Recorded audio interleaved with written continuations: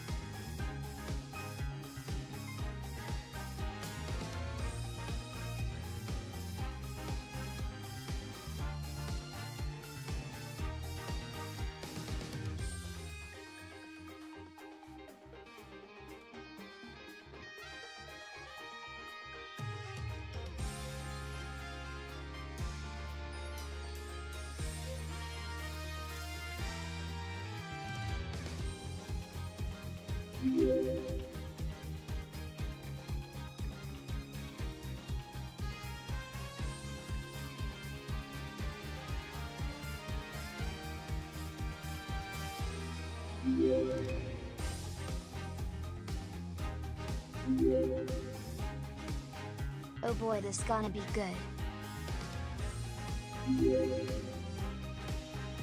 Hi chat. Hope everyone's weekend went great and hyped for Apollo Justice AAAA.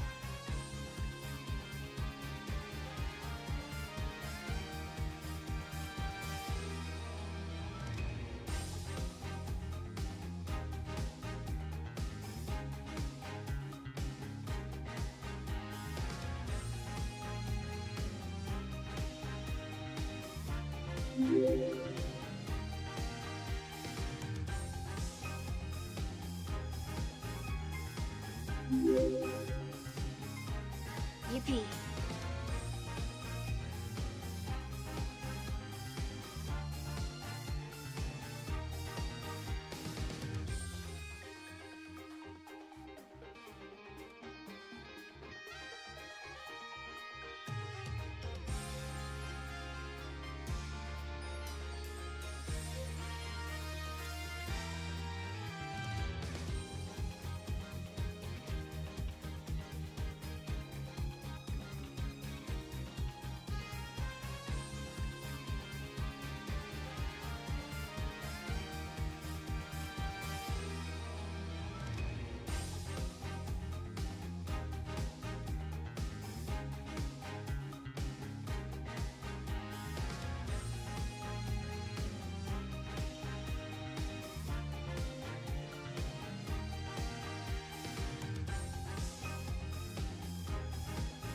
Hi, everybody.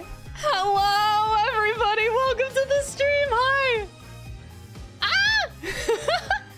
You guys are so fucking hyped. Hi, so am I. Welcome, everybody, to the first Apollo Justice Trilogy stream. We're gonna be here for a long time. I can promise you that. I want to take this nice and slow. Holy resubs that are happening. Jesus. Got a hype train over on Twitch right now. Holy moly. Hello, everybody. I have so many things to say right now before we get started. Oh my gosh. Let me be a rap god for a second here. TD Sands, thank you so much for the 27 months. Mike TD, thank you for the 4 months. Yozo, thank you for the 3 months. Zalgoose, thank you for the 3 months. Extra Leo, thank you so much for the 15 months. Noctsuke, thank you so much for the 12 months. I appreciate it. Red Plate, thank you for the 29 months. Inazuma, thank you for the 3 months. Poom Bloom, thank you for the 4 months. Batman, thank you for the 4 months. Alan, thank you so much for the 49 months. Land of Rest, thank you so much for the 3-month resub. Oh my god. G-Wool, thank you for the 9 months. Broda for the 29. Thank you, friends. Team Buster, thank you for the membership on YouTube.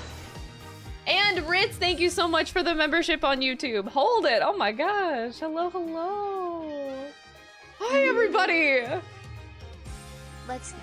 Gosh, y'all are making me more excited than I already was, which I didn't even know was possible.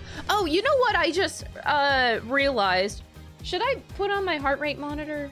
Should I? I don't know. Maybe I don't need it. Maybe I don't need it until later. Please do. Really? Okay. Well, in that case, I do need a minute then to put it on. Hold on. I didn't think about it.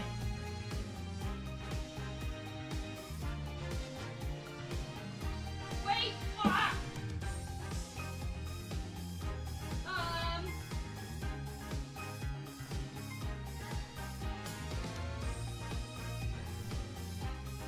Okay, I didn't think about it. But yes, I could put this on. Okay, give me like 30 seconds. I'm gonna go run and put it on. Apollo Justice Time, Krista Pop. Krista, hi, let's go.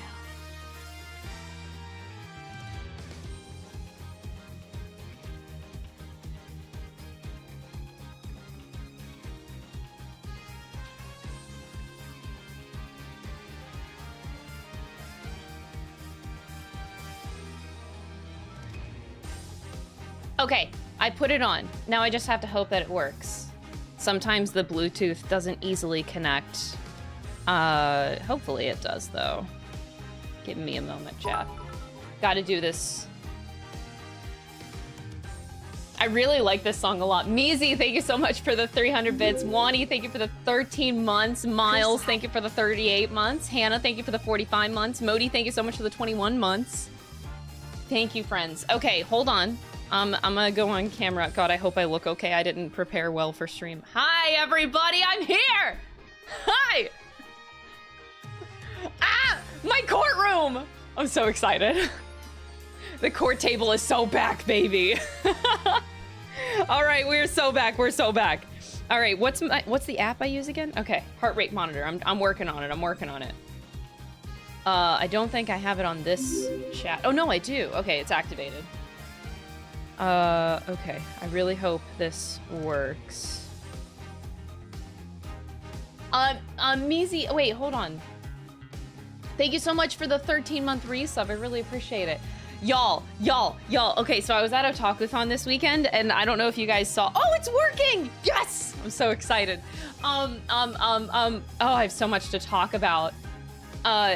Yeah.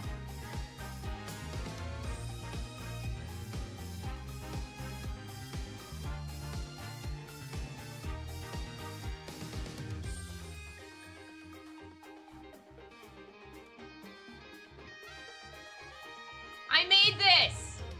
Don't ask me why I made it. Hold it! Oh, Jesus. Oh, just... It's fine.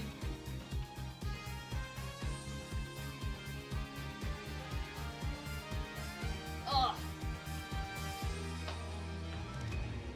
I made it. I wanted to, you know, be a meme. Let me tell you, the amount of people that actually recognized the Blue Badger at Otakuthon as I was walking around actually really impressed me. I think I severely underestimated the amount of people that have actually played Ace Attorney because a lot of people knew about it. Tipped $5. Hype for my favorite AA game. Thank you so much, Team Buster, for the $5 super chat. I appreciate it. MS, thank you for the 5 months. Lucky Crunch, thank you for the tier 1 sub. Party, thank you so much for the prime. But yeah, I was walking around Otakuthon, and I also had my friend. I borrowed my friend's big speaker, Bluetooth speaker. Hold it! And as I was walking around Otakuthon, I had the Blue Badger music on, like full blast, so that everybody, like, whenever I was walking down, like a random hallway, the reactions from people were so mixed. Some people were like, "Oh my God, it's the Blue Badger!" Some people were like, "Oh my God, it's the Blue Badger, not the song." The range of emotions were crazy. I loved it so much. Like, you really had like reactions from every end of the spectrum. And I think, honestly, I think the funniest part for me was that there was an Ace Attorney meetup on Saturday morning, right? And I'm so glad they told me about it, by the way, because I would not have known it was a thing. But so I show up to the to the Ace Attorney meetup in my Blue Badger mascot costume, and I can't see that well inside that thing, but my partner Dom was filming the whole thing, and he tells me he thought it like, I walked into the meetup and nobody reacted. Like, everyone's just like a dead ass stare in my direction. And I actually think that alone is like the funniest thing ever. Like, the lack of reaction. Everyone is just staring. And I don't know why, but I find no reaction to the Blue Badger being funnier than anything else. Because God, that is so funny. It's one of my favorite games. I hope you enjoy it as much as I did. Thank you so much, Print Free, for the 1,000 bits. Chado, thank you for gifting a sub to the Blue Badger. I appreciate it. Kira, thank you so much for the 20 months. They had to process it. Yeah, I also had my music on at the same time, so I think that they were just really traumatized. Like, they were just blankly staring. It was so funny. Needless to say, I got a lot of this on film, so I will be putting together some shorts for you guys to enjoy some of the content. And also, for those of you that missed my dance workshop, I did a dance workshop on Saturday evening. I'll be posting that whole workshop from like beginning to end this weekend. So don't worry, if you missed it, you can still watch it, and you can even follow along. You can learn a bit. I taught Mass Destruction, the second half of it, because I'm not gonna make the room do a cartwheel, because the beginning of it has a cartwheel. So I thought everyone did really good, and I was really excited to do a dance workshop. I hope I can go to more cons and like do more dance workshops, because it's honestly really, really fun. And yes, for those of you that saw the Twitter, at the end of I got a few gifts at the end of my dance workshop. This guy. Oh my God. Someone gave me this at the end.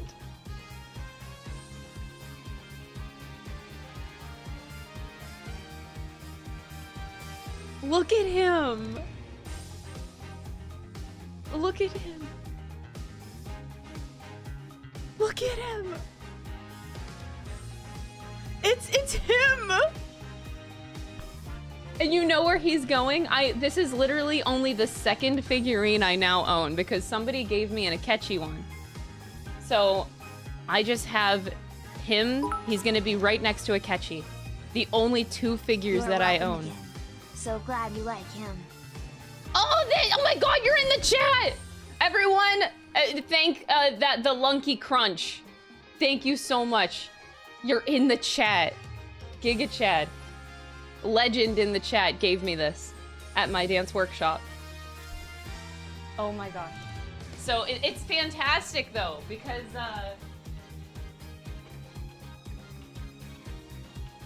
I love this. So now I have like this Akechi figure that somebody got me, and then Miles. Okay, Akechi is like a little bit taller, so it's a little bit awkward. So now I have like my two favorite boys ever next to each other. This is like the greatest day of my life. Oh my gosh. Yeah, the Persona long legs, bruh, you don't need that. He's like, look how tiny he is next to Akechi. Bruh. Short Edgeworth. Edgeworth Short King. Seriously, I love this so much. Oh my gosh. I am happy if this is the only, like, these are the only two figurines that I ever own. I can literally die happy.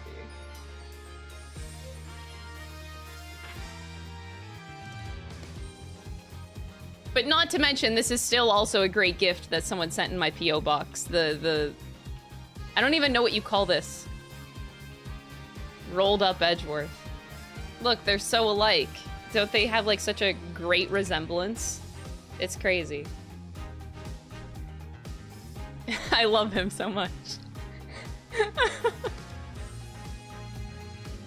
Y'all are spoiling me so much. It means the world. They're just on my shelf, front and center over here. Oh, you know what also is funny?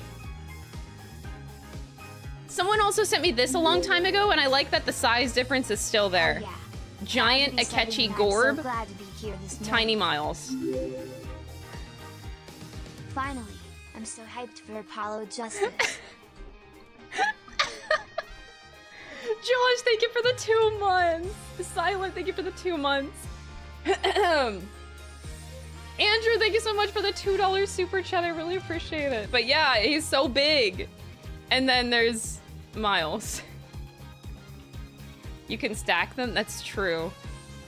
You can stack them. Oh, it's great. It's great. I'm just so happy, y'all.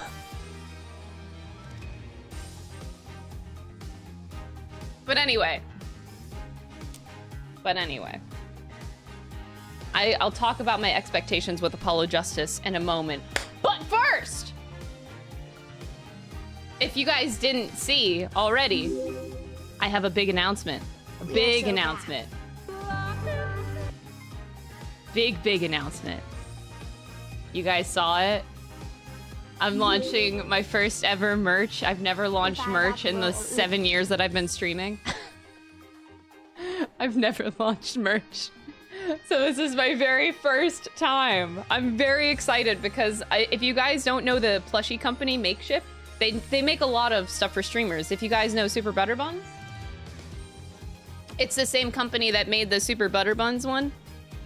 They make really good plushies. They're so good. So when they reached out to me, I was really excited because I love them.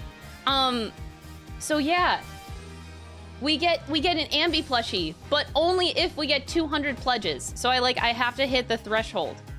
So I have to plug it really hard because I only have 10 days to plug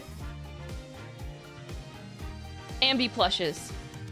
So make sure we drop the link in the chat every so often. If you guys want an Ambi plushie, a really cute axolotl plushie, you gotta get it now and you gotta support it. You only have to drop $2 to pledge. You only have to drop $2. You do not have to pay upfront right now. I think the payment will fully go through in November whenever we want to launch the actual plushie. But yeah, drop the link in the chat. There should be, the merch command has the link on both YouTube and Twitch. So if you guys want to have an Ambi plush, we need 200 people to pledge $2. That's a lot of people. I'll be honest, whenever they emailed me, I was like, I'm not sure if I can get 200 people to get a plushie. I'm very not confident. But I'm gonna try. Doesn't stop me from trying. So, if you can, and you would like to support my first ever launch of merch, the plushie will be worth it. And the greatest part is that it can just be a really cute axolotl plushie in your house. It's just an axolotl and it's super cute. I believe it's $2. Ooh, that's actually a good question. I think it's $2 USD. I'm pretty sure it's US dollars based.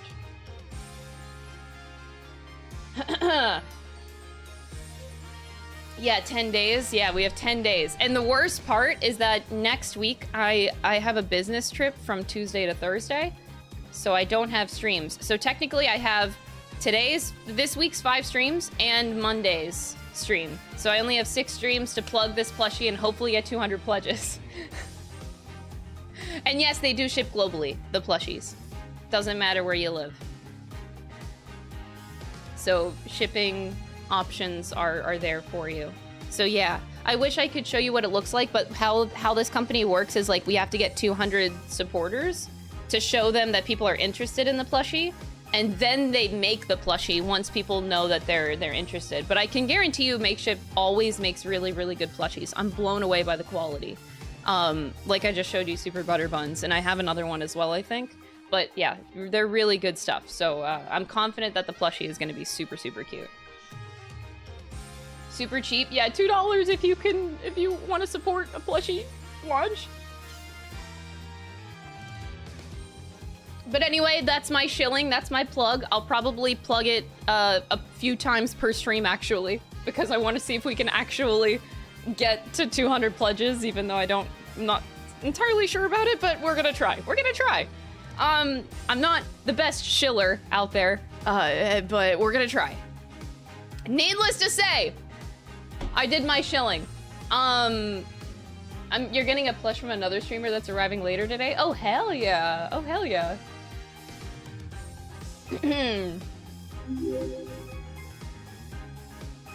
Yes, yeah, that's good to mention. So $2 to pledge, and then the plushie itself is going to be $28 plus shipping after it launches. Yeah, but you have time to save up, so like you know that the payment's coming in November. Yeah, estimated around $40 USD for like the full thing. Yes, yes, yes. Okay, so let's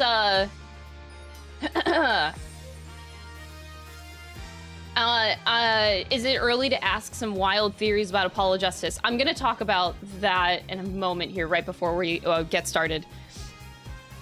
Oh boy, yeah, my heart rate. I'm very excited for today, so I imagine my heart rate might be high the whole stream. Oh my god. Okay, so let me thank everybody. Marachi Studios, thank you so much for the gifted sub. Orastar, thank you so much for the Prime. Atobe Hunter, thank you for the 2 months. Crocate, thank you so much for the 3 months. Soma, thank you so much for the 44 months. Josh, thank you so much for the 2 month resub. 3 months? Oh, you subscribed for 3 months in a row. Thank you so much. And Yua, thank you so much for the 2 month resub. I appreciate it. You pledged for the plushie. Thank you so much. I really appreciate it. I really hope it's like a successful campaign. I really want my own plushie too. I'm even telling like my brother and my mom to buy it. Like, hey, can you buy my plushie? Apollo time. Let's fucking go. Lady, thank you so much for the $2 super chat. I appreciate it. Van, thank you for the 16 months, and Decoy, thank you so much for the 35 months. Also, two more little announcements here. So one, I completely revamped my Discord. So, I want it to be like, I want my Discord to be a lot more open to several different communities.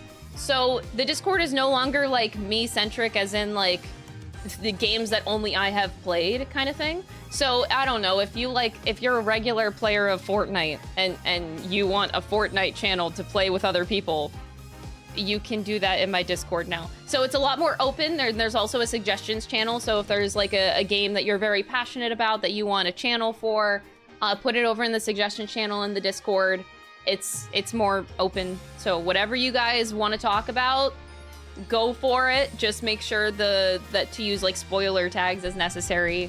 Just to be kind to other people around, but you can talk about whatever you want, okay? So Discord, revamped, all new stuff. Just open, talk about whatever the fuck you want, okay? Woo! She loves Fortnite, it's true. I love Fortnite. we can play together in the Discord sometime. But yeah, so the Discord is open. That's another small announcement. And the last thing I forgot. There's a lot to talk about right now. I'm sorry. Oh! We're bringing back stream memes. So if you guys make memes, we saw me in my amazing cosplay on Friday. Oh, hell yeah. Thank you. I'm glad. I hope you enjoyed my amazing cosplay. I wore 2 different ones on Friday. The Blue Badger or Miles Edgeworth. That was a casual Miles Edgeworth on Friday. But anyway, so stream memes. They're so back. So every Monday, that being today, the start of the stream week, I will be reviewing the stream memes that you guys make that are on Reddit and in the Discord. I prefer that they go on Reddit and we can review the subreddit. But if you don't have a Reddit account, the backup would be the Discord channel, okay? Alan's been working really hard on the highlight videos for Ace Attorney. I do hope that you guys are enjoying Alan's amazing editing. He's working really hard. And the next video is my favorite case of the trilogy, so I'm excited for Alan's next video of 2-4 case. My favorite. The ad has been sent to you? Wait, you have an ad? Wait. Do you want me to play this now, Tion?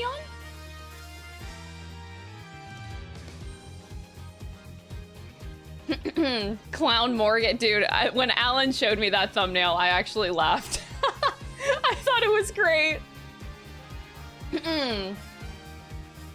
It's for socials from You Laugh You Lose, so you can if you want. Oh, okay, okay. Thank you, Tion. Thank you, Tion. I actually might save it for, like, in the future streams. I could just, like, bring it up randomly to plug in the plushie.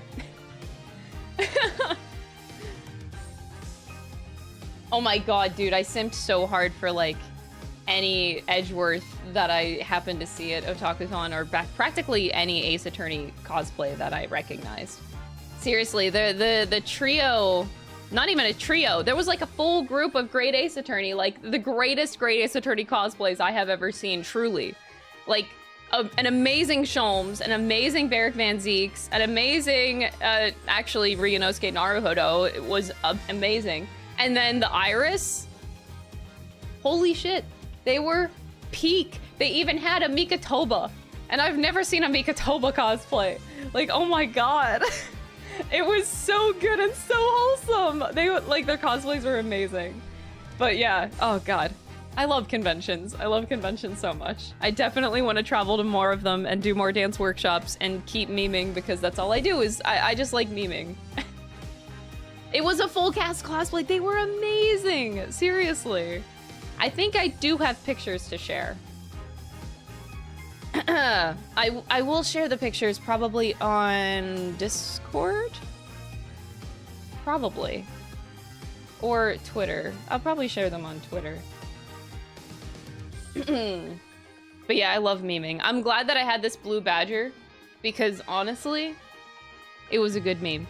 Last year, I did Squapes from Final Fantasy XIV, and I always try to figure out, like, what I can meme every year. And bonus points to, like, having my face covered. The pledges are coming in real fast? Wait, really? What are we at? 30 supporters of the plushie? Oh my god. We already have 30 out of 200. Y'all are amazing. Thank you so much. The Ambi plushie, it might be real. Thank you, what the heck? Ah!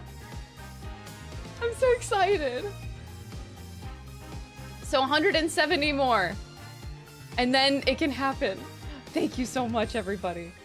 But yeah, okay, so I think that's all of the announcements. There really was a lot to talk about. I am not kidding, like, this Miles Edgeworth is gonna sit on my computer desk during this entire playthrough and he's just gonna guard and bless Apollo Justice, because I'm pretty sure he's not even in it, so it makes me a little bit sad to think about, but he's gonna be here, and he's gonna be on my desk, and that's exactly where he's gonna stay.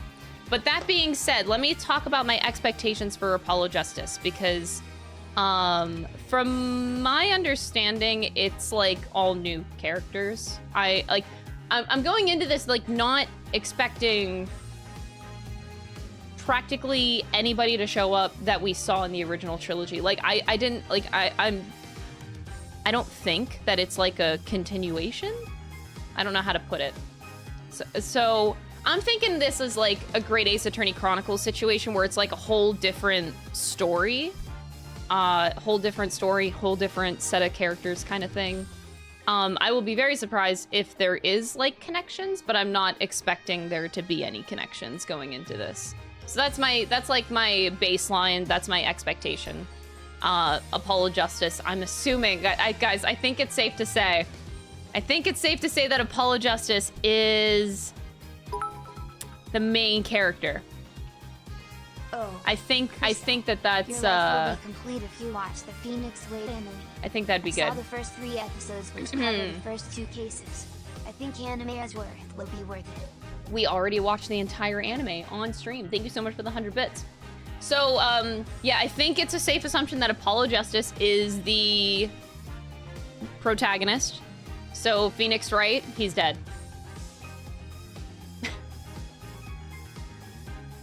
He's dead. He died.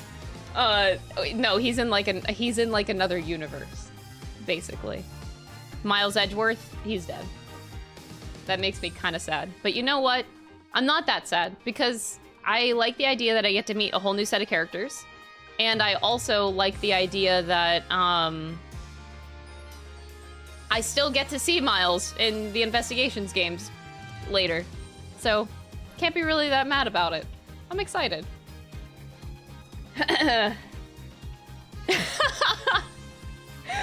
Yeah, poor Edgeworth losing Phoenix. I mean, they lost each other.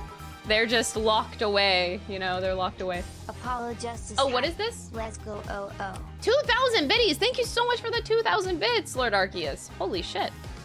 Reminder that the game selection menu has spoilers. Do not look at the right side of the screen. Just spam the new game button on the left. Ooh. Shit, okay. Thank you for that. Will do. Didn't know about that. Yeah, guys, not to alarm you, but in almost exactly 1 month and 1 day, Miles Edgeworth Investigations is coming out. Not to alarm you, but it's kind of crazy.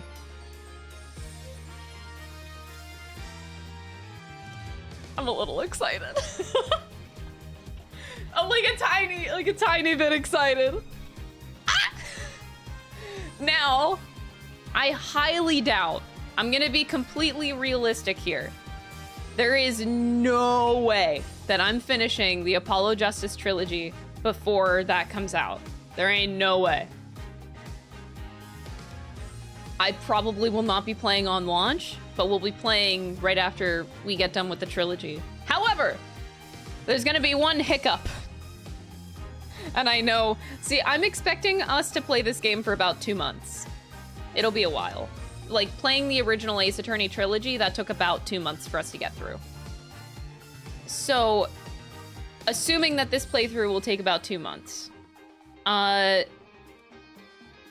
thinking that, like, Metaphor would be the next game, because I do want to play Metaphor on launch.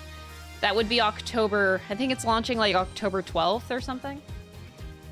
So, yo, Sean, thank you so much for the $2 super chat. I really appreciate the support, y'all. Hold it!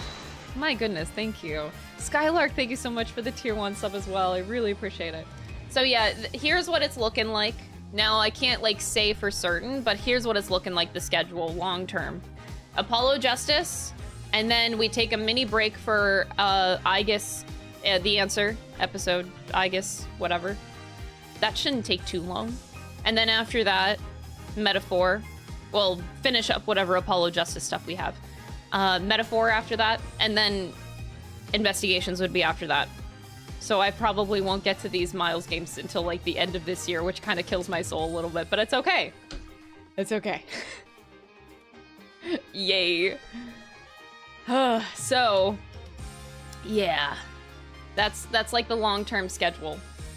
But I'd rather it do like it be this way. You know, I don't need to play Investigations exactly on launch. I'm okay with that. We'll get to it eventually. Content and positivity. I was watching Shin VODs and saw the Crystal crossover and watered my dragon. Aww. Thank you so much. I really appreciate it, Duper Streams. Thank you for the 5 months. Justice. You'd keep Edgeworth on the edge like that? Edgeworth is staying on my desk. Yo, yo, So that yo. I never forget this man as I play this game. Cowboy, thank you for the 3 months. I appreciate it. You saw my Blue Badger cosplay at Otakuthon? Oh, hell yeah. I am so glad that people actually, like, saw it and liked it. All right. That being said, I laid out my expectations for Apollo Justice. We'll see if this story is actually connected. Low expectations. They're low expectations. But,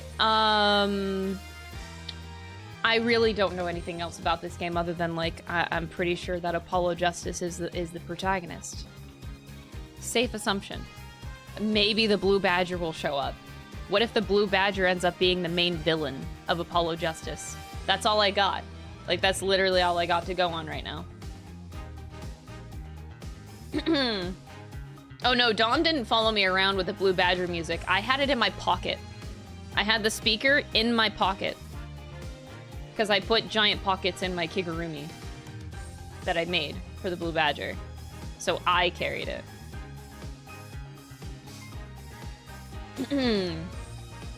Alright. The Blue Badger is the true villain of Apollo Justice Trilogy. I can't believe I just spoiled the entire game for myself. But anyway, I'm excited to meet a new protagonist. Phoenix was fantastic. And watching the anime made me love Phoenix 10 times more. Oh my god. So... maybe I'll love Apollo Justice. We'll see. Maybe I'll hate him. Who knows? Who knows? I don't know.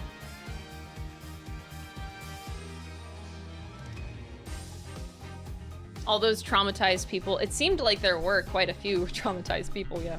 Oops. Bromancer, thank you for the 5 months. I appreciate it. Apollo Justice is my personal favorite TA game. You can't afford the plush, but I'll pledge anyway. Oh my god, that's so kind. You don't need, if you can't afford it, you know, it's okay.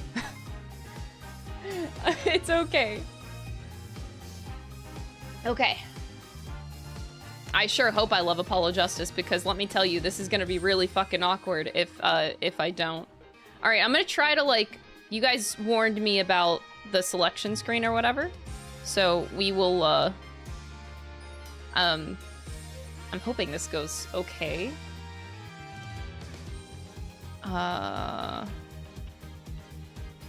No look. How do I just, like, not look? Okay, it's fine. Moon Chef, thank you so much for the 4 months. I appreciate it. And then I also, as I start, I'll pause alerts just for a little bit. I'm so happy to see you keep experimenting this game serious. That means so much for me. Seeing you love it so much Aww. too. Now that you're going to a new era, I hope you keep loving this guy. Thanks for loving me. Thank you as so much, as I do. Shingo, for the 100 bits. I appreciate it. Close your eyes. But then how do I know if I clicked the right button? Just spam A? You said I can look at the left side of my screen, right? Oh, oops. I have to be, like, in the game. Okay.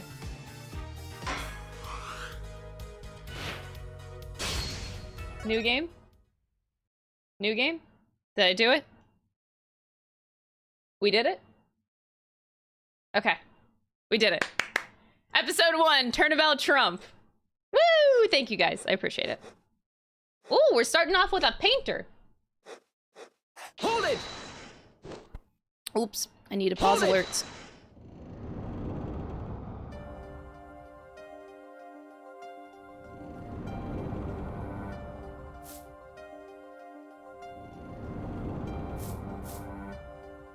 very ominous start. Showdown time. Full house versus a full house. But the other full house is higher.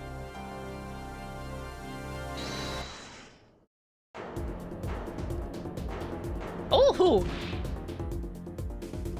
This music is groovy.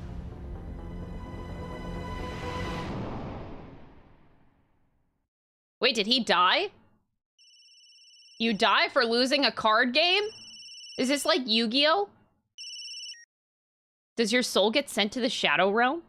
I seem to be in a bit of trouble. Something like that. Dead. Someone hit him hard. Me? Please. The cops should be here any minute. I'm in your hands, should it come to that. What the heck happens in Yu-Gi-Oh? You gotta watch Yu-Gi-Oh. Is that a portrait of the judge? Oh my god. Oh my god. This game is real? Yeah, so 9:37 a.m. in the court. We're already starting right on the court. Oh, it's 4:20. Oh shit, you actually start on 4:20. That's great. Panicked. Palms sweaty. I can admit it. I'm nervous. Ah, good morning.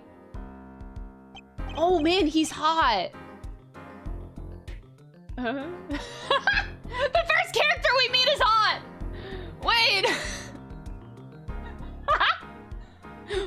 Oh shit. Oh no. Good morning, sir. Christoph is his name. Hello. Attorney's badge! How long did I yearn for one of these? Just putting it on me makes me feel ready. Ah! Smith's autopsy report, crime photo. How do I switch? Okay, switch tabs. Christoph Gavin is his name. Boss at Gavin Law Offices, a first-rate defense attorney, and my trusted mentor. Yo, the mentor, though?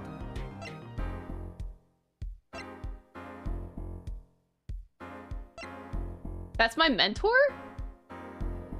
Dude, fucking hot, though. Don't read? Wait, close the rest? Wait, why? It's here. Don't read the rest? Oh. Okay. Shit. Now you're making me nervous. Please trust. Okay. Okay. I'll wait. I'll wait. You look really tense, Justice. Wound up tight. Wound up, sir? No. I'm loose. I'm fine. That screeching noise, is that your voice? I suppose it's to be expected. Yeah, your first trial and it's a homicide. I guess justice doesn't start small, huh? I'm fine. I got up at 5 a.m. to do my Chords of Steel voice workout. I'm fine. That explains it. I did detect a certain rasping quality to your screech. I overdid it again. As you know, your client today is a good friend of mine. I wouldn't want to let him down, if you get my drift. Drift gotten, sir. I'm all over that drift. As it happens, I dined with him the night of the murder. We can't let this case fall through. Yes, yes, I'm fine, sir. One more thing. Don't say you're fine quite so much. People might take you the wrong way. That's so true. Goddamn. I'll be preparing our case. You might want to introduce yourself to the client. Who's my client? My name is Apollo Justice. If it isn't clear already, I'm a new attorney. Woo! Oh, Chad. Wait, I never. So everybody that went to the Ace Attorney meetup at Otakuthon, they were handing out these. Attorney's badge. No one would believe I was a defense attorney if I didn't carry this. I love this. I love this so much. And you know what? I do have like an actual brass one, but I do have this one now. You know what? I'll wear this one for today. This one is made out of resin, but the other one is made out of brass. I have. Oh God, how do I wore a turtleneck. How do I put this on? Wait. I just want to get in character. I wore a turtleneck. This is a really bad idea. I just did present my attorney's badge at chat, yeah. You got a problem? I'm trying to be, like, canon with the game. Y'all. Alright, now I'm a real defense attorney. I got my badge on. Okay. And today is my very first trial. Not that I'm worried or anything. The defendant has been accused of murder. My boss wants to help him out, of course, and so do I. I mean, there's no way he did it. Not him, no way! Why do you say that so casually? Paw. Why does his beanie say paw?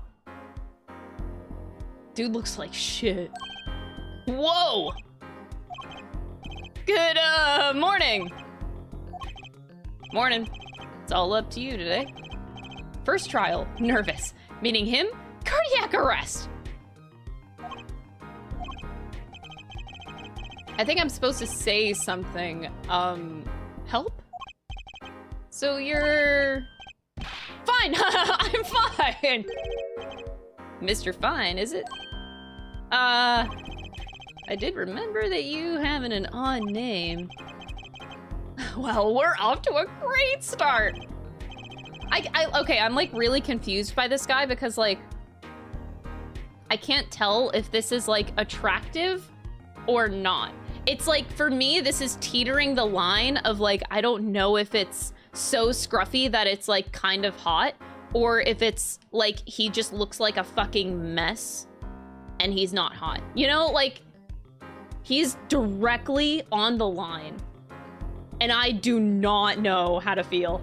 Like, he's dancing right on that line. Like, bruh, I don't know. Are you sure you're okay? I mean, with me.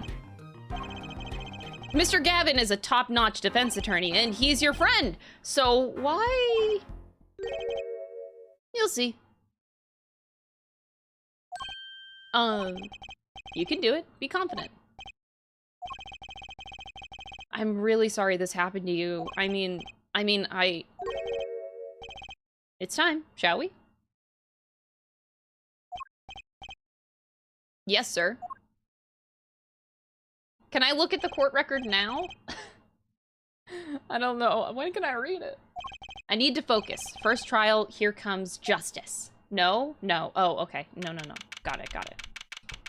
April 20th, 10 a.m. Good old, Oh my god! Apollo Justice! He's like, so ready for court. He's like, let's go! Oh no, the judge, he's back. I wanted the Canadian judge. I like that guy more. The court is now in session. The prosecution is ready, Your Honor. The defense is fine. I mean, ready, Your Honor. Mind going blank, don't panic. Too late. Your name was Mr. Justice, and this is your first trial? Yes, Your Honor, but I'm fine, really. Are you quite sure? Your voice sounds a bit strange. Mr. Gavin? Yeah, dude, why? Okay, Gavin is so hot. What the fuck? Why is he so hot? I'm sorry.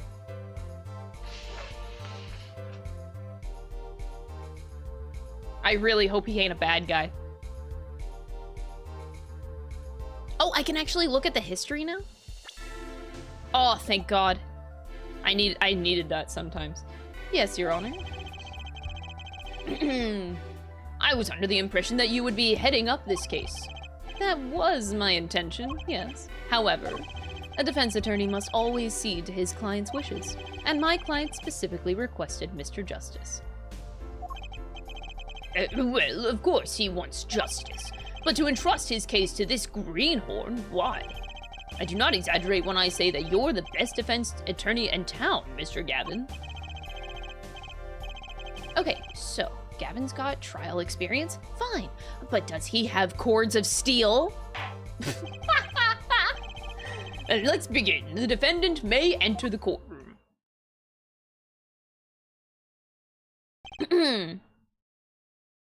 I'm very confused about the paw.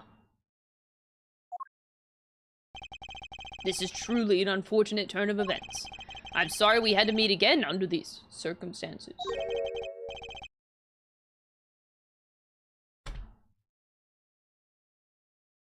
What the fuck? No. Wait, can I look now? This is why you fuckers didn't want me to look. No, that's not him. That's not him.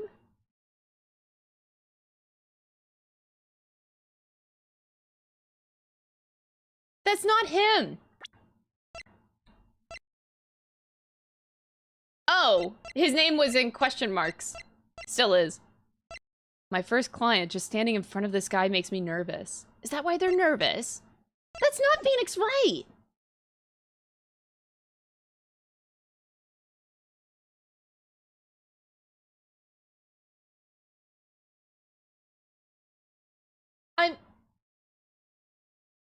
I'm so confused. Does Phoenix Wright have a twin? He has a twin, right? He's not, that's not him. I refuse to believe.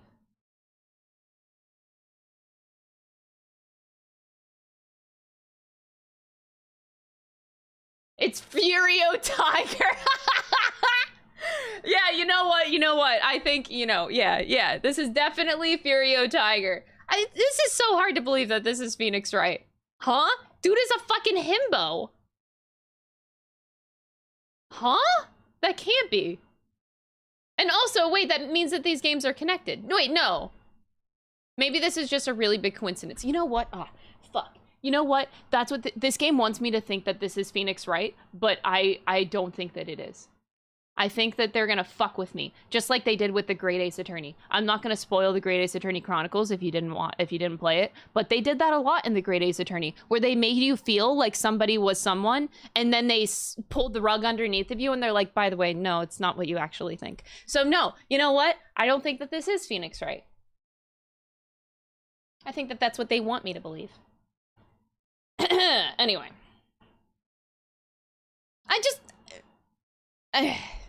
Okay, long time no see, Mr. Wright. Let's put the past behind us, shall we? Oh my god, it actually changes his name to Phoenix, too. Papa? His beanie says Papa. Why? Is he dad now?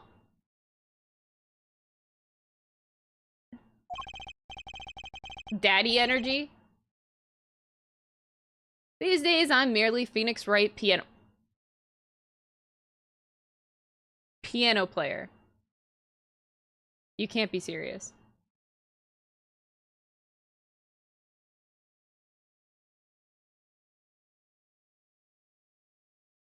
Okay.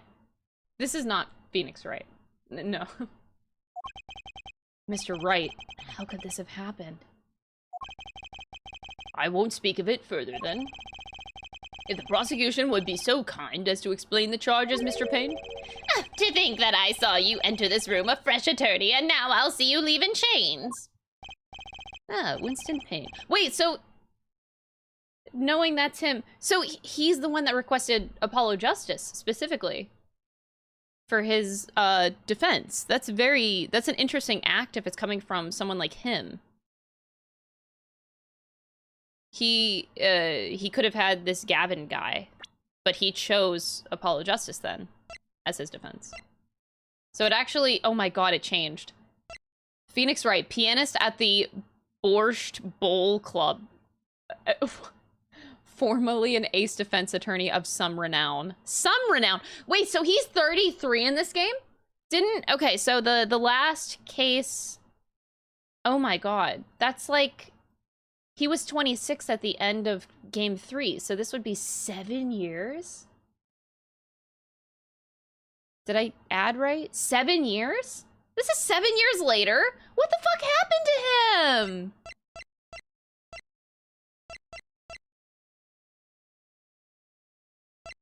Ain't no way. Dude, I just started this game and it immediately, like, has me in a fucking chokehold. How? Also, Christoph Gavin being 32 is really attractive. Shady Smith, the victim in this case, a traveler only recently back in the country. And then famous Winston Payne, the prosecuting attorney. For all his experience, he lacks a certain presence. Oh boy. Smith's autopsy report. So Smith, the Shady Smith. The time of death was around 2 a.m. April 17th. Death caused by single blow to the forehead. 7 years changes a man. I refuse to believe it. I guess,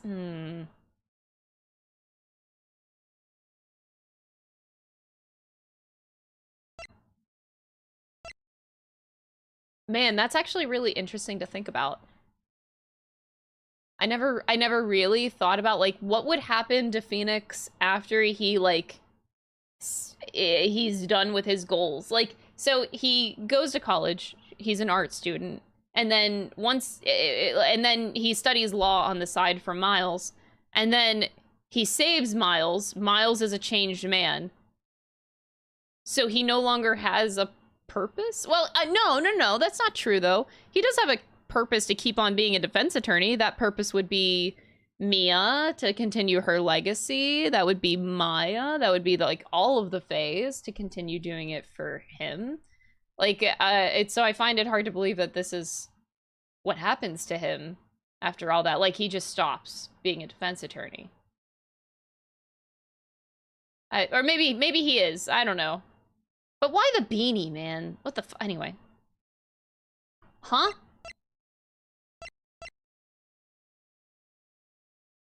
Okay, death by a single blow to the forehead at 2 a.m. on April 17th. Crime photo, the sub-basement at the Borscht Bowl Club. Oh, that's where Phoenix plays the piano. So he pianist at the Borscht Bowl Club. That's kind of hot. He's a pianist? Does he wear a beanie to cover his, like, iconic spiky hair? Oh boy.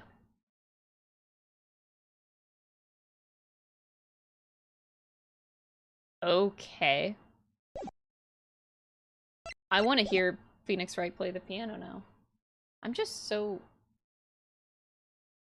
Wow. I need backstory on what the fuck happened in these 7 years. But we just started the game, so maybe we'll get that in a bit. Ah, Winston Payne, subtle as ever, I see. Ahem. The crime occurred at the Borscht Bowl Club, a Russian restaurant. The defendant, Phoenix Wright, took the victim, a customer, and he hit him. Wham! On the head. Smack! Killed him cold.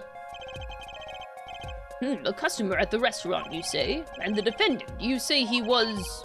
The pianist for the club, it seems. Phoenix Wright, a pianist? Why does he look so confused? What happened? This is the weapon that took the victim's life, a bottle of grape juice. Grape juice is apparently our defendant's drink of choice. The court accepts the deadly bottle as evidence. Of course it bears his prints. Okay. What a way to start a game! Something to note, Justice. All evidence is filed in the court record. Make a practice of checking it frequently. The court record. Right, I've heard of that. I'm confident in your ability to handle this. Right! Okay, sounds like a time for some hands-on action. So, the victim was a customer at this restaurant. But just who was this Shady Smith fellow? We believe he was a traveler, Your Honor. A traveler? According to his passport, he had been out of the country for a number of years. He had only returned to this country recently through his place of residence is unclear. And he had some sort of connection with the defendant. That, too, is unclear at present, Your Honor. We believe that they first met at the Borscht Bowl Club on the night of the crime. If they had only just met, then why murder? Perhaps the victim slighted the defendant's piano playing? That doesn't appear to have been the case. No, the motive had nothing to do with the defendant's lack of playing skill. At least, not piano playing. I'll let this photo explain what I mean. As we can see, a game of poker was in progress at the scene of the crime. Wait a second, isn't poker gambling? That's a crime in and of itself. Oh my god, I can't stop staring at Phoenix now. Indeed, it appears our defendant has fallen to become the basest sort of criminal. Wow. Payne just called Phoenix Wright basic. Phoenix Wright and basic are not two words that go together. Whoa! That.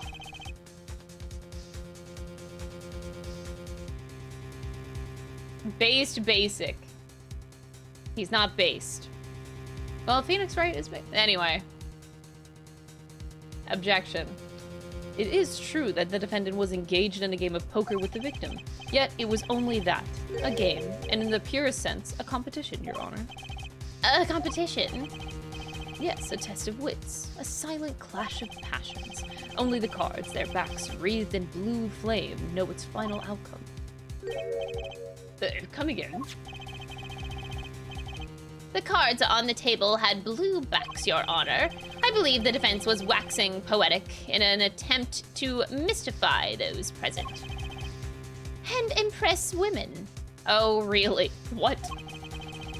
That will be our first order of business here, then, to find out more about this fatal game of cards.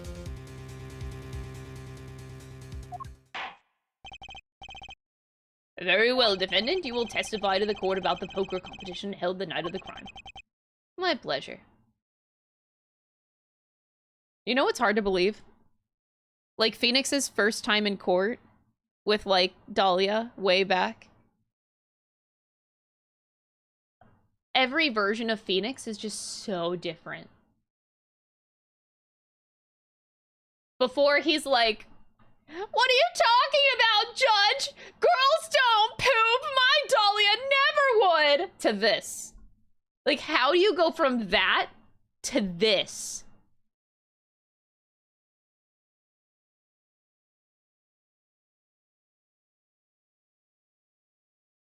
It's like such a big whiplash. It's like, yeah, it's a lot of years that went by to change this man. Holy shit. This is it, my first trial. Here goes nothing.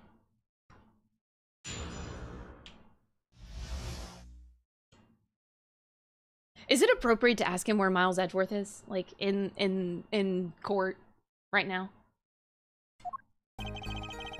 I'm a pianist by trade, yet I can hardly play at all. My real job is to take on interested customers over at the poker table. The room where we play and the competition in there are the club's main attractions. The rules are simple. We play a game of poker using 2 decks of cards. That's all it is. A game. And our customers are happy. Okay. A pianist who can't play piano. Better than a defense attorney who can't defend. Very well, the defense may begin the cross-examination. Right, Your Honor. My first cross-examination, don't blow it. Are you all right? You're sweating bullets. Bullets? Where? It's a figure of speech, Justice. Your voice sounds strained and raspy, too. My brain feels strained and raspy, sir. You've watched me perform cross-examinations many times, though you've never done one yourself, have you? Care for a refresher?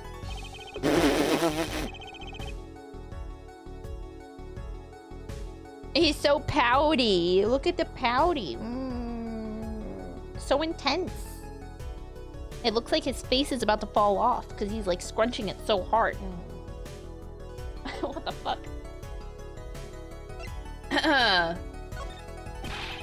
No need for help here, sir. I think I've got this one covered. I think you'd better do more than you think. You know? You do not.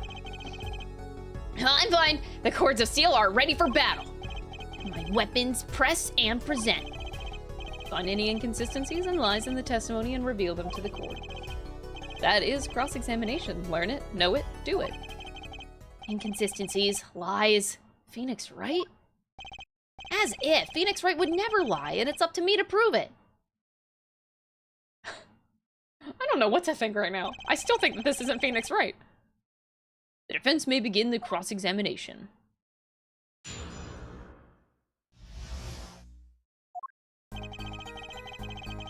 I'm a pianist by trade, and yet I can hardly play at all. Okay, buttons. Damn, that hold it. Dang, Apollo. Strong. You can hardly play? Oh, I play sometimes. When customers demand it. So I play them one song. That's usually all they want. Was that supposed to be a boast just now? The title of pianist is a mask. A respectable face I wear for the world at large. And why are you really at the Borscht Bowl Club?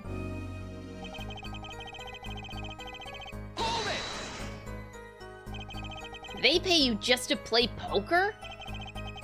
That would seem to be the case. I am a professional after all. He's a professional. Okay. Do I detect pride in that statement? It's just hard for an honest, hard-working member of society like me to imagine. Yes, your imagination was always a bit limited, Winston.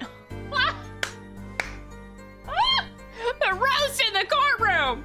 Maybe this is Phoenix Wright. Maybe, just maybe, though.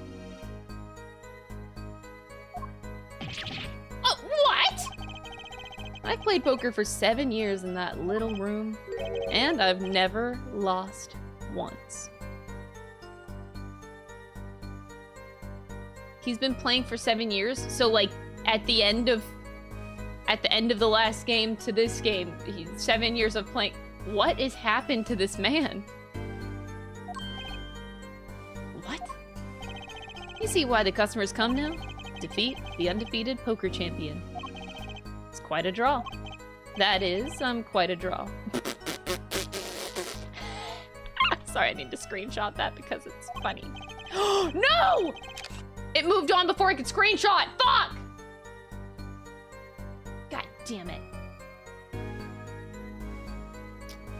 You've never lost once? Not even one time? As I said, I'm a professional. He's played poker for 7 years and not lost once? Is that even possible? The room where we play and the competition in there are the club's main attractions. The room in the crime scene photo is an attraction?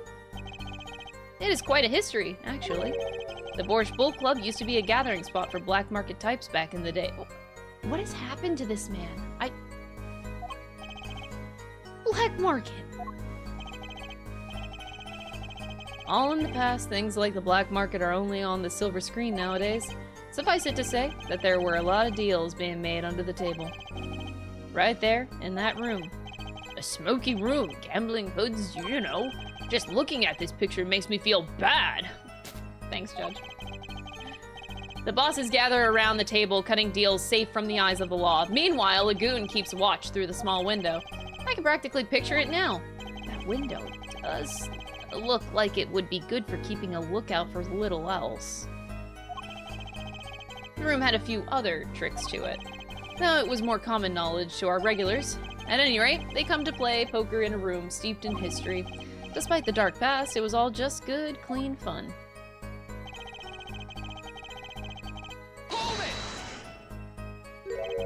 Two decks of cards? A simple measure to prevent cheating. If you alternate two decks, no one can slip in cards. That is true. There's something else I noticed. In addition to the cards on the table, there are some lying scattered on the floor. Precisely. Cards on the table, cards upon the floor. Each one forming a complete deck. A crime scene painted blue by a sad sweep of cards. It's poetic, really. Incidentally, we used two types of cards at the club. One deck of cards was red, and the other was blue. As I recall, in poker you make 5-card hands. I can see how it would be easy to cheat. Heh, yeah, a game of hands. This is not Phoenix Wright.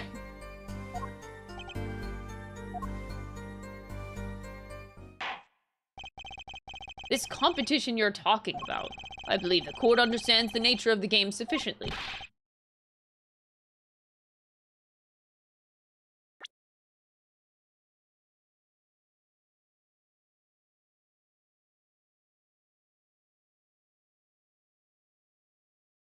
I'm so glad there's history now. I'm so glad.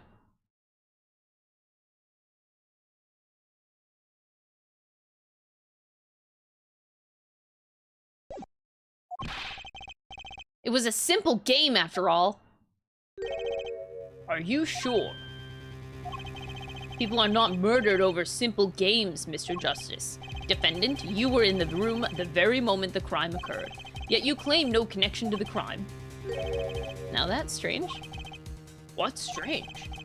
I was testifying about the competition that night. Asking me about the crime at this point is against the rules, Your Honor. Of course, I expected to hear a cry of objection from the defense. I completely let that one slip. Oh my god! Don't despair yet, Justice. Sir? Right, there's something I'd like made clear.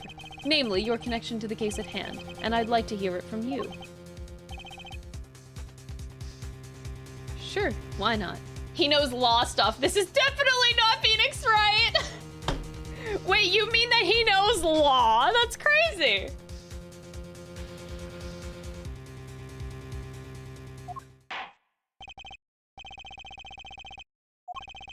Just one little press, and I've got myself a whole new testimony.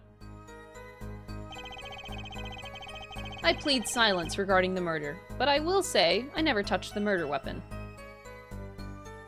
Well, that was very obvious, but I'll... Silence? The defendant has the right to refuse to testify.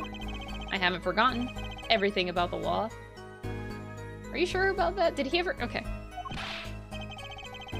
He doesn't have a badge, not Phoenix Wright. Exactly. But why? That clearly puts you at a disadvantage. And it's your job to turn that around in our favor. Oh, is he teaching Apollo Justice? He's making it easy on him. This feels like a teaching moment. Is he being a dad? Is that why his beanie says Papa? Great, like I didn't have enough to do already. Justice, didn't you detect anything odd about that testimony? Wait, something he said did ring a little strange. Just one thing. Now, what was it? When you figure it out, I suggest presenting.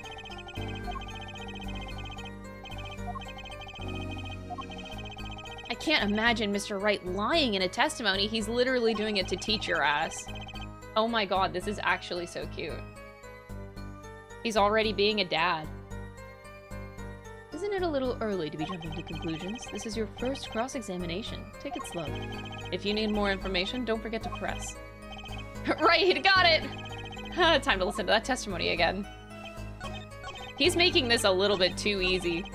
Phoenix is really trying to teach little old, Apollo Justice. Objection! Objection! Oh. So you say you didn't touch the murder weapon, this grape juice bottle, right? So I said.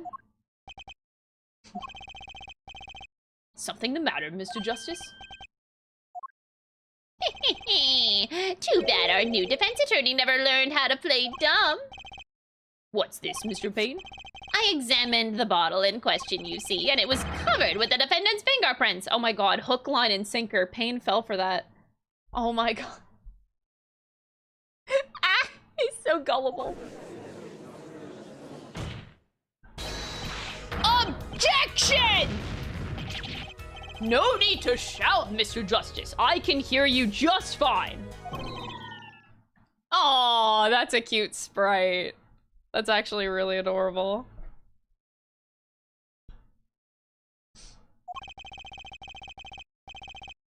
Excess yelling can damage the judge's ears and our case. But what about my cords of steel? Objection! Anyway, what's so strange about fingerprints on a bottle in a restaurant? Well, that's true. The print... Oh, it goes so fast.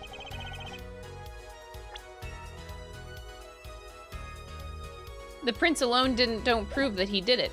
Oh, that wouldn't prove a thing if they were normal fingerprints. But the fingerprints on the murder weapon were upside down. What does that mean? It means that he was holding the bottle inverted, and there can only be one reason for that. Okay, I wonder if Phoenix Wright is actually like Big Dad Giga Chad energy right now. Like maybe he knew this case was gonna be so easy to solve to like prove that he didn't do it. So he called in Apollo Justice and was like, hey, this is like a baby trial, okay? This is gonna be your first trial. You're gonna defend me because I know that you got this. That's what I think is going on. Yes, to brain someone with a bottle. Oh my god, he looks like a monkey! Why does Apollo Justice look like a monkey? Mr. Gavin, I think things just took a turn for the worse. Oh, I see no problem, Justice. Huh? The only thing that matters is the truth. There's a good reason for everything. You'll see. Defendant, how can you explain your fingerprints on this bottle to the court? I stand by my plea of silence regarding the murder. Bruh. For now. Oh my god. Not very cooperative, are you? This could hurt your case. I'm sure that he's uncooperative because he's hiding something. There must be some reason. Your Honor, okay, that objection. Your Honor, you seem to have forgotten something. And what might that be, Mr. Gavin? On the night of the crime, who was it who reported the murder to the police? Reported? Well, that was the defendant, Mr. Wright. But still, that... Really? Just yes. Well, according to the case file, the murder was reported from near the scene by a call from the defendant's cell phone. Near the scene? Let's take a look at the diagram of the murder scene, shall we? The victim was murdered in a small room and a basement, 2 floors down from ground level. Of course, cell phones can't get reception so far down. The defendant used the stairs in this hallway to go above ground. Damn, Phoenix. Oh, from this angle, you can kind of see like 2 little spikes at the bottom of his hair. It's still there. It's still there? The call came from the first floor of the restaurant. And this is the phone that made the call. Wright's cell phone added to the court record. The defendant could have just fled the scene of the crime if he so chose. Yet he fulfilled his duty as a citizen and reported it to the authorities. And you claim he is being uncooperative? Nice save, Mr. Gavin. I'd better not waste this. I think the prosecution has toyed with our client enough for the time being. Toyed, I assure you. No one is more serious about... What was it you just said? The defendant was in the room the very moment that the crime occurred? How can you possibly know this? That's a good question. How indeed? The answer is simple, Your Honor. The prosecution has a decisive witness. You're as good as they say you are. So someone else was in the room the night of the crime? That must mean that they witnessed the crime. Everything up till now has been a warm-up, Justice. Are you ready? Very well, the prosecution may call its first witness to the stand. Okay. The witness will state her name and profession. Hold on just a moment. Where's the witness? I surmise that she has been frightened by the defense's demonic-looking horn. They called the spikes demonic-looking horns? Fucking rude. So I used a little hair gel. Relax, people. Have no fear. If any horns point in your direction, this court will cut them off. You are sure? I swear it on my gavel. Please come out. Isn't violence against your hair a crime, Your Honor? Phoenix Wright would know that. If you're sure it is okay.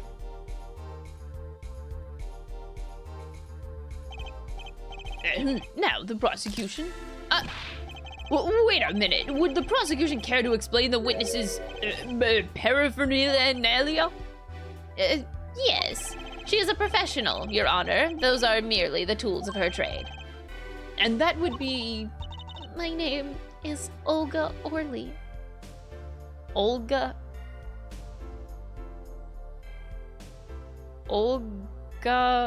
Orley? Or Olga?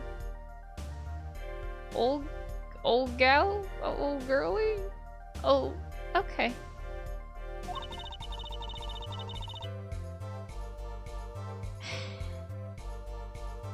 I am employed as a waitress in the Borscht Bowl Club restaurant. Then why the camera? Of course. I forget buttons.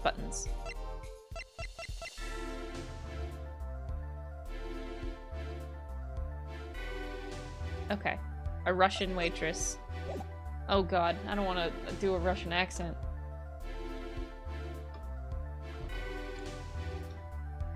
Of course, it is. I can't do it. It's my pride to serve. When I think Russian accent, I think of what I did to Miles Edgeworth, which is like borderline Russian, but like... It is my pride to serve a borscht that is naming restaurant. But I also perform, how is it said, other service? I take it one of these other services is taking the customer's pictures. Like, for example, this one. Whoa! What's that? That's the defendant. Indeed, on the night of the murder. Man, and look at this photo though. Oh my god, I can see Phoenix's feet. That's illegal. He's wearing sandals. Also, wait, I just noticed at the top of his beanie, you can actually see the spike. You can see the spike. Oh my god.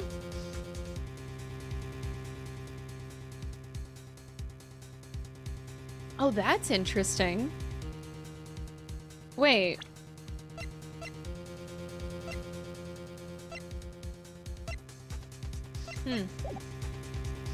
Feet for free. Feet reveal. Phoenix Wright feet reveal. Oh my god. What the hell?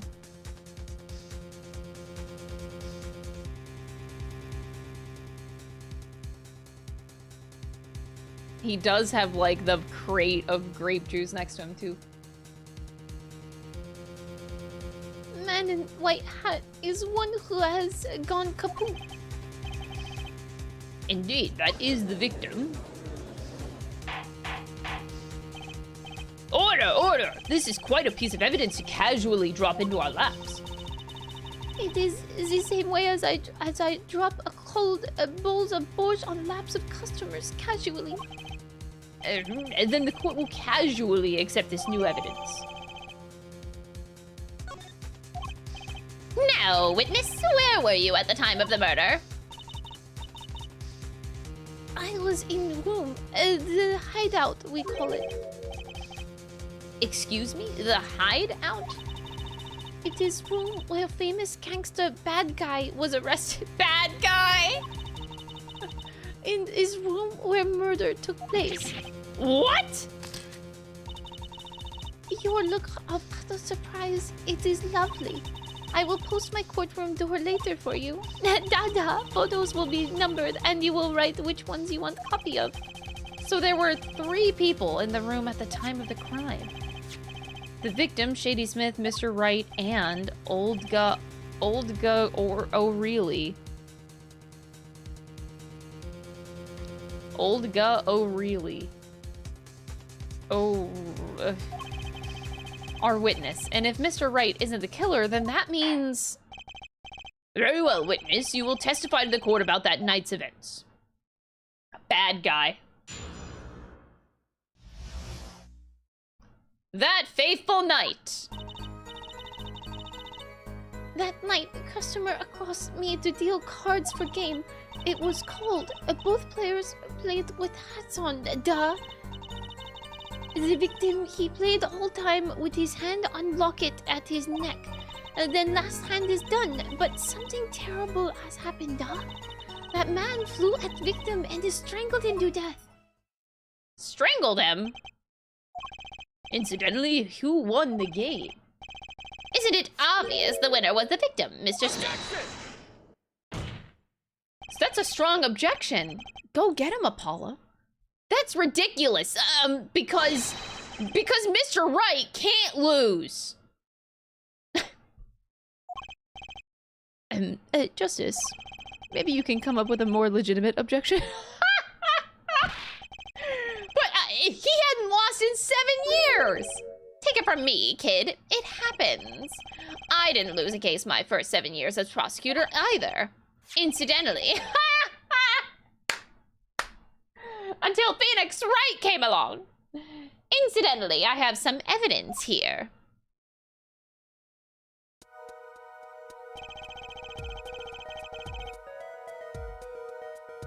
These are the poker chips as they lay in the very moment of the crime.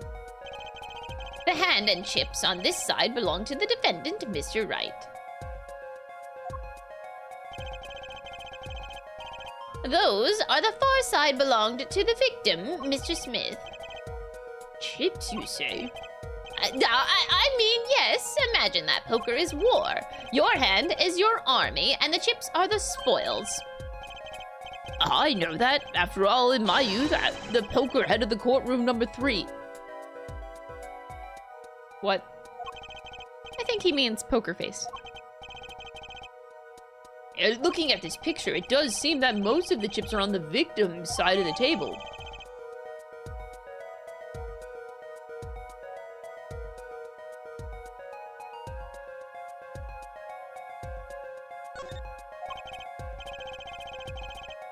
Hold on. Oh, damn. I mean, there is just the one difference. It's a shame that this is black and white, though. Oh! Oh, shit! Oh, shit! Wow, the battery is being held with a piece of tape. He should just buy a new one. Maybe he can't afford it. Maybe he just doesn't care. Oh, no. Phoenix Wright, no! His phone is taped together with hopes and dreams.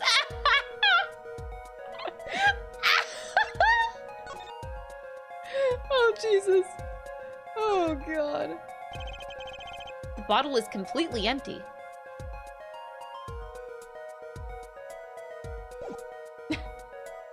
Bro, I've been there. I've never taped my phone together, bro.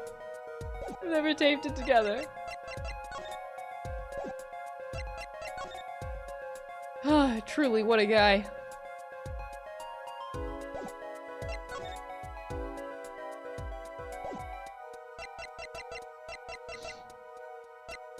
$21. Goddamn. That screams struggle. Yeah, now I'm concerned about Phoenix. He's already mentally been through a lot in the trilogy, and I don't want to imagine that he's just going through more shit. Like, yeah, because Phoenix Wright really could use more shit to deal with. That night, customer asked me to deal cards for game. You were dealing cards? Do you do this often? I am doing this. If customer wishes it, I serve anything. Borscht cards, more borscht. It is my work. It's good to hear of a place that hasn't forgotten the meaning of service. I welcome you to Borscht Bowl Club, where borscht is as warm as the waitresses. Thank you for not handing out flyers during a crossover examination. It was cold. Both players played with hats on. It's already April. How could it be so cold? At the Borscht Bowl Club, we have pride on authentic rustic Russian restaurant theme. Outside, it is city in spring, but inside, it is always as cold as Mother Russia. No way am I going there. When it comes to the hot borscht cold, it's best seasoning, da?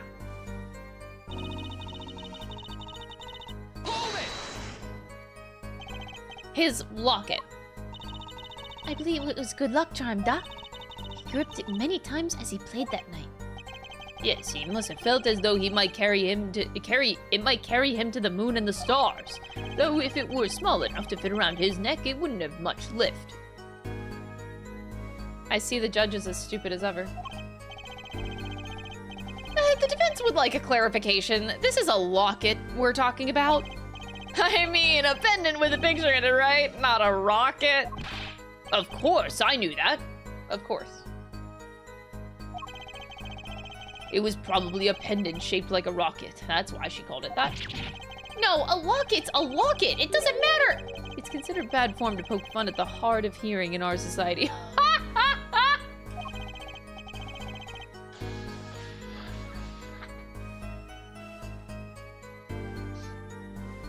Hard of hearing or hard of understanding? So, what happens next?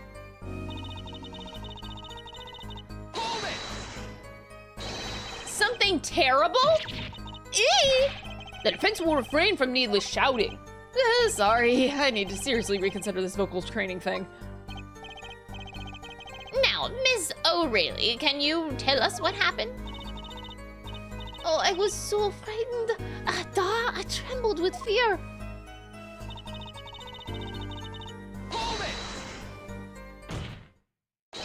But the defendant would never do such a thing. Phoenix Wright would never. Well, now, I can't say I've ever heard the defense try this tactic. If possible, please refrain from embarrassing me. Still, why would anyone do something like this over a game of poker? Perhaps it is because defendant has lost game? Yes, a crushing defeat for a man undefeated. So it always is with men like him. Winners make sore losers. Oh, how the mighty fall. Go ahead. I believe you know what it is that you need to do. Right, sir. Leave it to me. There was only 3 people in the room at the time of the murder. The victim, Shady Smith, Mr. Wright, and if Mr. Wright isn't the killer, I've got you now, O'Reilly.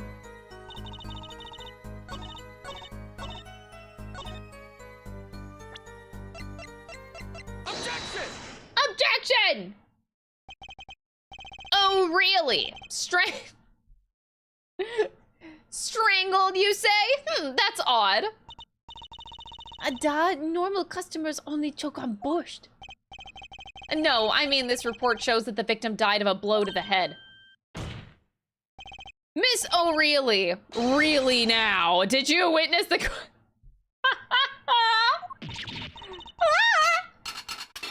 Holy shit.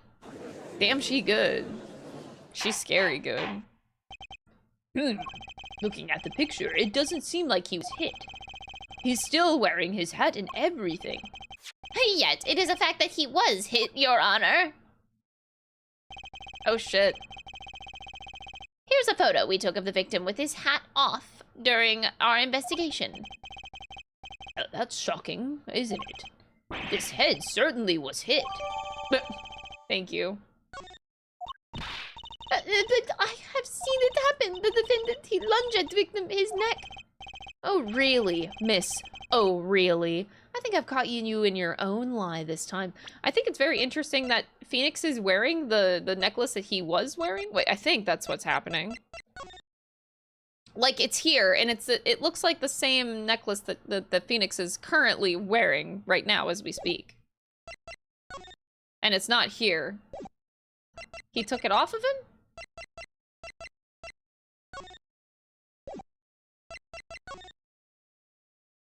Where did it go? I know it's around Phoenix, but I don't get why.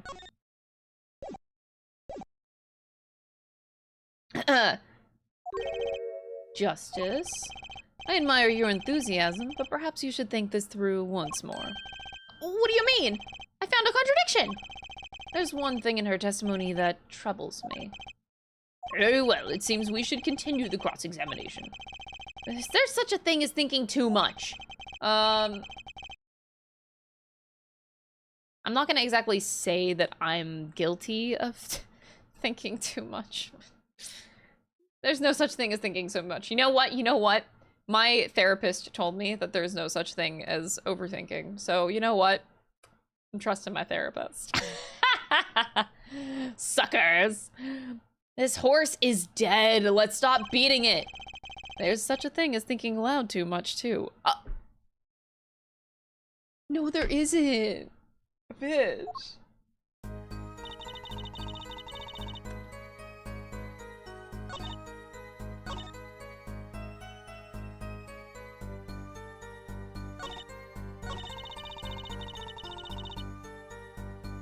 Oh, you changed it. I'm gonna press and see if she says something different. You didn't say anything about hitting before. So sorry, I must be forgetting this da. That was like slightly French. I don't know what Russian accent is anymore. Oh my god. Witness, you will take greater care with your testimony. I'm sorry, Your Honor. And that clears up the discrepancy with the autopsy report, I believe. The defendant made to strangle his victim, then changed his mind, and chose a simpler, blunter means to do the job. Yes, that sums it up nicely. So he strangled him and then hit him? Something's fishy about all this. Go ahead, I believe you know what it is you need to do. Right, sir. All right.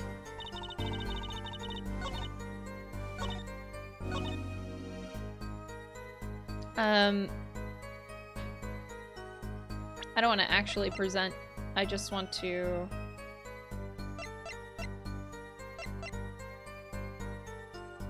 Hat was removed during investigation. He plays whole time with his hand on locket of his neck.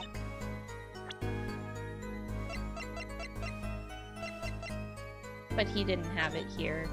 Okay, I'm just gonna say that. Oh no, did I get my first fuck up? Oh no, it's my first fuck up! Your Honor, that statement contradicts this evidence. It does. I don't see anything contradictory. You sure about that? Objection overruled. Try to think before you make accusations, Mr. Justice. I did think. What do you mean? What's wrong with that? He plays whole time with his hand on locket at his neck. And it's not here. How is that illogical?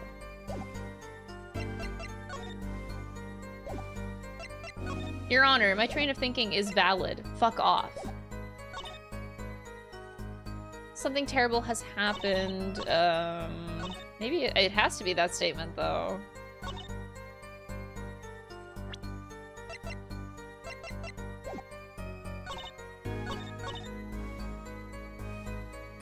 After the defendant tried to strangle him, he hit him with a bottle.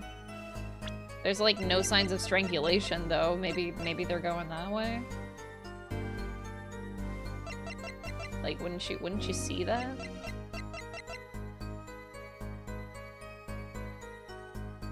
No, that's stupid. Maybe the locket thing, he plays the whole time with his hand on locket at his neck. Maybe I'll present the other picture, the close-up. Objection! Okay, it was the other picture. Come on. Chat, you know what is not and never will be a fuck-up? Pledging to the brand new Crystal plushie. Did you know that I have this amazing axolotl plushie that you can get and support right now? Let's see how many, we have 37 supporters so far out of 200. Damn. Thank you, Alan. So cool. You know, the pinned message in the chat. Oh, we should get a pinned message in the YouTube chat. Wait, I can do that. Hold on.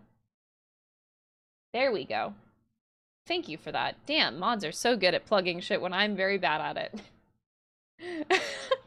You know, there was one curious part in her testimony, just like Mr. Gavin said. But what does it mean? Mr. Justice, would you care to explain what it is you're thinking so intensely about? Recall the testimony, Your Honor. The victim played with his hand on locket at his neck, I believe she said. I hope you aren't about to raise an objection to the witness's grammar. No, but look at this photo. Look at this photograph. Do you see a locket on the victim's neck? Well done, Justice. I knew you'd be able to handle this. What does it mean? If we are to believe that this witness's testimony as is, then the locket disappeared following the victim's death. Lockets don't just disappear, Your Honor. It's quite simple when you think about it. If the locket is gone, someone must have taken it off, no? Taken it off. Wait, you don't mean... The defendant wasn't strangling the victim at all. He was taking off his locket. Wouldn't that explain it?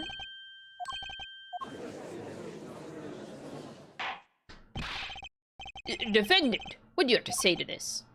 It's literally around his neck right now. Say. I just noticed this, but... You have something hanging around your neck, don't you? Oh, you mean this? Yes, it's a locket with a photograph inside. A photo of my... daughter?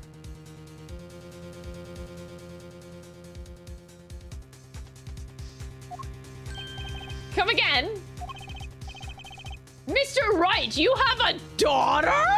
We confirmed it at the time of the arrest. The picture in the locket is indeed Mr. Wright. What? I am so sorry. Who's the mom? What?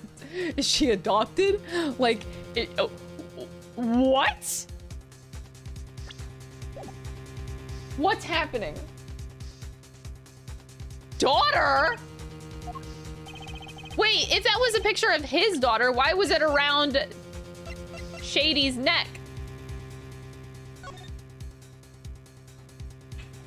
Why was it around? I'm so confused. Why don't I buy that this is just a coincidence? There's no way Wright fucks. Oh, fuck yeah, he does. Fuck yeah, he does. Doesn't need to be a whammon, but he fucks. Well, now if the results of this poker game led to the murder, perhaps we should hear a bit more about the outcome of the game. A further testimony won't really be necessary. I'm just like, daughter. They're kidding, right? They're joking. It's clear that the defendant lost. Badly. Miss O'Reilly, you will testify to the court about the game played between the victim and the defendant. Da. Oh god. I take it back. Wait, is that why his hood says Papa? He's actually a dad? Wait. Why the silly little face, though? Oh, okay. I am so perplexed. I'm so perplexed at what's happening. What is happening?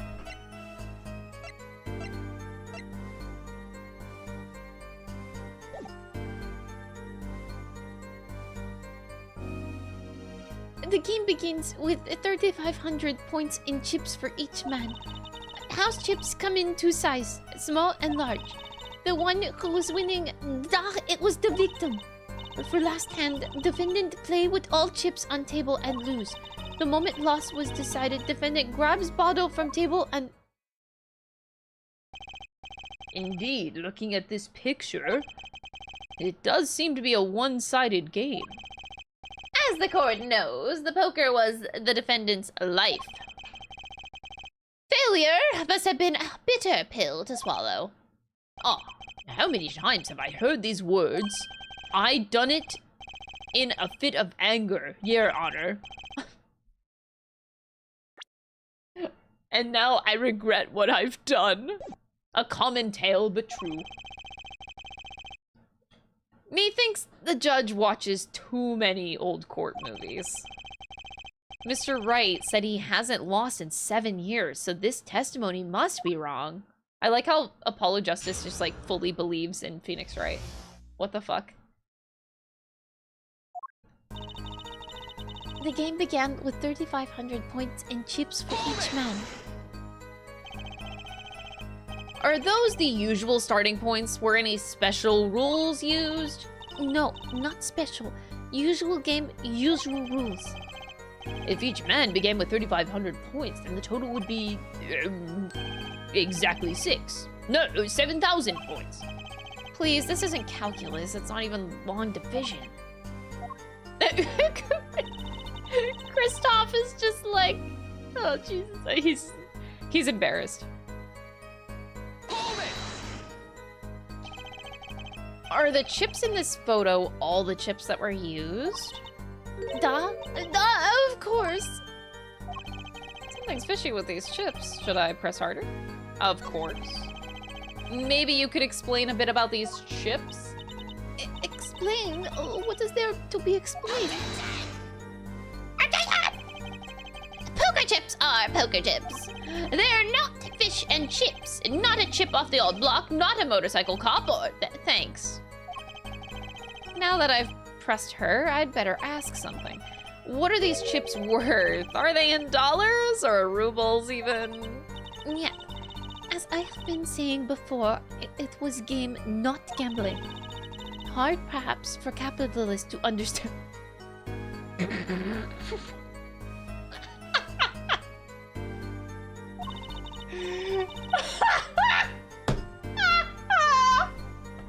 That line was so funny!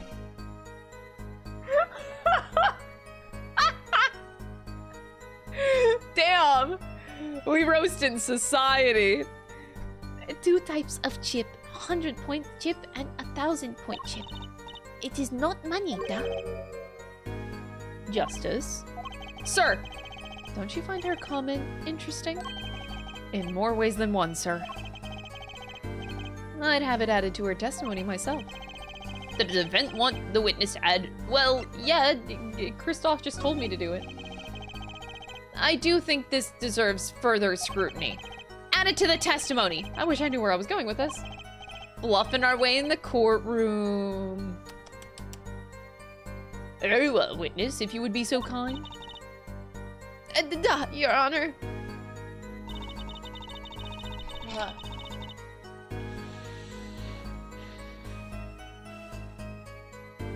Hold on. I'm laughing so much that I have snot.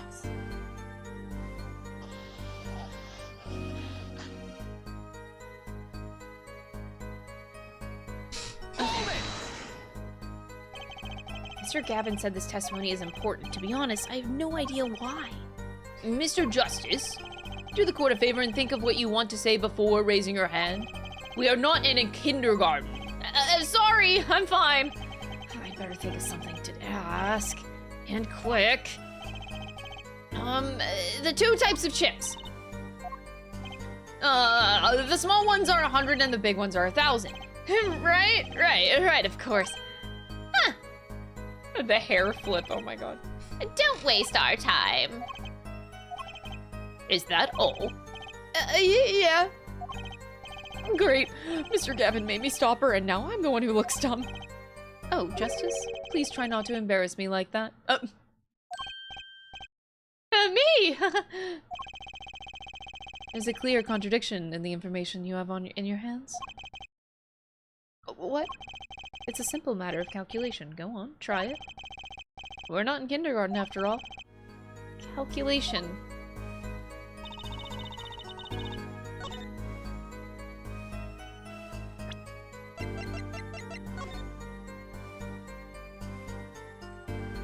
How is that?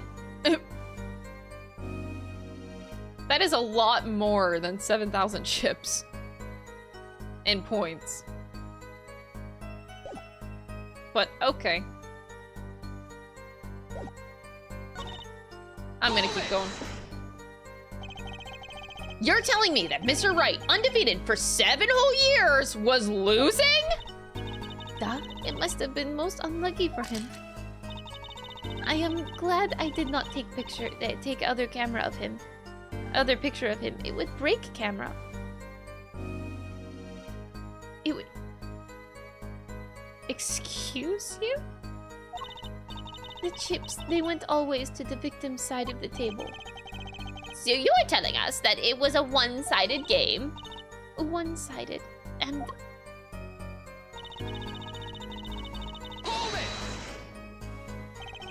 Last hand? It was largest points of any hand. The defendant's hand, it was excellent. He tried to use it to take victory from behind. It appears that both the defendant and the victim's hands are in this picture.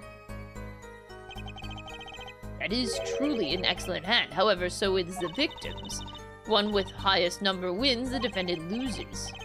The victim, Mr. Smith, had a stronger hand than the defendant and crushed him. I believe that explains what occurred next. Once cards laid down on table, it happened.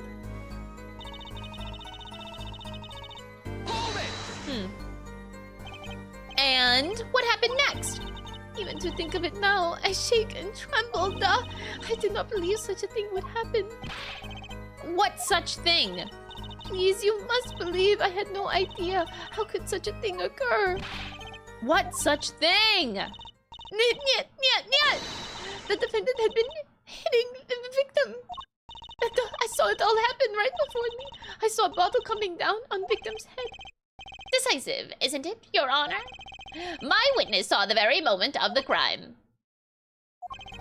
Remember, your first goal is to gather information. Yes, sir. Look out, contradiction. Here comes justice. Ooh, okay.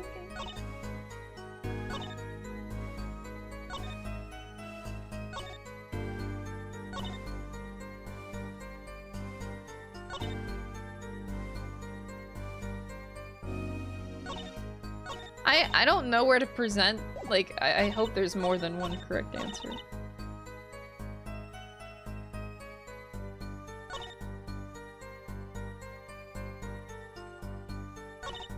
Oh. Yeah. Played with all the chips on the... I'm just... The numbers don't add up, so I'm gonna go with the numbers not adding up, but, I don't know if that's right. Okay. You're sure it was the victim who won? Absolutely sure. Pain objection still scares the fuck out of me. It seems that our new attorney is a bit confused. A glance at the picture is enough to tell you who won. If you're not in kindergarten. Just for safety's sake, could you explain the problem to the court? Of course, Your Honor. In this photo, I see small chips and I see large chips. Tell me, which were worth 1,000 points? The big ones, of course. Duh. And I thought so too. But then the totals don't add up. Let's review what the witness told us. Each man started with 3,500 points in chips, and the combined total value of the chips was 7,000 points.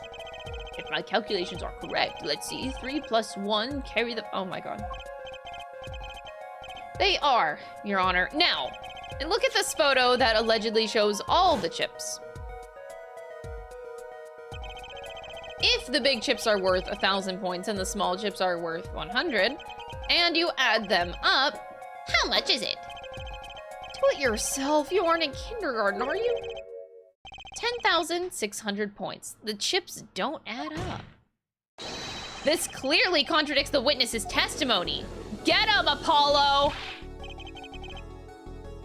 Why? How could this be? Exactly, Justice. Now that you know the what, you must determine the why. Right, there's only one possible way to explain this contradiction. Oh wait, I've never saved in this game. I should probably do that. Oh god. I do that when I'm nervous. Turnabout Trump, that's what this is called? Starting points were wrong, chip count was wrong, both were right.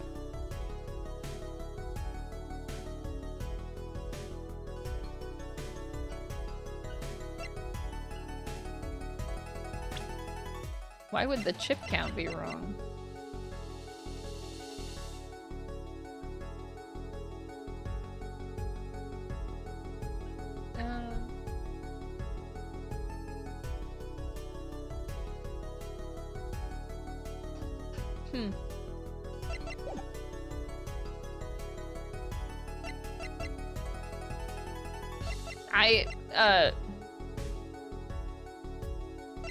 I'm gonna say the chip count. I have no fucking idea. I have not a clue. I'm still perplexed about Phoenix, I'm gonna be real.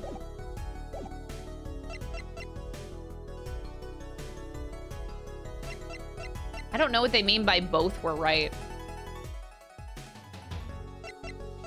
I honestly don't know what they mean by that.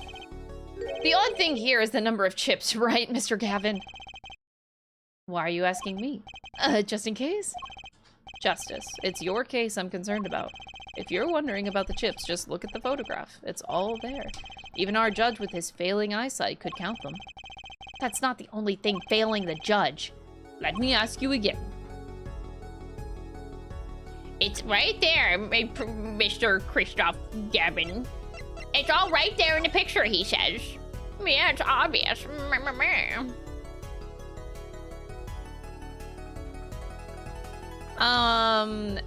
Okay. I don't know why the starting amount wouldn't matter, though. I don't... What if I just say both were right? Each man began the game with 3,500 points. If all the chips are indeed shown in this photograph, then there can only be one answer. The value of the chips was the other way around. Want to know what I think? The small chips were worth 1,000 points, not the big ones. Madness, utter madness. Show me that photograph of the chips again. There are 6 small chips and 10 large chips. Why, that does make 7,000 points when you add them all. Oh my god, we're working backwards. It's crazy. Excellent work, Justice. It's almost as though you figured it out by yourself. Well, I'm just glad I was the one who said it. Hey, but wait! The value of the chips may be different, but that changes nothing. The victim did have the larger number of chips still. Ah, exactly. If the small chips are 1,000 points and the large chips are 100, let's do a little math. Add the points for each table side. Phoenix won. And the victim, Mr. Smith. Well, that was so fast. Why did it skips random dialogue in this game. And the defendant had 4,100 points. It seems that Mr. Wright was winning that night after all. That's impossible! My client has even less reason to kill the victim. After all, he was winning. Now, Miss O'Reilly, you must have known the true value of the chip since you were there at the scene of the crime, weren't you? What is in that dish? It looked like a lobster. Order! Order! It appears our defendant has lost his motive, and Mr. Wright's supposed defeat never happened. Yeah. We must now ask ourselves... Uh-oh. Phoenix? No? Excuse me, what is it, Miss O'Reilly? Oh, I thought the Phoenix was coming back. I did not want to be saying this, but actually, you see, See what, Miss O'Reilly? What do we see? In the last hand, there was a cheat. A cheat? You don't mean a trick? Wait, do you mean a scam? They're all the same thing! There was a cheat in last hand. That is why game ends with chips as they are.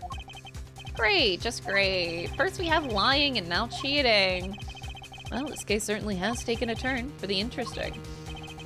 Witness, you will please testify to the court. Tell us about this cheating in the final hand. Here we go. The last hand, both men had full house. There's 4 of each card in deck from ace to king. But they played with... Oh, no. You alternate the cards in between. Yeah. If you look at both men's hands, cheat is more obvious. The next moment, game becomes argument. Duh! The defendant's trick was exposed. He took bottle in his hand. Poor Mr. Smith. Miss O'Reilly, why did you not tell the court about this from the very beginning? I thought I smelled a cover up here. Well, folks, it's time to throw back the covers. That full house is a very high-scoring hand, not easy to make in my experience. That alone is enough to suspect less than scrupulous tactics. Mr. Gavin? What's a full house? Oh my god, Apollo. Lawyers these days, you don't know your poker? I can't say this bodes well for your case or your career. What is this? Some kind of secret court poker ring? Why does he need to know poker? Justice. You know the terms 1 pair, 2 pair, and 3 of a kind, yes? Yeah, no problem. 2 cards with the same number make a pair, 3 makes a 3 of a kind. Good, now picture a hand with 1 pair and 1 3 of a kind. It's a full house. Yeah, that doesn't seem very easy to make, does it?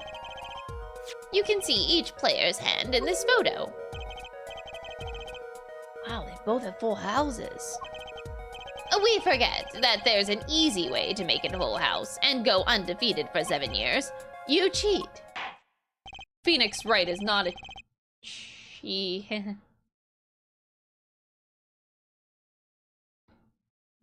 He's not. The defense may cross-examine the witness. If he did cheat in the last hand, that still leaves one important question. Mr. Wright lost that hand. Who's ever heard of a professional con man losing when they cheat? Professional con man. What happened to Phoenix Wright, y'all? Also, I do want to take this moment beforehand. I'm gonna unpause alerts, let them roll for just a moment here. They've been on pause for quite a while. I'm trying to get used to, like, controlling when we, when alerts happen in the stream. We'll be right back. Thank you so much for gifting 5 memberships to the community. Tiggs, thank you for the 33 months. Sapphire, thank you for the 9 months. Bane, thank you so much for becoming a member on YouTube. Kindred, thank you for the Prime. Blue Gamer, thank you for the 12 months. Kurto Clans, thank you for the 2 months. Shingo, thank you for the 100 bits. Raven, thank you for the 7 months. Marles, thank you for the 16 months. Safini, thank you for the 31 months. Nanner, thank you for the Tier 1 sub. Ethan, thank you for the Prime. Aqua, thank you for the 3 months. Come on, girl. You can now have your massive heart attack. Animature, thank you for the 100 bits. Abby, thank you so much for the 4 months. Crisis, thank you for the 6 months. Patron of Dragus, thank you for the 5. Melvis, thank you for the 32. Verge, thank you for the Prime. Mintio, thank you for the 38 months. We got through them all. Thank you, everybody. Thank you for all the support. Fuck ads. Hold it! Hold it! Drink your water, hell yeah. But that means, in this game, there is a possibility that Miles Edgeworth comes back if Phoenix is actually here. But the base is sort of criminal card gameplay. What if these are still different games that are inconsequential to each other and they're just baiting me right now? This is still not the Phoenix Wright that we know. I feel like I still could be baited, you know? I don't want to believe it.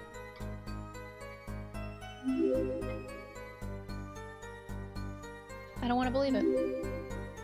I love Greenfire, thank you so much for the 2 months. I appreciate it. Order. Did Slash, will you play Professor Lee? I'm just saying that it's a possibility that the old people could come back. You know.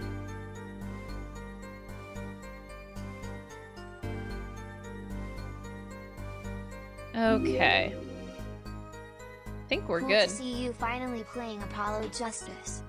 Hell yeah, finally playing Apollo Justice. Alright, let's go. Look out, Apollo Justice. Here comes a Prime sub.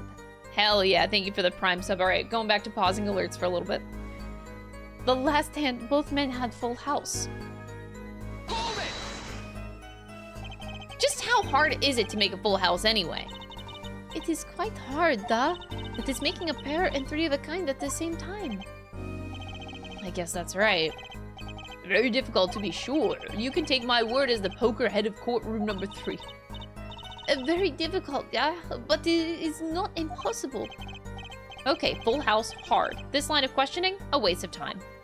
Good job, Apollo.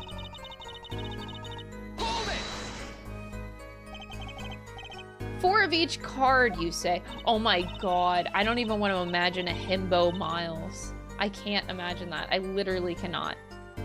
If Phoenix is himbo, Miles would never go himbo. Like, this is how I imagine Miles Edgeworth 24/7. My brain can't even comprehend a himbo Miles. It would literally be insane. He would never. He wouldn't be caught dead dressing like Phoenix is right now. I refuse to believe it. There is one spade, one diamond, one heart, and one club for each card. It is interesting fact that this number 4 comes from number of seasons. You don't say. Did you know that cards are numbered 1 to 13? Add all the cards in a deck and you get 364 a year. Huh, you don't say. Isn't that one day short? That's why each deck has 2 jokers. They say the second joker stands for the leap year.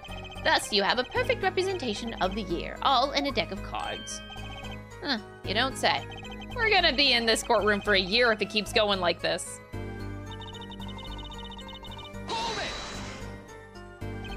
How was it clear? Well, the defendant, he played a 5th ace. A 5th ace. I still remember both hands very well. Mr. Smith's hand had 3 aces. And Mr. Wright's 2. Obviously, cheating was afoot. Or perhaps I should say, a hand. Your Honor, perhaps this could be added to the testimony without Mr. Payne's joke. Very well, the witness would add this detail to her testimony, please.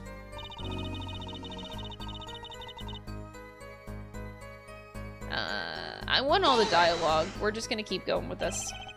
A 5th ace. Duh, it should not exist, no? I still remember both hands very well. Oh, it's still the same thing. Oops. Oopsie poopsie. Trying to find if there's a button.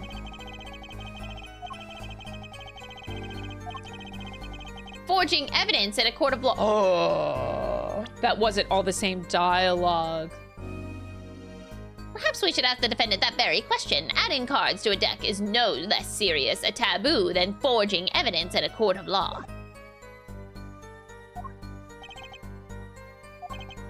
Now, perhaps it's time for you to say something, Justice? You bet. I have no intention of staying quiet. Not me. No, sir. I better find some contradicting evidence and fast. Do you recall what the men were arguing about? I believe so. The victim, he shouts, "You are cheater," and then the defendant shouts something like, "I have objection." Shouting objection, eh? Old habits are hard to break. First he bluffed his way through the courtroom, and now he bluffs his way through life. That is so sad. Wait a second. However, Mr. Wright lost the hand. That seems to cast a shadow of a doubt on Mr. Smith. Humiliation was from losing even when cheating. That is what set fire to defendant's heart. So what did the flaming defendant do next? He took bottle in hand. Poor Mr. Smith. First she says it was a competition. Now she says that there was cheating. Justice, notice anything odd? Her testimony keeps changing. Now she says the defendant cheated. Actually, yeah, I had noticed that. Let's get the truth about this cheating first, shall we? I didn't get that last one, though. By bottle, are you referring to this? The defendant uses this bottle to... This behavior is an admission of cheating by the defendant. Why use a grape juice bottle? You'd be surprised at what can be used as a weapon.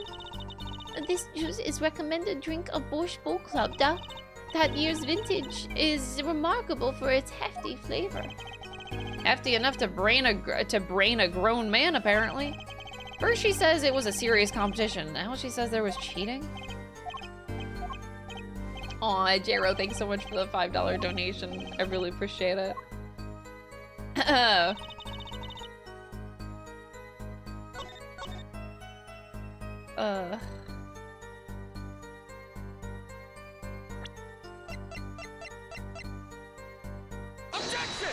Objection! I love how hearty that, like, it truly feels. That objection feels like it's so full of heart. It appears that the witness is mistaken.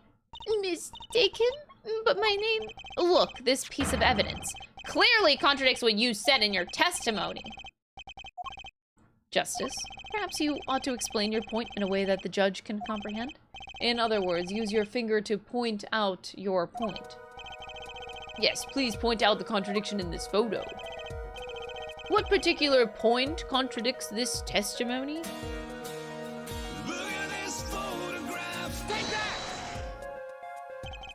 Miss O'Reilly, in your testimony, you made the following claim. Mr. Smith's hand has 3 aces. But as you can clearly see, the victim's hand only held 2 aces. Well, maybe the witness was simply confused. Perhaps it was the defendant's hand that held the 3rd ace in question. Take another look at the evidence. As you can see, the defendant also had 2 aces in his hand. Where's this 5th ace? I see cheating all right, and it's going on right here in this courtroom. Yeah, that's right, Apollo. Woo! Calling it out. 2 aces in each player's hand does make 4 aces total. Hardly proof of cheating. Wait, please. It is true. I have seen it. It's the 5th ace. There was cheating, I swear to you. That's odd. She must be lying, yet she's the most sincere I've seen her all day. You're right to trust your instincts. Mr. Gavin? Who knows what lies in store for us in the trial ahead? Your Honor, if I may, I have a suggestion. What might that be, Mr. Gavin? If you don't mind, perhaps we might examine the actual cards? Mr. Payne, the players' hands that night were set aside as evidence, were they not? The defense would like to request that the cards be shown to the court. Very well, the prosecution will submit this evidence. Which will you examine, the victim's cards or the defendant's cards? If these cards don't prove cheating was going on, nothing will. Now, which of these hands is more suspicious? The victim's.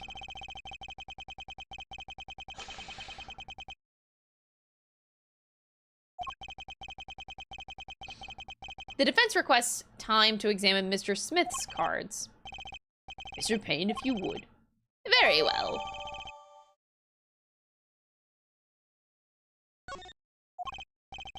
Time's a-wasting. Get to it, Justice. Yes, sir! When examining evidence, be sure to view it from all sides and angles. Try using... Okay. Thank you, Kristoff.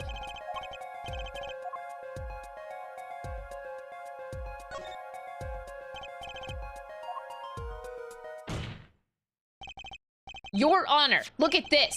One of the victim's cards. The back is a different color. That's impossible, but I put that card in Wright's hand. Oh, shit. She slipped. What was that, Miss O'Reilly? I merely said that. Your Honor. Mr. Gavin, yes? Tell me, what is the easiest way to cheat at poker? To cheat? I'll tell you. One merely needs a friend. A comrade, shall we say? The dealer. So you mean... this witness, Miss O'Reilly, she's the cheater. A professional, I'd wager. Oh boy. Focus, Justice. Time to take advantage of her. Oh boy. That sounds wrong out of context. I mean, of her mistake. Your Honor, please recall the testimony we just heard. That's impossible. I think put that card in Wright's hand. Ergo, Miss Olga O'Reilly conspired to cheat, not with my client, but with the victim, Mr. Shady Smith. Not only did she cheat, she cheated poorly. Therefore, it's not hard to imagine an altercation between her and the victim. You don't mean the defense isn't accusing the witness, Miss Olga O'Reilly, are you? Time for justice! There were 3 people in the room at the time of the incident, and if Mr. Wright isn't guilty, then that means I am. I am guilty. The defense accuses the witness, Miss Olga O'Reilly, of murder. Oh, it's gone. Oh, she fell. I was vibing.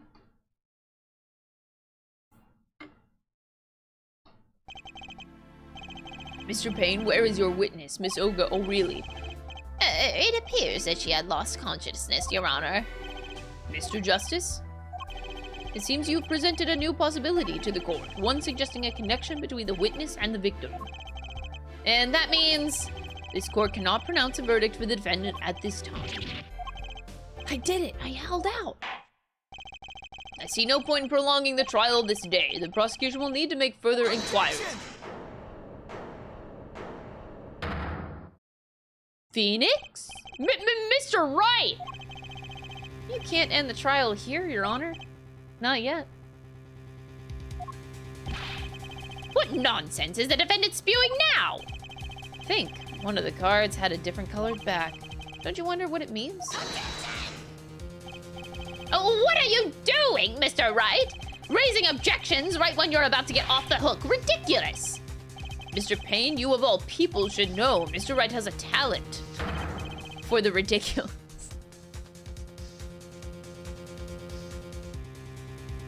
Yeah, you don't say. Perhaps we should get to the bottom of things. Let's clear up the facts about the game that fateful night. As was said before, we alternated between 2 decks of cards that night. The 2 decks at the club have different colored backs, blue and red. 1 color per deck. Why use different colored backs? If we use the same color, the 2 decks might get mixed. You used different colors and they still got mixed up? We used the red deck for the last game.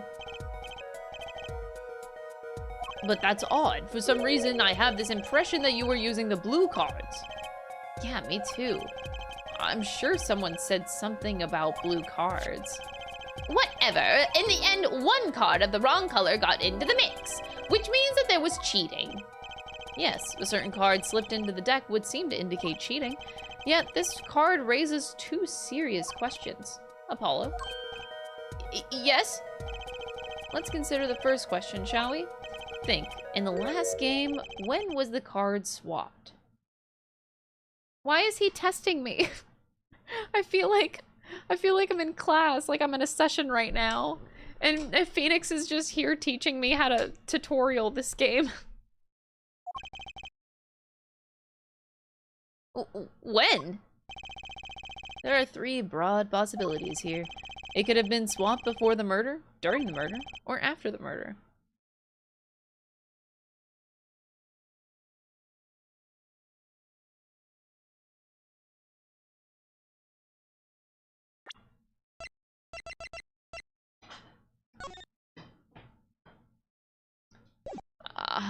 I'm led to believe afterward. Just because in this picture, the 3 cards are facing down.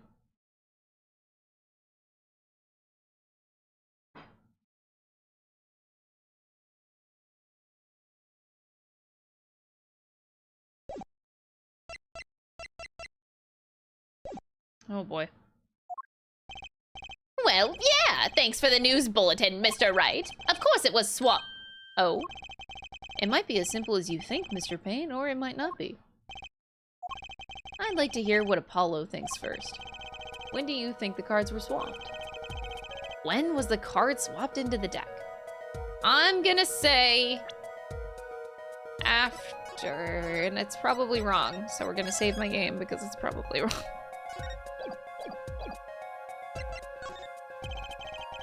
Perhaps it happened after the murder? What's that? Ridiculous! What's the point of cheating after the hands have been shown? That's silly. Yes, but tell me, how do you swap cards during the game? I'll take silly over impossible. Take it from me, son. There's a lot of silly in this world, but very little impossible. Even when the backs of the cards are different color, if you pulled that during the game, you'd be caught in no time. Quite true. That would mean that the blue card in question was swapped after the hands were shown. After the murder. Okay, this is going past silly and straight on to crazy. I ask again, what's the point of cheating after the game's over? Who would do that? Who indeed? That's one of the mysteries before us. And there's another. Yeah, the simple yet decisive question must be asked. Who swapped the red card for a blue card? Who? The game and the murder is done, and the victim is dead. Only two remain in the room, alive that is. The defendant, Phoenix Wright, and our witness, Olga O'Reilly. Okay, so who was it that swapped the red for the blue card? It must have been Olga O'Reilly who swapped the cards. She was trying to cover up the evidence of the cheating. It does make some sense. Sorry. There's a problem with that explanation. Huh? Huh? The swapped card was from the wrong deck. A blue card was stuck into the red hand. Mixing a card from the wrong deck when the backs are different colors? Remember that you're talking about Olga O'Reilly. She was the dealer. Do you really think she would make such a novice mistake? It's not a mistake, though. Actually, I have trouble imagining even the judge making that mistake. Give it a little bit more thought, Apollo.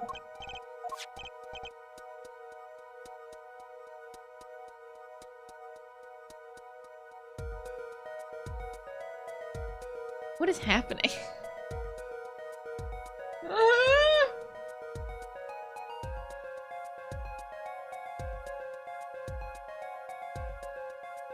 What is happening?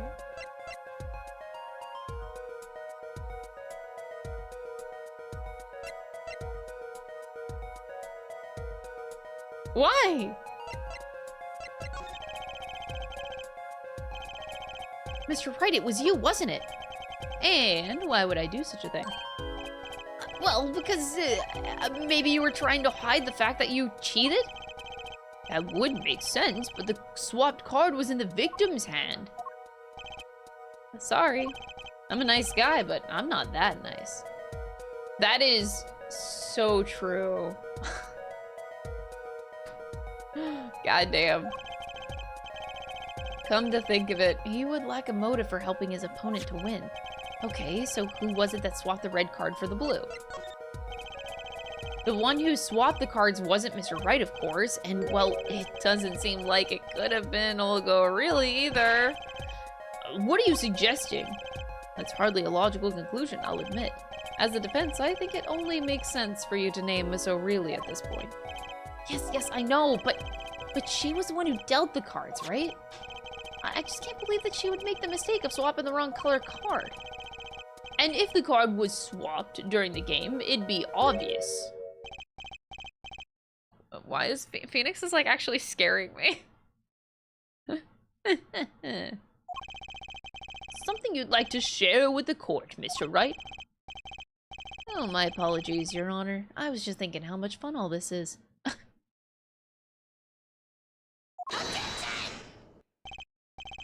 How about confusing? I've no idea what the defense is claiming, Your Honor. If the one who swapped the card wasn't the defendant and it wasn't Miss O'Reilly, then who was it? Yeah, well, that is the question, isn't it? Precisely. I believe we're about to see this case take a new direction. A new direction? We'll find that, indeed, after the murder, someone swapped one of the cards in the victim's hand. And that someone made two critical mistakes. And I'm sure you're going to tell us about what the first was swapping the wrong color card. Because the one who did the swap didn't know two colors of cards were being used. The other mistake was the number on the card.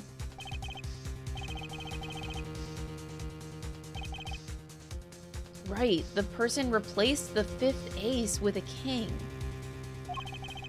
I'm sure whoever swapped it wasn't expecting there to be a fifth ace after all. All they knew was that the game had been won with a full house. So they picked up a king from the table and swapped it. Swapped it in. There's one problem. According to our case record, this person doesn't exist. True, not until now. But you have to admit the possibility of a fourth person. Though it's more than a possibility. There was someone else there that night at the scene of the crime.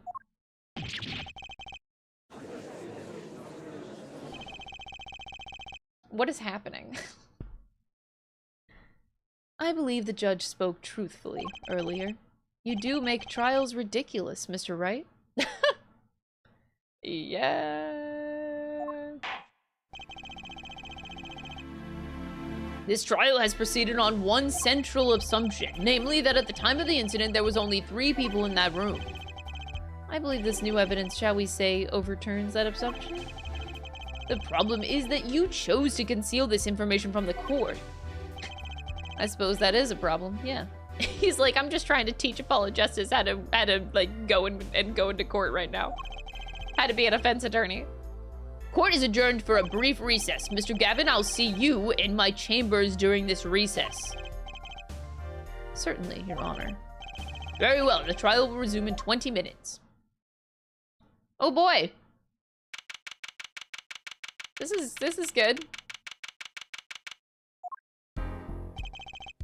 That was quite unexpected, Mr. Wright. To suddenly claim that there was another person at the scene of the crime like that. I must ask, is it the truth? Well now, I'd think that you would know the answer to that. Ah, being mysterious, are we? Sadly, I've no time for mysteries. I'd only ask that you leave the defending to your defense in the future. Otherwise, I cannot guarantee the outcome. I see you haven't mellowed out one bit. So they know each other. Well, Kristoff said that at the beginning, that he was friends with the defendant? That was before, if I'm remembering right. Justice. Yes, sir. The judge has summoned me to his chamber, so carry on without me. Okay. You did well, Apollo. Can I ask you something? Sure. That locket you wear, is that really yours, Mr. Wright? Ah, you're wondering about the victim's disappearing locket? Here, you can take a look at it. That's a picture of my daughter in there.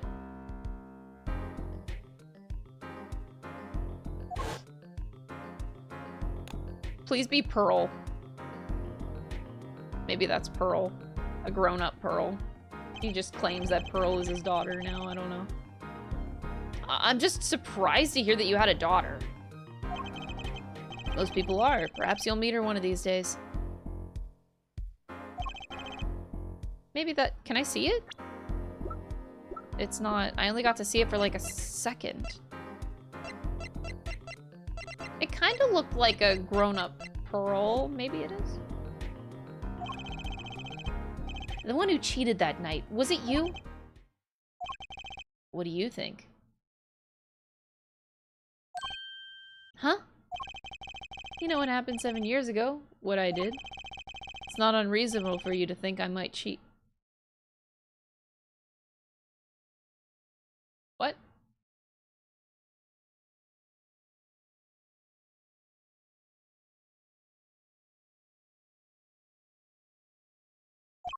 I never...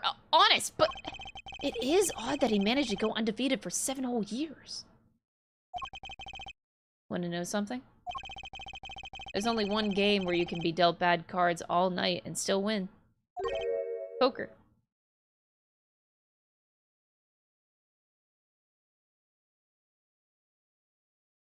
Is this a metaphor? Eh? You see, poker is all about reading your opponent. In that way, it's a lot like a court case. It is a metaphor. Poker is like a trial law? Figure out what your opponent is thinking, and you win.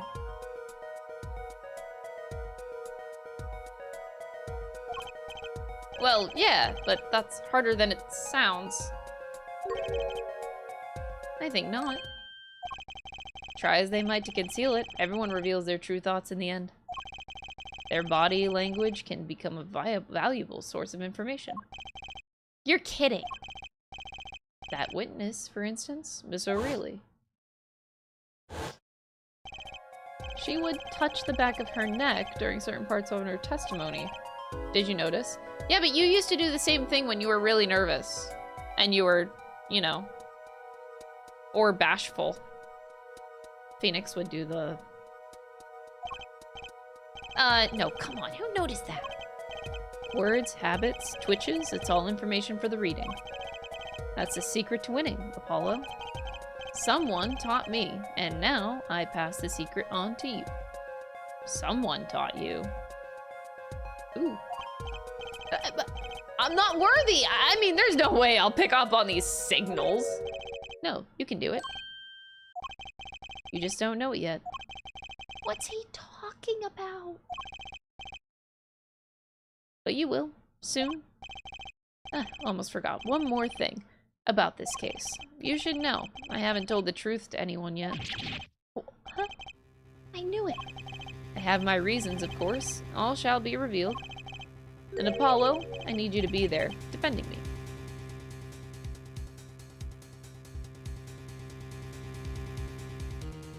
Who is this man?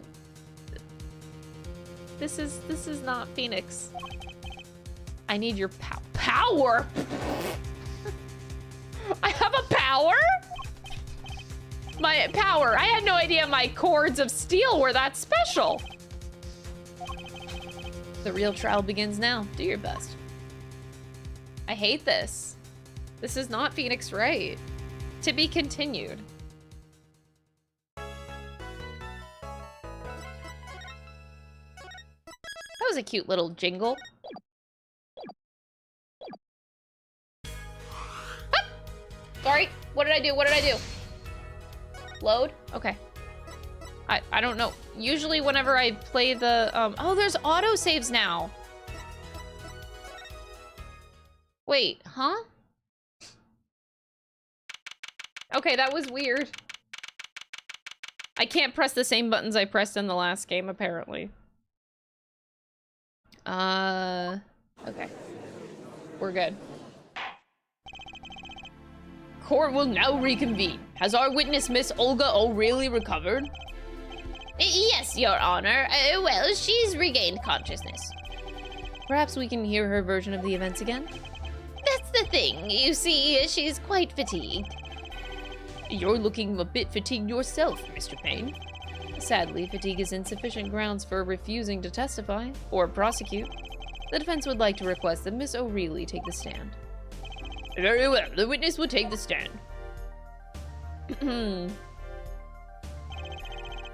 Perhaps you could repeat your name and profession? Or perhaps you'd rather admit that you're a poor liar and a poor loser. Oh! No. Not? No.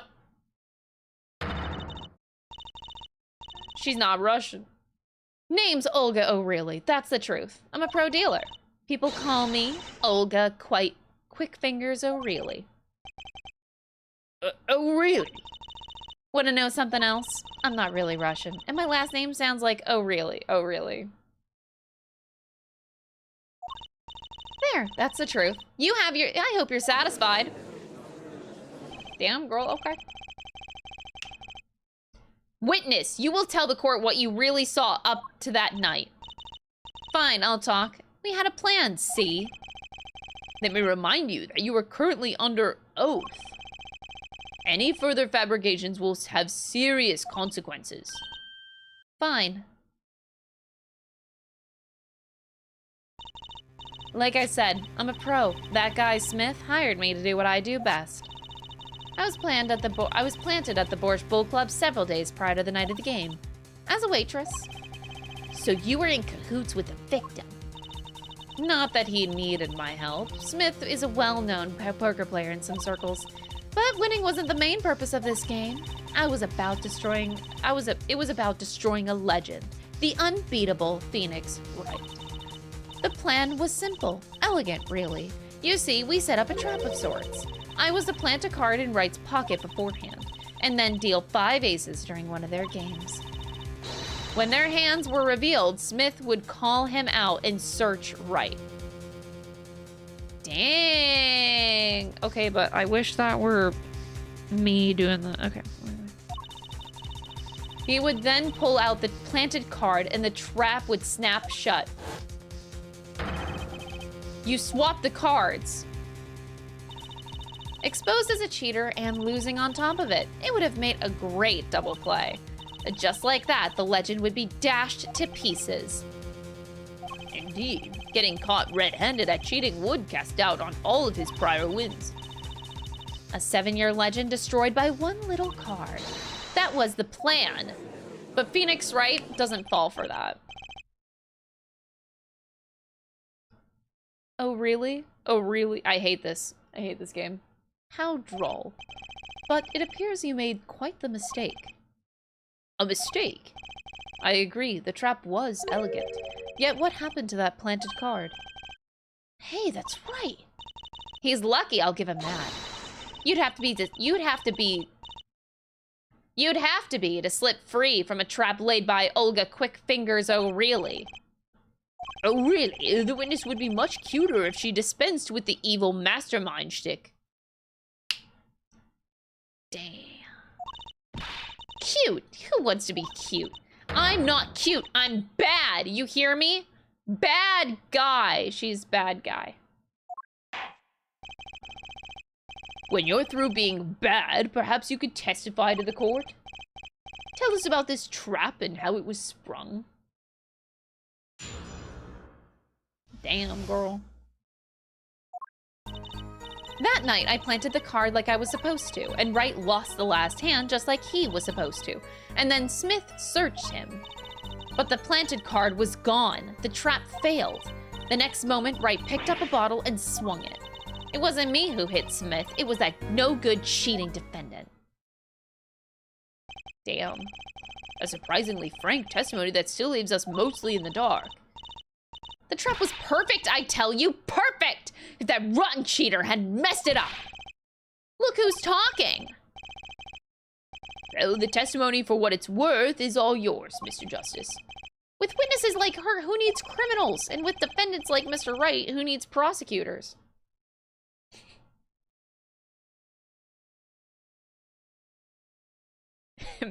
Me? me, Your Honor, I need prosecutors.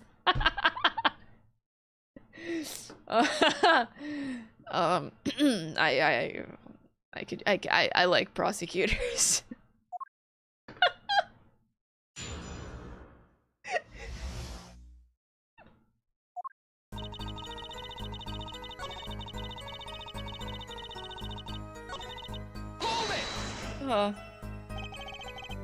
This planted card, which card was it exactly?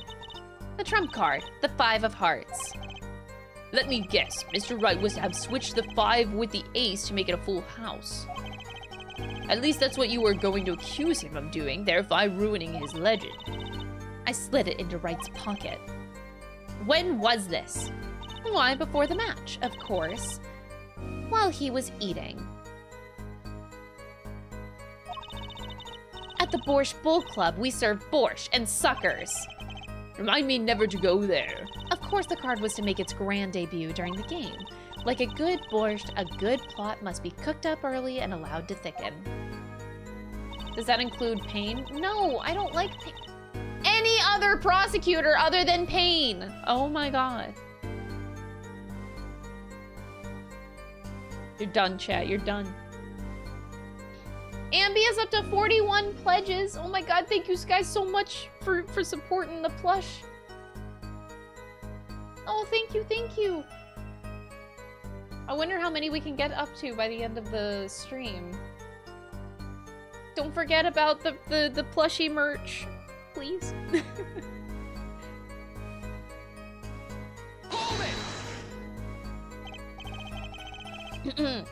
So everything went according to plan. Exactly. The 5th ace came up, so it's obvious the switch went off without a hitch. Once the extra card was found in his pocket, Wright would be forever known as a cheat and a fraud. There are worse things to be known as, I suppose. Tell us what happened with the search. Hold it! The card disappeared? Yeah, my trump card, the 5 of hearts. Gone, without a trace. Poof, zippo. We searched every nook and cranny, even inside his cute little hat. You took off his hat, so you saw his spiky hair. But the card was nowhere to be found, is that correct? Never in my long, storied career, never has Quick Fingers O'Reilly been so readily duped. Oh really? So what did happen to the 5 of hearts? Don't look at me. Why don't you ask that cheating, lying, two-faced defendant? So the 5 of hearts is still missing? Hold it! Wait, isn't that a little odd? What's odd? You searched Mr. Wright thoroughly and found nothing? Which means he didn't cheat, which means he had no reason to strike the victim. Well... What was that just now? I sensed something. Something wrong, Mr. Justice? No, nothing, Your Honor. What to do? Should I press her a little harder? Miss O'Reilly, you're hiding something. What are you talking about? You! Me, Quick Fingers O'Reilly, hide something. The defense will refrain from baseless accusations. I have one question for the witness then. You say that you saw the moment that the defendant hit the victim. Is this true? Of course it's true. I did see it, honest. I saw it when Wright hit him. I saw it when Wright hit him. With my own eyes, I saw it. What's this weird vibe I'm getting? That witness, for instance, Miss O'Reilly, she would touch the back of her neck during certain parts of her testimony. Did you notice? Touching her neck, was it? Whoa. Close up. Is this an eyeball? Whoa, what's going on? This sensation, it's coming into focus. There, that twitch, it's so clear. It's like I could perceive her habit like I couldn't before.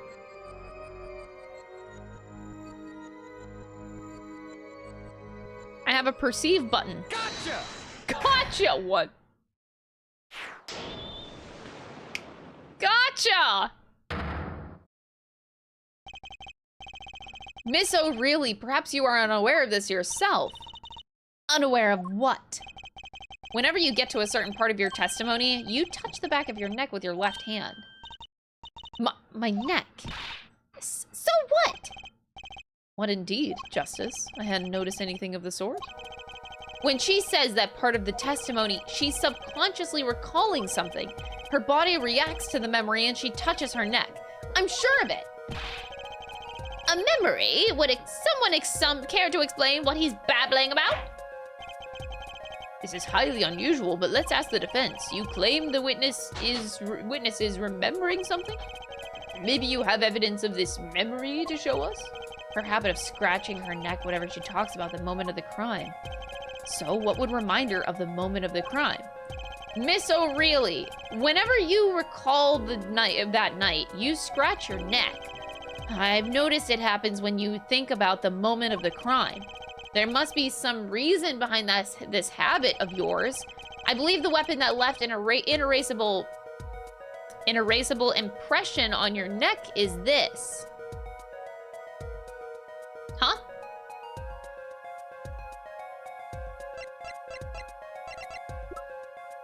Your Honor, my badge. Take that! Sorry to disappoint, but I don't have any particular memories of that. God damn it.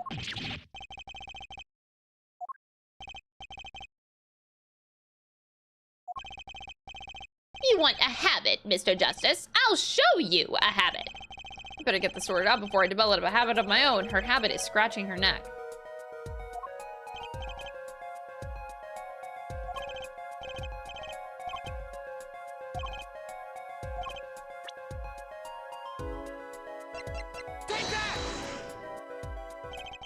Whenever she talks about the moment of the crime, she touches her neck. And what reminds us more of that moment than this bottle, the murder weapon? Your dog is very excited about the new Ambi merch? Oh. But my neighbor's mistress yelled at me. Oh. Yo, for dog pledging for the plushie? Hell yeah.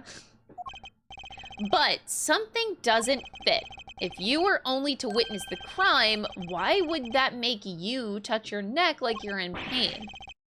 What's he talking about now? It was Mr. Smith, the victim who was hit, not you. This is cross examination, not a wild conjecture. The witness's habits, they're completely irrelevant. Justice, I'll admit I'm a bit confused myself. This is certainly a unique cross-examination. I'll explain later, just trust me. Now's our only chance to break her. Miss O'Reilly, please testify in detail about the moment of the crime. The very moment. Yet, I am knowing nothing. We know you're not Russian. The witness will testify, please, now. Fine. He's the one who did it. I didn't let him out of my sight until the cops got there. Oh boy. Hold it! You seem uneasy. You try standing up here. Her eyes are darting all over the place. I must be getting warm. Tell me, after the crime, what was the defendant like? Well, it must have been stunned by the weight of his crime. He sat in a daze at the table until the cops came. Intriguing. I believe you've gotten all the testimony you're going to get out of this witness. So what do you think about her testimony? I'll tell you what I think. Her testimony is flawed. Is basically bogus. It contradicts the evidence. What's that?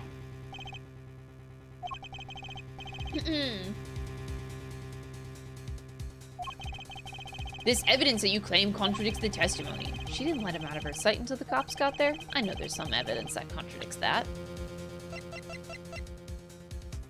Take that! We have a record here that clearly contradicts what you said. It states that the police were alerted by a report from the defendant. And we know that the defendant left the room, climbed the stairs, and made that phone call from the first floor of the Borscht Bowl Club.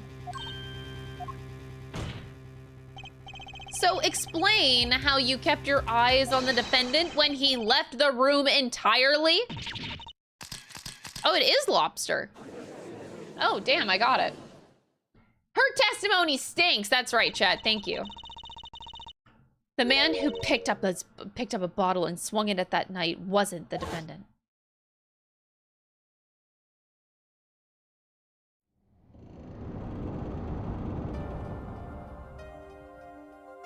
Oh boy.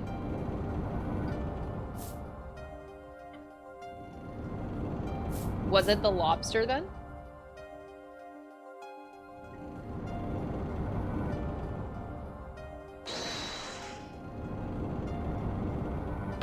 Check his pockets now. It's gone. The card's gone. You lose. Just then, Smith grabbed the bottle from next to right, and he hit me. What? You, some master of cheating you turned out to be. This case is a case. This is the first case. The victim was already dead, is that it? That's why I couldn't reveal who I really was. If it came out that I was in league with Smith, I'd be a suspect for sure.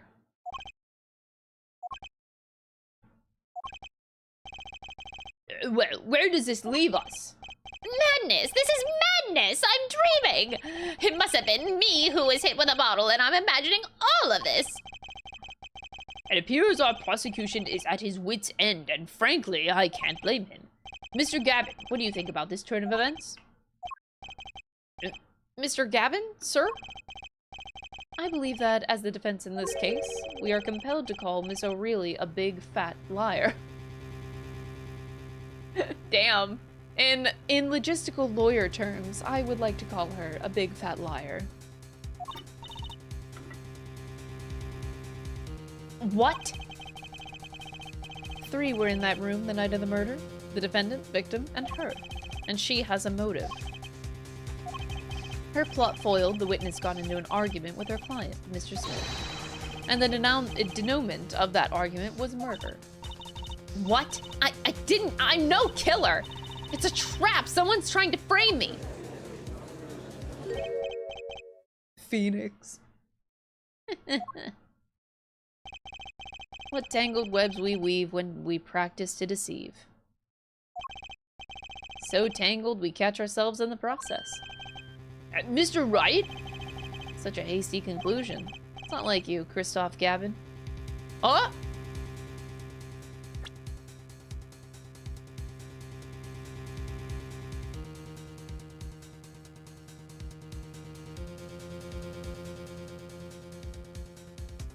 Huh?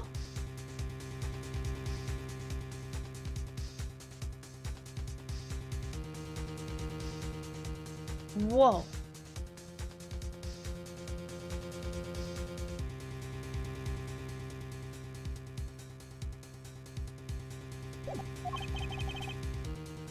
What are you saying? Why not consider the other possibility? That there was another person in the room at the time of the murder. Right, like Mr. Wright was saying before recess. A single card was swapped in the victim's hand after the murder.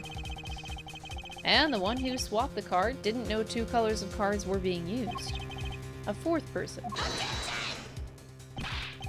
This theory again! Your 4th person doesn't exist!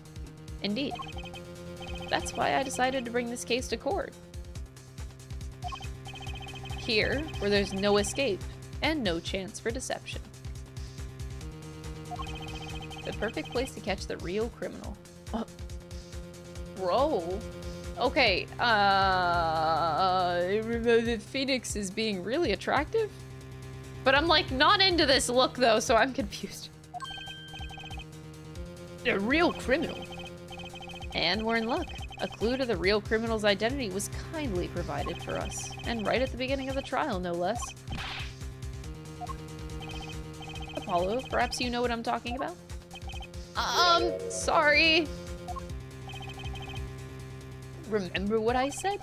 The 4th person who swapped the cards made one critical error. He or she wasn't considering the colors on the backs of the cards. Right, but how could such a thing as obvious mistake? How could such an obvious mistake occur? The cards used for the last game were red. Yet, there's one person here, in our court, who thought those cards were blue. It was Christoph Gavin. Yeah, I had that impression too, but why? Because your mentor told you that. Well, Apollo, think you can figure out who it was? Dude, this is the first case. Why is this so spicy? This is the first case. What's going on?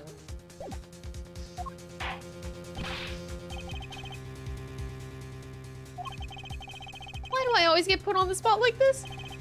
Let's hear what the defense has to say. Who was it? This is why he needed Apollo to do it.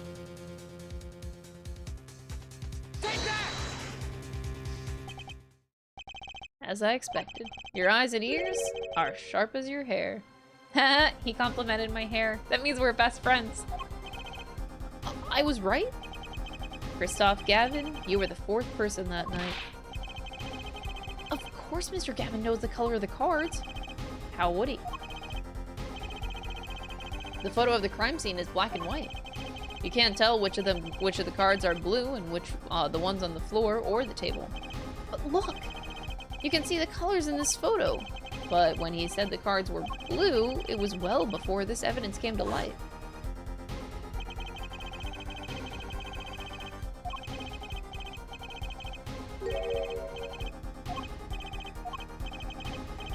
A silent clash of passions. Only the cards, their backs wreathed in blue flame, know its final outcome. Well, Christoph? How do they know each other in the first place? Well, there is so much, like, going on in this first case already. Like, what happened to Phoenix in 7 years? He has a daughter, question mark. I thought Christoph Gavin and him were friends. And apparently they're not. What? Mr. Gavin? Mr. Gavin, is something the matter? No, nothing. Excuse me, it was just so sudden. Right, you aren't seriously accusing me, are you? Oh, Christoph?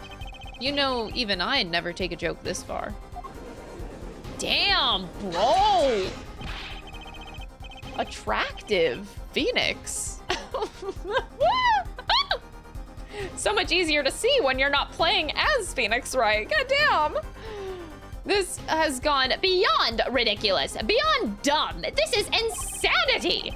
The defendant accusing his own defense attorney of murder. I assure you, I'm quite sane. He says while wearing a beanie that says Papa on it with like this weird, okay. What possible connection could Mr. Gavin have to the victim? I wasn't aware that I had a connection to Mr. Smith either. Mr. Gavin and the victim have never even met. Well, what if they have?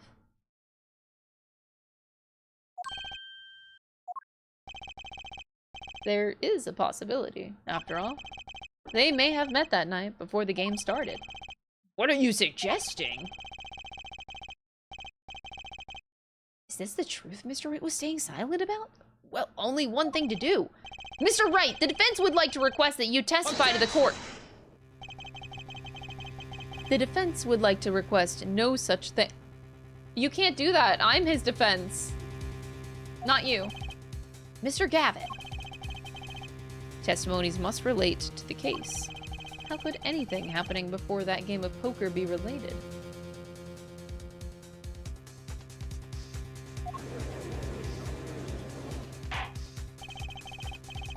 I'm not sure I followed, Mr. Gavin.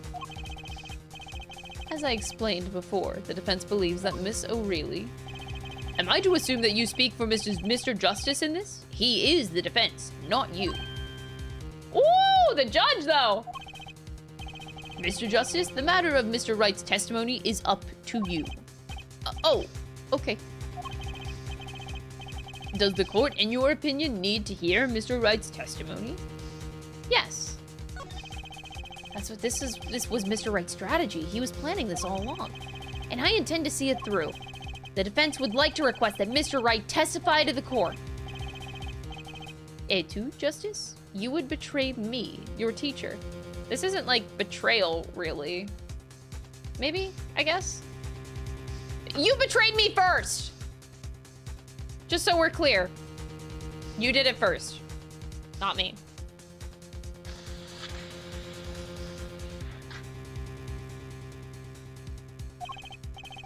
I'm sorry, Mr. Gavin. This isn't about loyalty. This is about the truth. The defendant, Mr. Wright, will take the stand, please.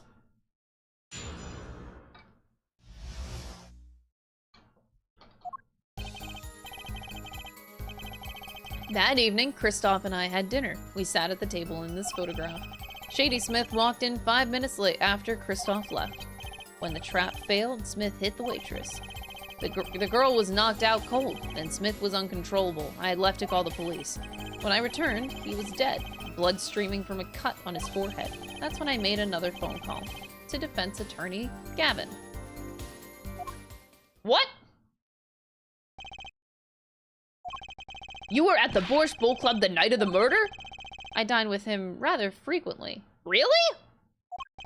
And he talked to the defendant on the phone directly after the murder. Quite against my will, I had become involved in a murder. I thought I might be in need of a lawyer, so I called him.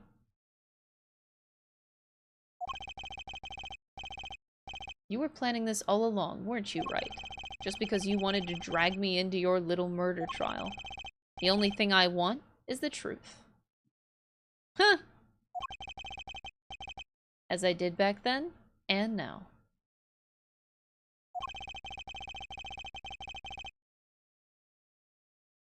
I thought my office was doing you a favor when we took you on your defense. It appears that I was wrong.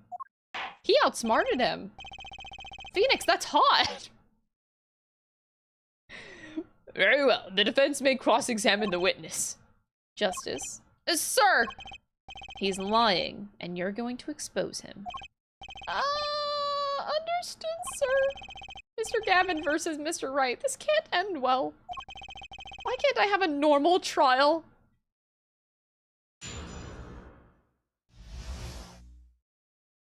This is... I didn't expect this much out of a first case of a game. This is actually insane. This is such a good introduction. Hold it! You had dinner with Mr. Gavin? Yes, he dines with me at the Borscht Bowl Club quite frequently. We were enjoying a usual dinner at our usual spot. As usual. Usual? I always eat at the table closest to the piano. I see. Where Mr. Smith was sitting? So the plates and such on the table were from your dinner? Indeed, the remnants of my meal with Christoph. We dined for 2 hours and then Christoph left. After that... 2 hours? And you do that frequently? Why do you go on dinner dates frequently? Are you cheating on Miles Edgeworth? What the fuck happened to you? What the fuck? You wouldn't. What the hell? Why you go on these dinner dates, bruh? Hold it! 5 minutes? So the two of them could have passed in the restaurant during that time? That would have been a faithful encounter, to be sure. Oh, Mr. Wright, what was it you said?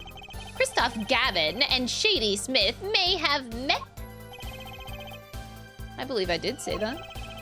Here I was all nervous about this meeting, and now we hear they just passed in the hall. It does seem a little weak as a pretense for murder. Oh, it would be, if that were all that really happened. Come on, Mr. Wright. What are you hiding this time? Hold it! What a Giga Chad. Phoenix Wright. About this failed trap. This is the same trap that Miss Olga O'Reilly mentioned. The plan was simple, elegant, really. You see, we set up a trap of sorts. Was to plant a card in Wright's pocket beforehand and then deal 5 aces during one of their games. Okay, this wasn't that long ago.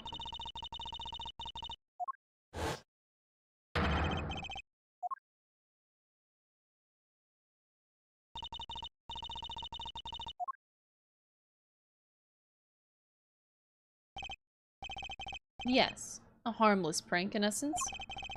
It was by a quirk of fate that I happened to discover it. A quirk? I happened to put my hand in my pocket and found a card. The card she planted. I snuck a peek at it and found it was the 5 of hearts. I had a feeling something might happen, so I disposed of the card before the game. Disposed? Where? There was an empty bottle of grape juice I had been drinking right beside me. I threw the card inside the bottle. An empty bottle of grape juice. The murder weapon? I rolled it up and shoved it in. The colored glass makes it hard to see. A battle of wits between the deceiver and the would-be deceived. And that sounds like terrific drama. A card inside the murder weapon. That's strange. Did the police miss it in their investigation? Maybe I'll take a look. I mean, I did already look. I didn't see that. We looked inside the bottle. There's nothing in it. It's empty. We did this. How long has it been since I had grape juice? Apollo, why are you thinking like this? Apparently it's Mr. Wright's favorite drink. I wonder how well it goes with borscht. I'm just very confused. So this isn't it. Mr. Wright, the poker head of courtroom number 3 approves of this battle of wits. Please revise your testimony with this new information. I discovered the trap during the game and disposed of the card in the bottle. Why in the bottle? I perceived my opponent's intent immediately. I'm used to entrapment. I'm used to entrapment, you see. I knew it was coming. Huh. He's used to this. That's not a good thing. So you struck first. I like that.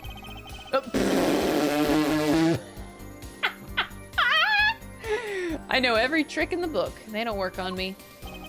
At least when you get lucky and stick your hand in your pocket, they don't.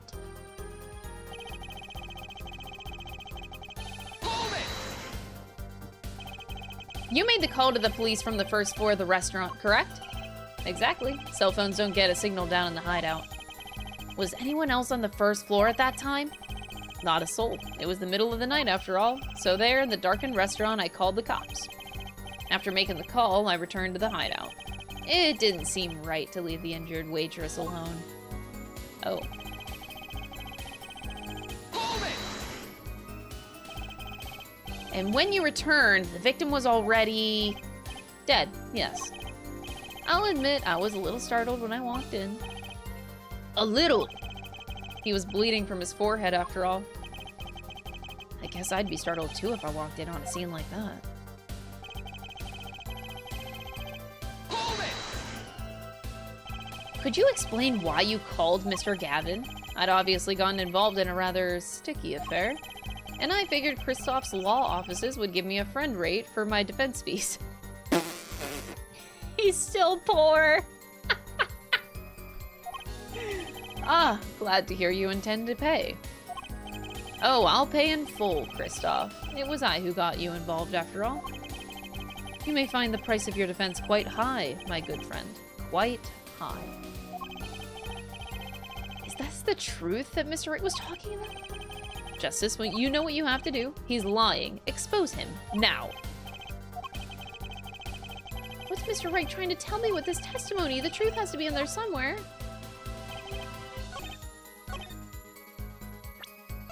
Objection! Mr. Wright, if I may. Yeah. I've examined the bottle, and I don't see any card in here. No? Mr. Wright, surely isn't all you have to say for yourself? I can't say that I know what happened to the card. I did put it in that bottle, however.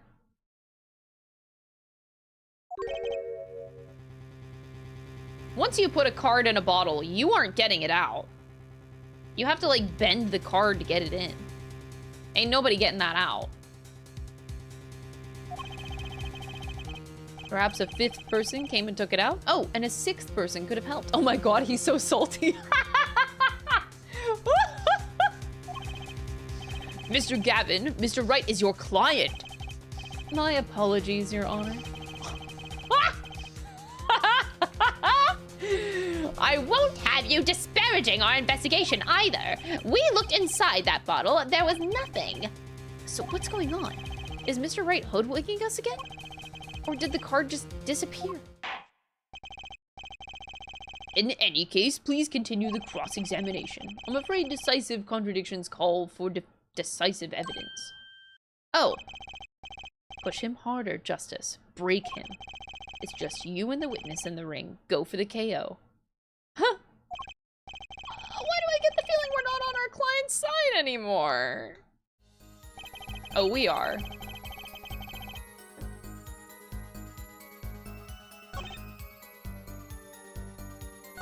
Hold it! Okay. You had dinner with Mr. Gavin? He dines with me at that Borscht Bowl quite frequently. Okay, so this is like the...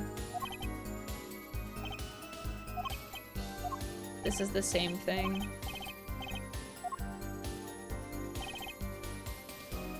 Shady Smith walked in 5 minutes after Kristoff left. I discovered the trap during the game and disposed of the card in the bottle. The girl was knocked out cold and Smith was uncontrollable. I left to call the police. Wait, so my presenting of the bottle... oh wait, shit. I didn't mean to press.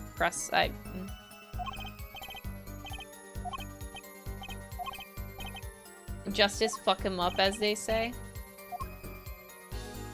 We don't know Apollo that well, but goddamn. That puts him, like, this is his literal first case.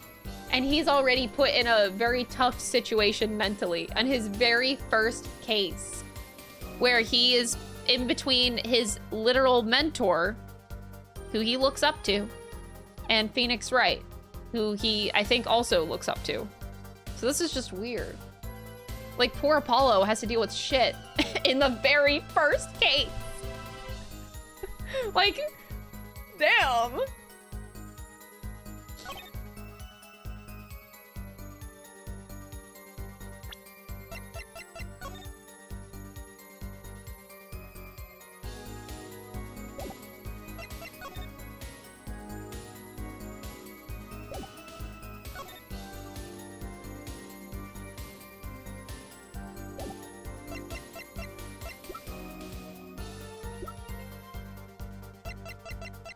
Can I look at my badge?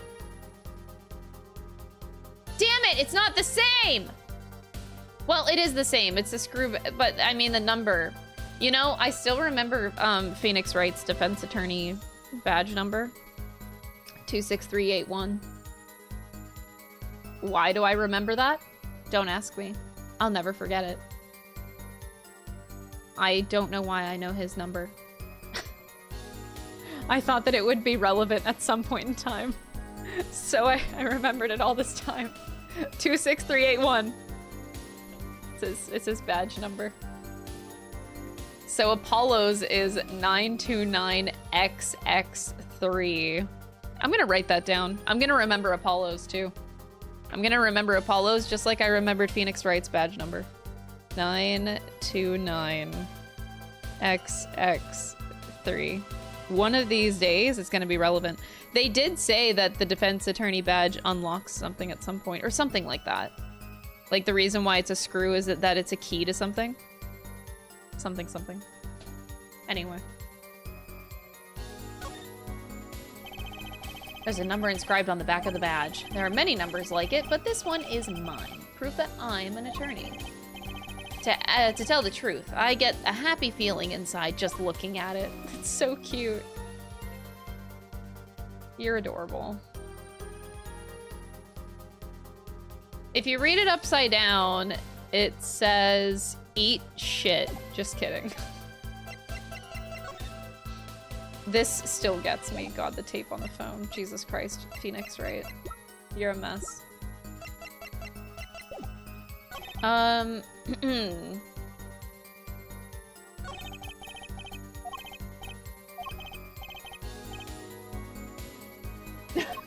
X.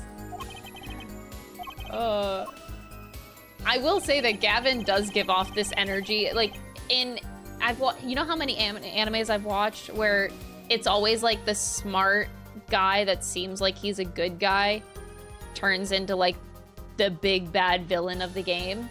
Literally the first anime I ever watched in life turned out like that. Aizen, Bleach. Bleach was the first anime I ever watched. But that's not the only one that does that. It's like, there are several animes that do that. Or it's like, yeah, this nice guy, nice smart guy. Yeah, he's just a nice smart guy. No, he's a fucking villain. But maybe he's not that bad. Maybe it's just this. Maybe this was like a tiny kerfuffle with Phoenix. Like, ah ha ha.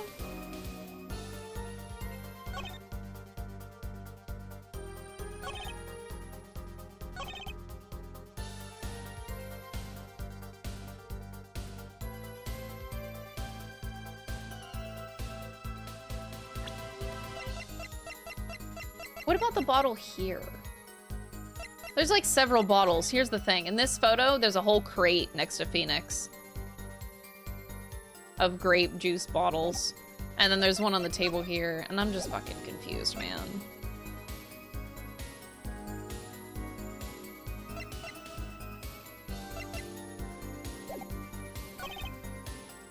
The girl was knocked out cold and Smith was uncontrollable. Interesting. He was dead, blood streaming from a cut on his forehead. But...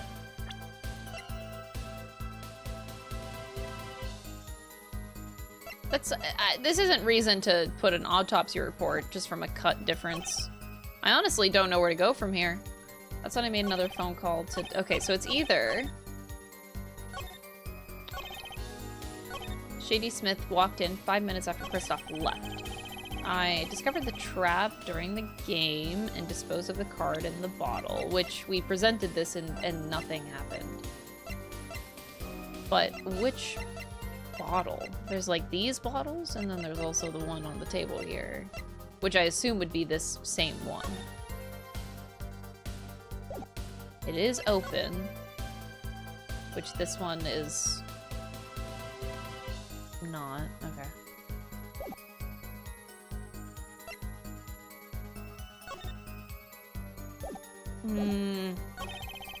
So just ruling stuff out.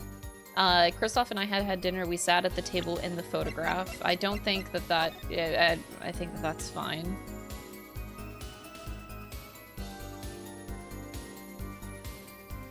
We sat at the table in the photograph. That seems fine. Shady Smith walked in 5 minutes after Christoph left. I discovered the trap during the game and disposed of the card in the bottle. The girl was knocked out cold. Smith was uncontrollable. I don't even know what that means. Like, Smith was uncontrollable. I left to call the police, and when I returned, he was dead, blood streaming from a cut on his forehead. And...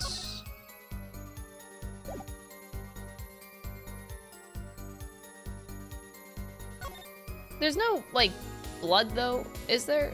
I guess the line on top, I can't tell if it's blood or not. I guess I could try to present it, just because I don't know what else to do. I should save my game, shouldn't I?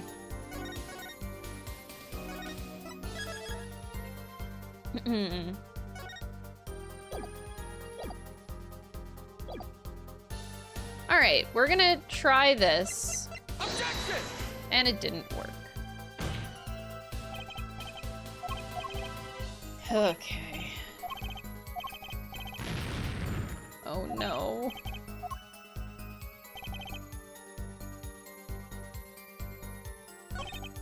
That's when I made another phone call to defense attorney Gavin. He made that call right away.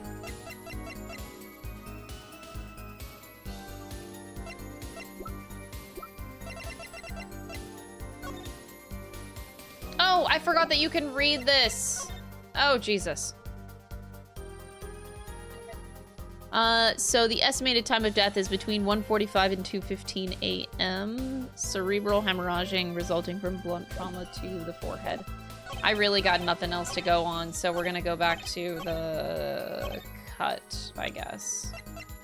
Objection! That's not it.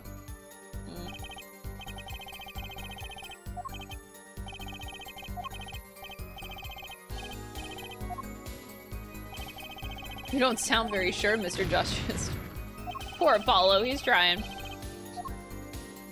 I like how the dialogue for presenting something wrong is the same across the games. He says almost the same thing as Phoenix.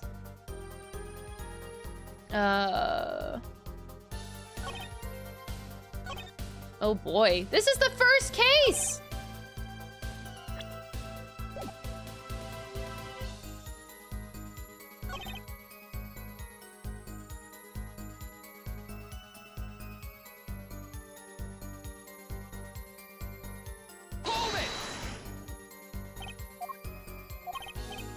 Oh, I already did this.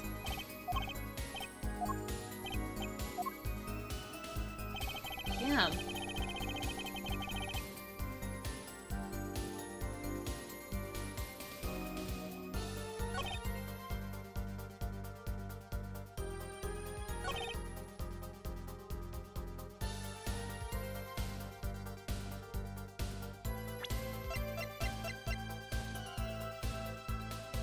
Used by the defendant to notify the police from the first floor. Okay.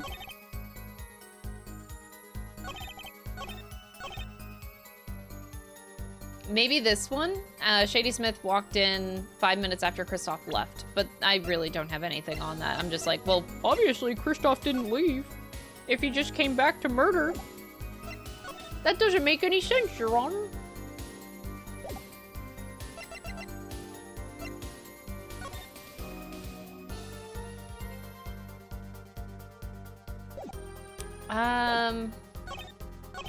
Holy shit. I'm stumped, and this is the beginning! Alright, chat, we're gonna go back to our yes or no questions. I need to boil it down to what I think is the correct one that I need to present evidence to. So, let me narrow it down.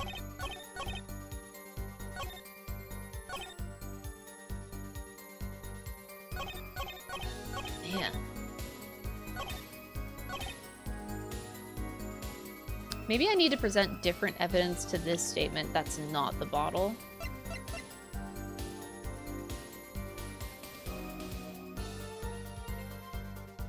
The only thing I'm caught up on is he said that he discovered the card before the game happened, not during the game.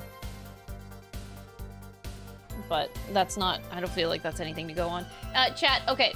Yes or no answers only. I already presented the bottle here, but is this statement again the right answer? But I need to maybe present something different? No? Okay. So we're not past that. Okay. We are past that, rather. Okay, so that is not it. Alright, my next best guess would be...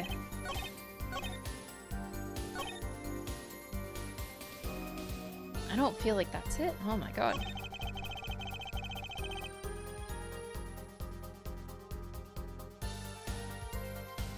That's when I made another... Okay, is it this statement? The sixth and final one? Yes or no only?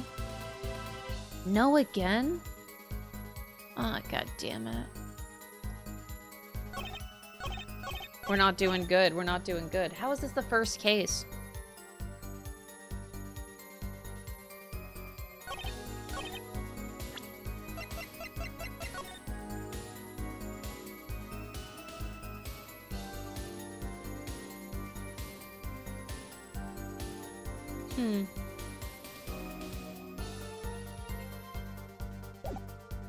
So confused.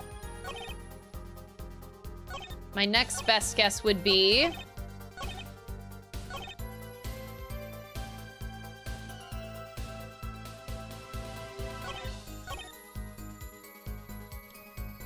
Okay, man, I'm struggling here. This statement. Shady Smith walked in 5 minutes after. I don't think it's it, but I'm gonna just ask it anyway. Yes or no only. Oh my god. I feel dumb right now. I can't even get this. The first case. Okay, how about this statement? The girl was knocked out and Smith was uncontrollable. I left to call the police. I don't... But he did leave to call the police, so I don't know. Yes or no here? Oh my god, it's gonna be the last one that I think! No, there's only 2 more options. This is so sad.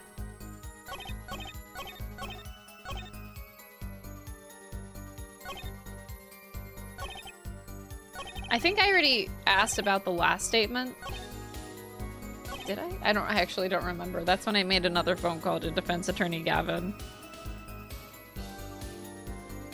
I think I already said this one. Yeah, I did. So the 5th one. When I returned, he was dead, blood streaming from a cut on his forehead. Has to be this one. Because the other one also doesn't make sense. Okay, it's this one. What the fuck, though? I already presented 2 things on this one. I presented already the picture, and I presented the autopsy report. And both of them are not it? Okay.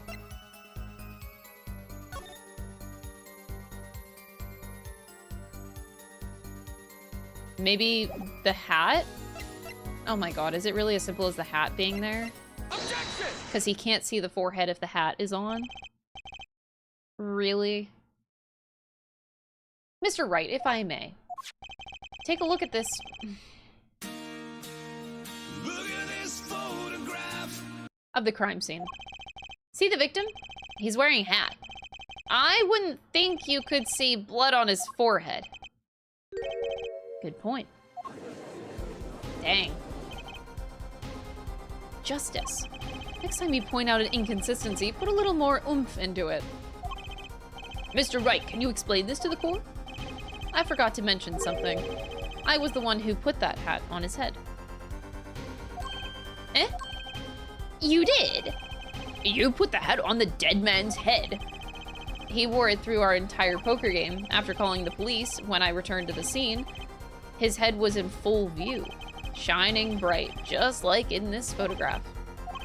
I picked his hat up off the floor and put it on his head. But you Phoenix, you know not to, like, mess with crime scenes.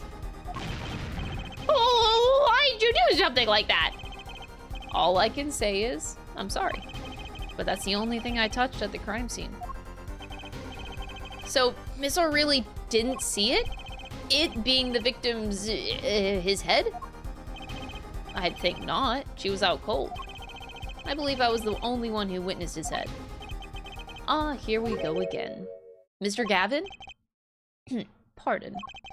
It just seems that our client is determined to lie his way through this case. Hey, he's still our client, isn't he? I believe that's enough of that. Mr. Gavin? This witness's testimony is more like a travesty. It's riddled with lies. I'm beginning to see how you came to lose your attorney's badge. He lost it? He lost it? Wait, he got fired? Wait, what do you mean? You certainly have a unique way of treating your clients, Kristoff. I never knew. I believe it was you who threw the first stone. Oh my god, they're fighting! Mr. Wright, if you intend to ever tell the truth about this case, it's now or never. Don't be misled. I haven't told a single lie here. When I noticed the trap, I put the card in the bottle to dispose of it. And when I put the hat on the victim's head, let's just say I had a reason for doing that as well. Yeah, because I have a hard time believing that you would tamper with a crime scene otherwise. That reason is right here. Did he tell you to do it? Your cell phone? That night, recall that I spoke with defense attorney Gavin after calling the police. Just in case, I recorded our conversation. What's this? Now that we're all here, I see no reason why I shouldn't play it back for the court. Oh.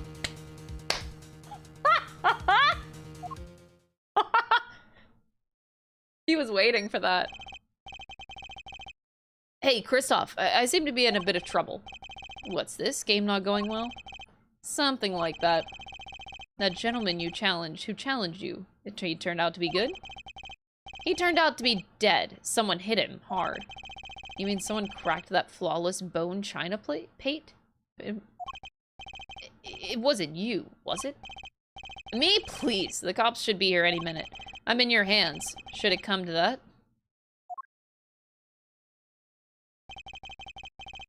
Bone china plate? Pate? A kind of porcelain, very smooth and shiny. And not plate, but pate. I believe it was referring to a certain gentleman's balding forehead.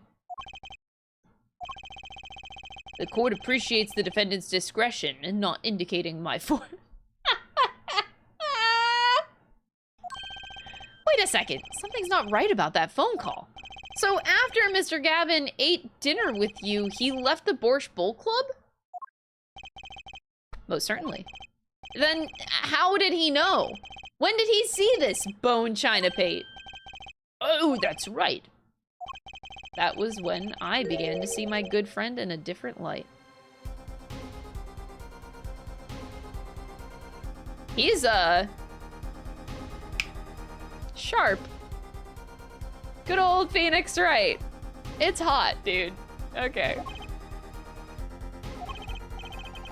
Troubled, I returned to the crime scene.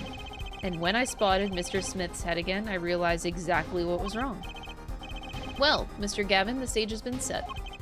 Perhaps you would like to explain this to the court? Exactly how did you come by your privileged knowledge of the victim's head?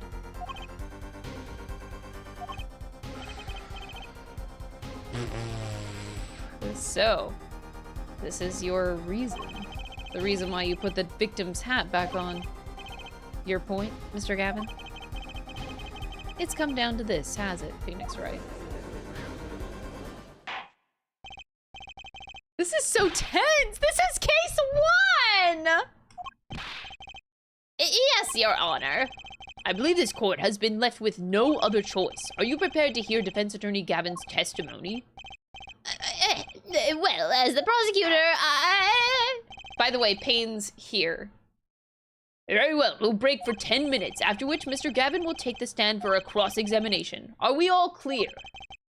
Crystal clear, Your Honor. Very well, this will be our final recess for the day. Holy shit. Final recess. Let's unpause these alerts for a moment. So... Crucial hype. Krista hype. Mark Dream, thank you for the 24 months. Akadin, thank you for the 7 months. Franz, thank you for the 2 months. Animateur, thank you for the 41 months. Nordicinos, thank you for the 15 months. Omeyrol, thank you so much for the 2 months. Prodigy, thank you for the 3 months. Phoenix Edgeworth, thank you so much for the 36 Prime sub. I appreciate it. And did you guys happen to know that I am now trying to sell a plushie? Oh my god, that is crazy. We need 200 pledges, and we are now at 44 supporters out of 200. Holy shit. I didn't expect to get 44 in the first day. But Hope we you're enjoying need Apollo Justice so more far. pledges. Can't So wait if for you the guys are Miles interested Edgeworth in collection plushie. too, even if you Aw. can't play it until the end of the year. XD. Thank you so much. You're gonna get yours after the stream. Aw, thank you. Hopefully we can get a cute axolotl plushie. Hey, Thank you Crystal. guys. Sadly can't watch the streams live, but I'm enjoying your YouTube compilation videos. Love watching you play Ace Attorney. Hope you have fun with Apollo Justice, Crystal Love. Thank you. All right, is that it? Big B, thank you for the 43 months. I appreciate it. So, yeah, maybe we can make it to 50 by the end of the stream. That would be insane, though. I'm not sure. Hopefully we can. All right, let's continue. Mr. Gavin and Mr. Wright are both in the judge's chamber. Who'd have thought today would turn out like this? May I? Are you Pearl? That doesn't look like Pearl, though. That's his daughter. Hello, sir. Please pick a card. What's all this about? Is this one okay? Excellent. I have a message for you. The last hand is about to be played. You'll need a trump card to make it. A trump card. The card you have chosen is magical. Use it wisely, and the game is yours. That's all. It has blood on it. An ace. Where do I remember that card from?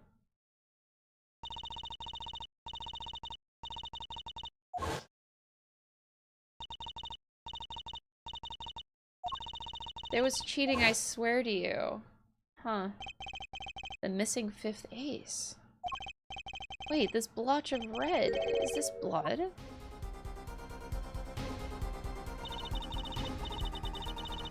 You have your trump card. Now it's up to you to cut the deck and draw the truth.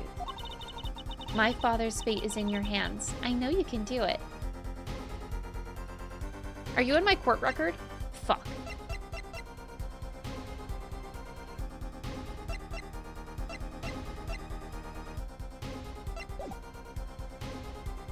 You're actually the child. You're not Pearl Faye.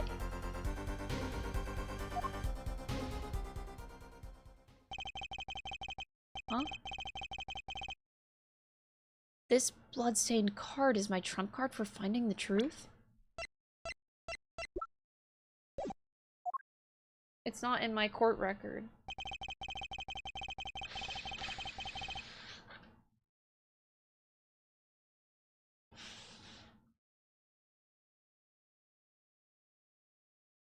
I'm just, so confused. I fell deep into thought as my mind raced to understand what all of this meant. That girl, I'd seen her recently, but where?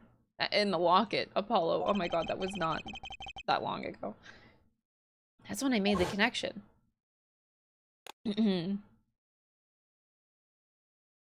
But she's wearing pink and red in there, and she was wearing blue in the cape. She's wearing different color clothes. Okay.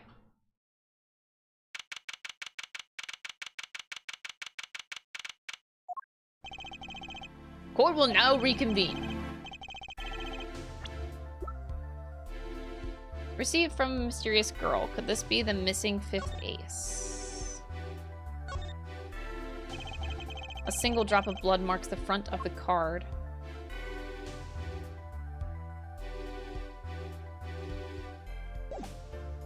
So...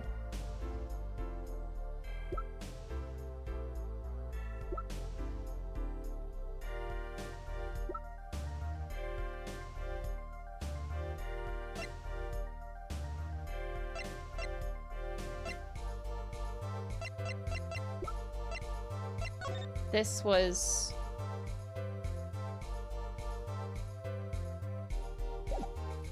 red. Okay.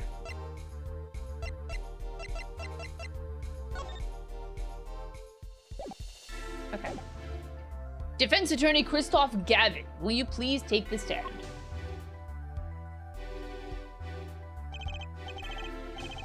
Now then, if you would, Mr. Payne. Yes, Your Honor. The witness state his name and occupation. Is this farce necessary, Your Honor? Believe me, far stranger things have gone on in this courtroom. Yeah, there have been a lot of weird things. Fine, I'll play along. First, there's one thing we need to have made clear. How did you know about the secret beneath the victim's hat? By secret, I'm guessing he means the fact that Mr. Smith was bald. Forgive my curiosity, but what is it about this fellow's head? Your Honor seems to have an inordinate interest in it. Objection!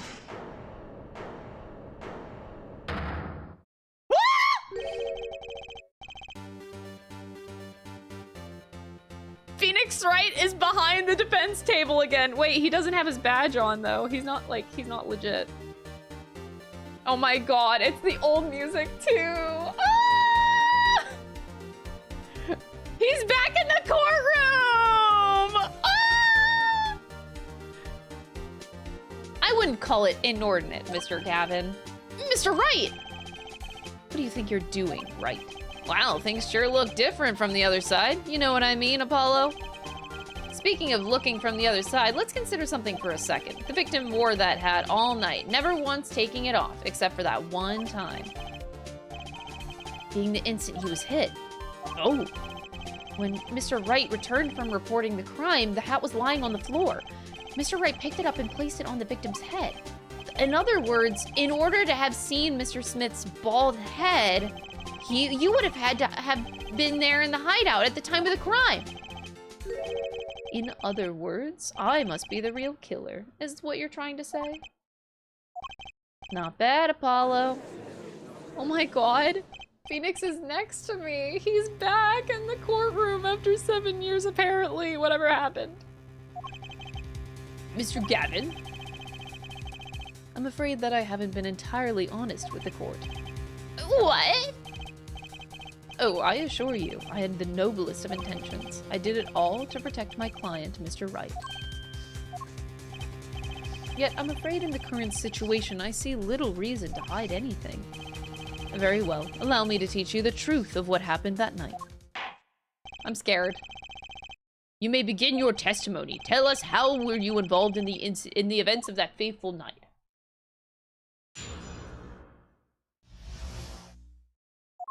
I don't know what to think, y'all. The rage I sensed in that man that night troubled me. So I returned to the club. I went down to the basement and peeked in through the little window to the hideout. It must have been right after the murder took place. The victim was dead, and he appears as he appeared in the photo. A bald head, an unconscious girl, and Wright, holding a bottle in his hand. I sensed that was not the best place for me to be at the time, and so I left. And that's when the call came from Wright. What? You witnessed the murder. For better or for worse, I missed the actual moment of the deed. Mr. Gavin, may I remind you that you are on Mr. Wright's defense team. Your testimony is clearly disadvantageous to your client. What else could I say? I'm standing on the witness stand after all. So you are, Mr. Gavin. This is so weird. And you had to testify as you just did.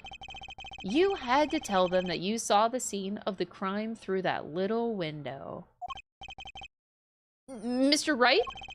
You had to say that, because that was the only probable window of opportunity. Right, Apollo? Oh. The defense should do the cross-examination, not the defendant. Mr. Justice, are you prepared? I can't believe I'm going up against Mr. Gavin. This trial is getting weirder and weirder. This is the first case of a game! This is crazy! The rage I sensed in that man that night troubled me. That man? You mean Mr. Smith? He was different from the other customers. His aura, shall we say? I knew he was a serious poker player, but it was more than that. So then you knew the true nature of your client's job? Of course, but I also knew he wasn't engaged in gambling, which would be illegal. Well, it makes sense that he'd know. They were friends after all. Worried for my friend, I returned to the club. You see, I feared that this Mr. Smith might be someone coming to settle an old score. What happened then?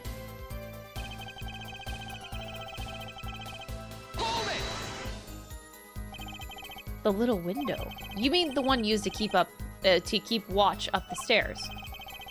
A relic of the ancient past. The black marketeers used it, I believe. Why did you go through the trouble of peeking in through the window? Wouldn't it have been easier to just open the door and go through the room? I didn't want to upset Wright, you see. Upset Mr. Wright? What if my fears had been unfounded? I'd be walking in on their match. Bad form, to say the least. So far, everything he's saying makes sense.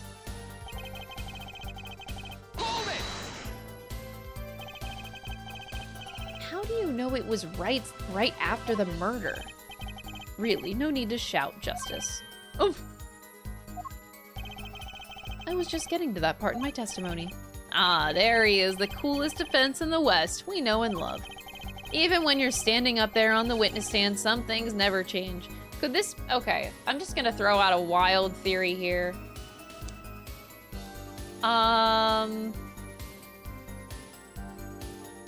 What if this Christoph Gavin is like the actual reason that Phoenix got fired? I don't know how you get fired, but whatever. I don't know. And like this relationship just seems so weird, whatever is going on between them. I don't know. But like you frequently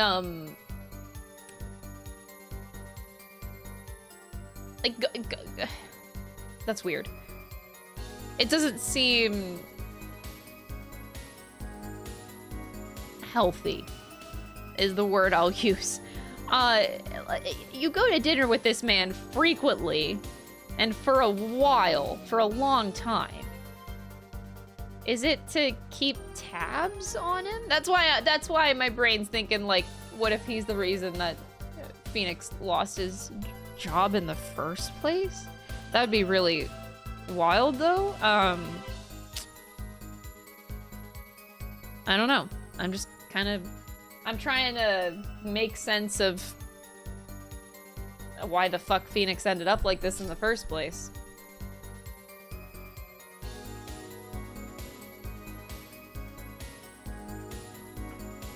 I think of like my keep your enemies close kind of thing. That statement. And I think that would, I don't know, I kind of like the idea of they only just hang out because they want to keep like they maybe this whole time they suspected ill of each other and they just kept doing these dinners to catch up and be friends on the outside, but they were just keeping their enemies close per se. Like keep your friends close but your enemies closer kind of thing is the comment, is like the quote that I'm thinking of. That kind of relationship is kind of what I envision right now for the two of them.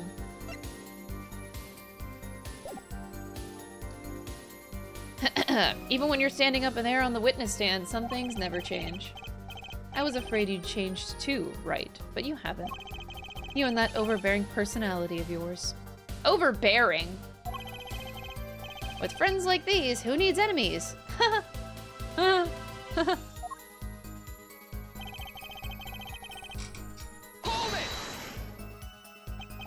By photo, you mean the second photograph of the crime scene? Precisely. You see, he wasn't wearing his hat then. I saw his head when he was dead. And then Mr. Wright came along and replaced his hat. Can you describe the crime scene of the crime for us? So you're saying Phoenix wasn't cheating on Edgeworth all along? Yes. Hold it! Those were the only 3 at the scene of the crime? Yes, as far as I saw, at least. Then we're back where we started. The killer was the defendant, Phoenix Wright. Who else could it have been? But why didn't you talk to the police? 2 reasons. First, I didn't actually witness the very moment of the crime. Second, my office was asked to defend Wright. Even after seeing what I had seen, I couldn't abandon my friend. This seems like friend asterisk and then footnote friend question mark, but not really. Objection!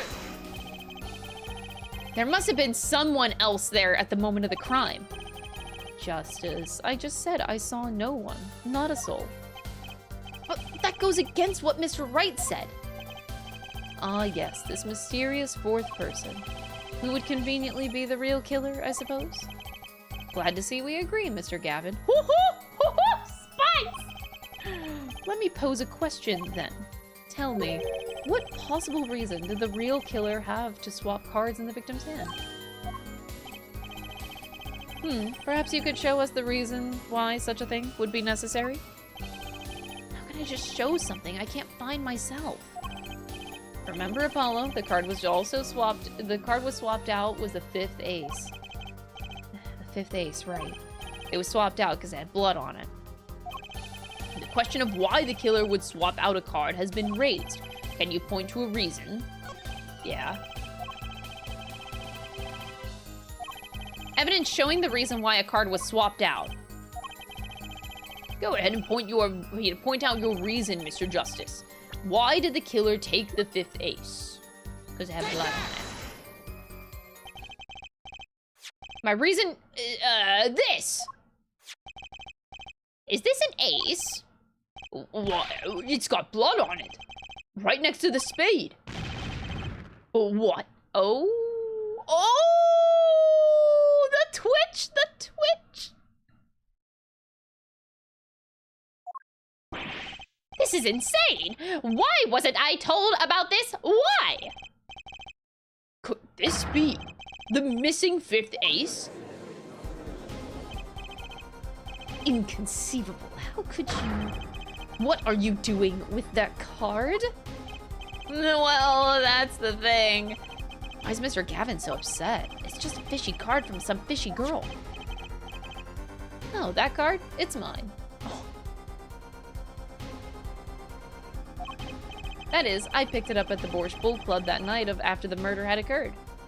And he gave it to his daughter to... Oh my god, he's been... Hot! This is hot! So smart! So smart! He planned it. Planned. Okay.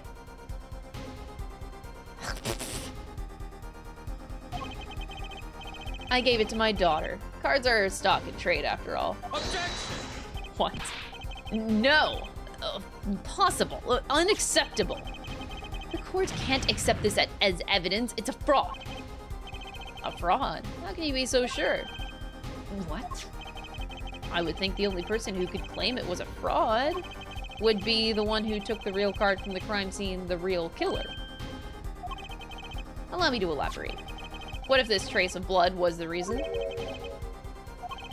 for the killer to take the card from the scene of the crime? Where are you going with this? Take another look at the photo, and at the victim's head. At the moment of the crime, his hat fell on the floor, and a trickle of blood ran from his forehead down the back of his head. Couldn't a drop of that blood have fallen on one of the cards? The killer then took the card to hide the blood. Regardless, that evidence is non-permissible. Oh? Right. Regardless of how you wasted the last 7 years, you used to be a lawyer. You know what a serious crime it is to conceal evidence. Oh, we can discuss the finer points of our legal system later. What's important now is that I've answered your question. What are you talking about? You wanted to know why the killer would have taken a card from the crime scene, and now I've told you. That one drop of blood would have been decisive evidence, you see? Objection! Oh my god, they're objecting at each other! This is baseless conjecture, baseless. Objection! Apollo. Oh, I'm not used to the voice difference. That's Phoenix's objection. Okay. Oh, I assure you it's quite based. Okay, screenshot. Wait, based. It's his first time pointing in a courtroom in a long time. I assure you it's quite based. I'm gonna use this as a Twitter reply one day. This is a great Twitter reply. What? It's amazing, really, how a single drop of blood on a single card can lead us to the truth. It's quite simple. Well, Apollo, try picturing the scene of the crime. In your head. Oh, scene of the crime in your head. Oh, look at that. So fancy. The murder took place in the hideout. The body of the luckless victim was found at the poker table, and before the killer swapped a card out, there was a single card with a drop of blood on it in the victim's hands. Given this, there is one decisive problem with this scene. Let's keep it simple, shall we? Given that there was a drop of blood on a card, whose position in this diagram doesn't fit? The victims, the killers, the witnesses, or the second witness, whose position doesn't fit with the bloody card.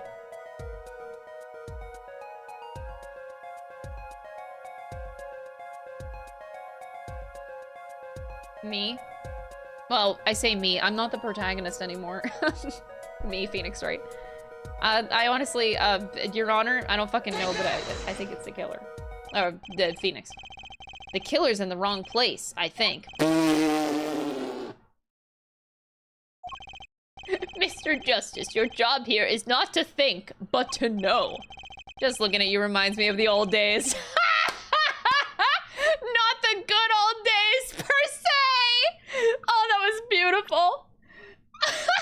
Oh, reminds me of the good old days. Not like the bad ones. Not the good old days, but per se, yeah. How do the good old penalties sound? Oh, you know. Phoenix! Mr. Justice, think before you sink.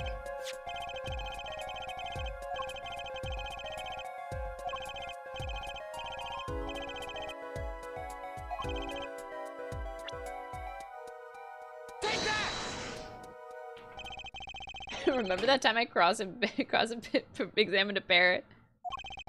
The second witness, that would be Mr. Gavin. The second witness's position is far less problematic than yours right now, Justice.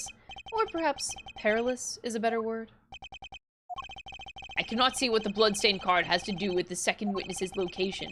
I'm afraid you're more than in peril of a penalty this time. One more chance, please! Do think it over, Mr. Justice.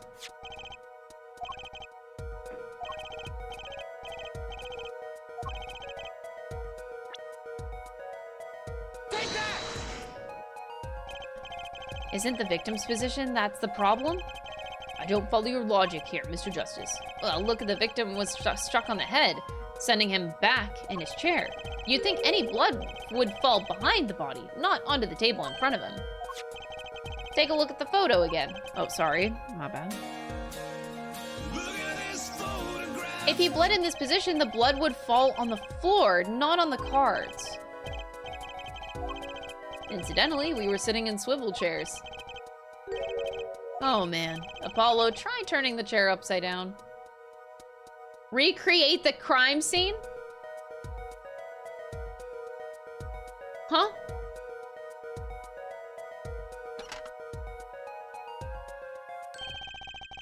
The chair was facing the other way. It would have to be. So, we have to assume that at the time of the murder, the victim's chair was facing away from the table. When Mr. Red returned from informing the police, which way was the chair facing? When I came back to the room, the body was facing as seen in this photo. That would mean the killer turned the chair back around. Let's take the next step. Look at the diagram once more. We know now that the victim was facing away from the table at the time of the murder. But this creates another significant contradiction. Let's test your reasoning skills again, shall we? Apollo, whose location on this diagram contradicts our new understanding of the crime?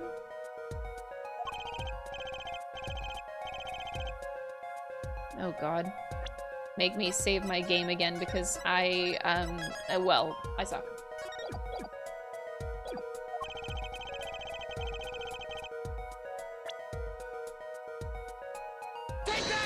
I just want to keep accusing him. What doesn't make sense is the second witness. You mean to say I don't make sense? No, of course you do, sir. As I thought. Help! Help! This is what he says. Help. Oh, wait, I should finish out just to read the dialogue. I see no need to further prolong this trial. The defense's case is sufficient to overturn the prosecution's claims. The court finds the defendant Phoenix Wright. Oh no, Phoenix Wright, no.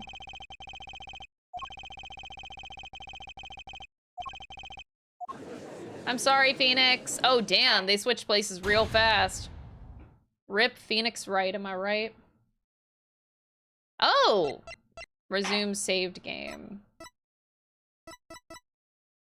I like that they have auto-saving now. That's cool.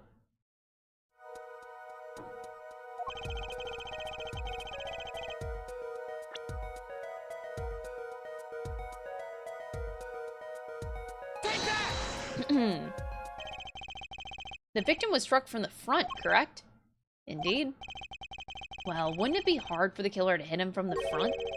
Sitting but where his indicator currently is?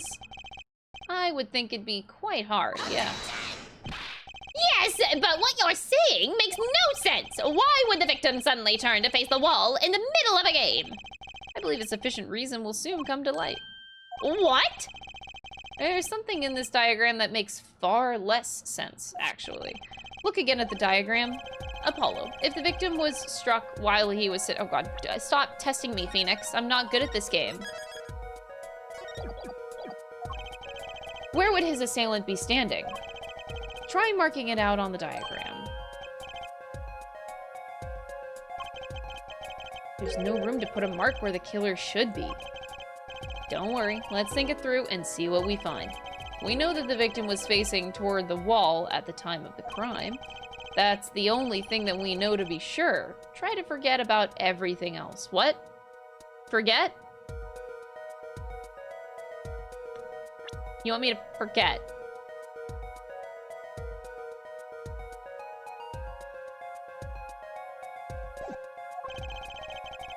Where would the killer have to be standing to strike? I didn't finish the sentence. Where would the killer have to be standing to strike our victim from the front? They said don't worry about it. They said don't worry about it.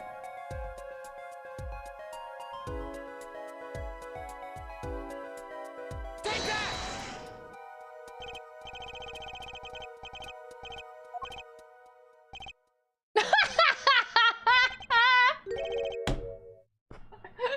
The dots are my favorite. Sorry. A little late for that, I'm afraid. Penalty. Oh, shit, I should reload before this all plays out. Oh, I can't? I can't get to the records. Oh god, we have to watch this? Is there like a fast forward? I don't think there is. The last game had a fast forward. This is like autoplay. We don't want autoplay.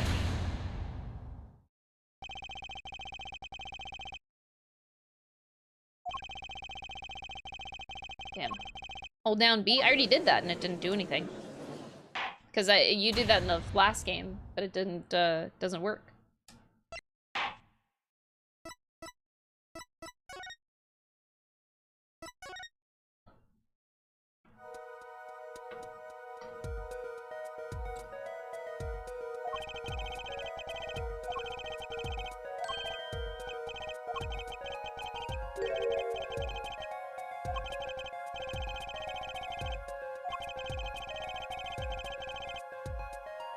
You still can't... Yeah, no, you can't.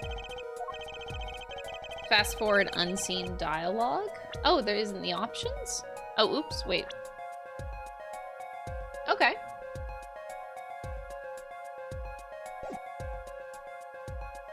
But that could be messy in the future if I disable something like that. Like if I accidentally skip over something that I didn't read before. I don't want that to get messy.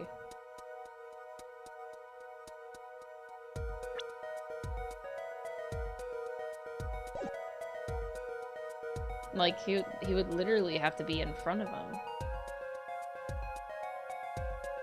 I'm confused. He would have to be in front of him. But maybe not on. Maybe not on here. Objection! You get points for flair, but that's about all you get. I thought I was onto something there too. I hardly need to point out that standing there would be impossible. The victim is facing a solid cupboard. Or are you claiming the killer climbed the cupboard and hit him from above? It's simple logic, really. If this was the only place the killer could have been standing, then that means at the very moment of the crime... Wait, I know! At the moment of the crime, the cupboard wasn't there. Do we have that in picture?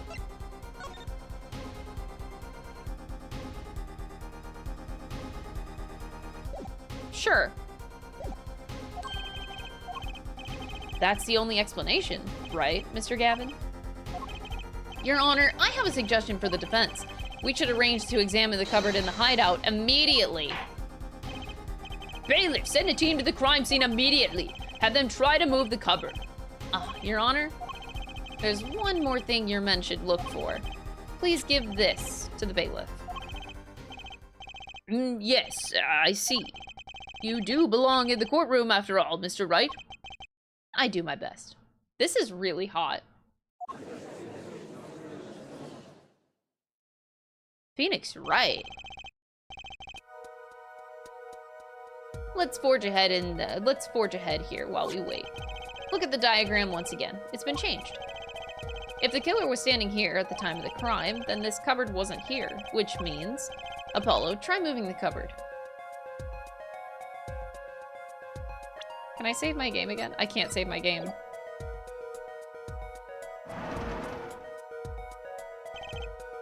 Thank you. As you can see, the cupboard was the problem.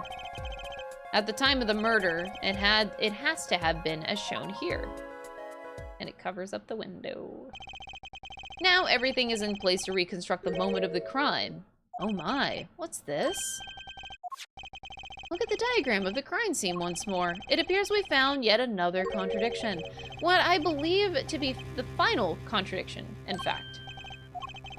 Notice something, Apollo? Our line of deduction is rapidly approaching its logical conclusion. Now then, Mr. Justice, please point to the new contradicting indicator. Okay. This one is more obvious, but I'm still gonna save my game because I'm a pussy, okay?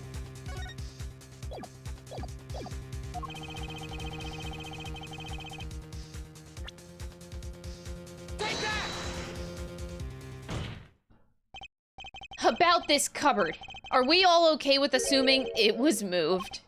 Sure, why not? If it was, something really doesn't fit. The cupboard would completely cover up the window to the stairs. That's right, someone standing outside wouldn't be able to see in. Someone like Mr. Gavin. What did you say? Oh, is the coolest defense in the West losing his cool? Don't expect me to play along with your little game, right? It's only a game until someone gets killed, Mr. Gavin. And someone was, while the window to that room was blocked by the cupboard. So, Mr. Gavin, perhaps you'd like to explain to the court exactly where did you witness the crime scene from? Excuse me, Your Honor. Order! This is a court of law and I will have order. We have just now received word from our investigative team at the Borscht Bowl Club. We've examined the cupboard in the hideout, Your Honor. Oh, and what did they find? Well, Your Honor, it turns out there's a secret passage behind it. Woo! Ah, yes, I believe I mentioned something of the sort. This is one of the many tricks to the room many of our regulars know about. I do remember him saying something about that now that he mentions it. A secret passage is a handy thing to have when you're engaged in illegal goings-on. Never know when you might need to duck away from the eyes of the law. So the room has a secret passage? Where does it go? The other side connects to the restaurant above. The underworld bosses. The underworld bosses could get away from the cops and enjoy a cold bowl of borscht, no doubt. Just like our killer. Yikes. Phoenix? Okay, here's the thing. I play the whole trilogy, and I really like Phoenix. I get to watch the anime, and Phoenix becomes like 10 times hotter in the anime. I'm playing the literal first case of this game, and I'm like, God damn, bro, like, everything he's doing is kind of hot right now, except for, like, the look. I'm still not okay with the look. But, like, shit. Phoenix. Every time I get more Phoenix Wright action, he just gets more attractive. Like, what the fuck? Dude. You see where our line of simple deductive reasoning has led us, Apollo? I see it, but I don't believe it. That girl wasn't kidding when she said I needed this trump card for the last hand. At the time of the murder, the window was blocked, and the victim's hat was only off his head for the few minutes between Mr. Smith's murder. And Mr. Mr. Wright's return from calling the cops. In other words, the only place anyone could have seen the victim's bald head was from inside the hideout. Well, Mr. Gavin, come on, say something! Dare I ask what really happened that night? Actually, I think we could probably figure it out ourselves at this point. That night, for whatever reason, our killer had a date with Mr. Smith. A date with destiny. You can't just say a date. Bro. There he crouched, hidden in the secret passageway behind the cupboard, holding his breath, waiting for just the right moment. Then the chance came, and he took it.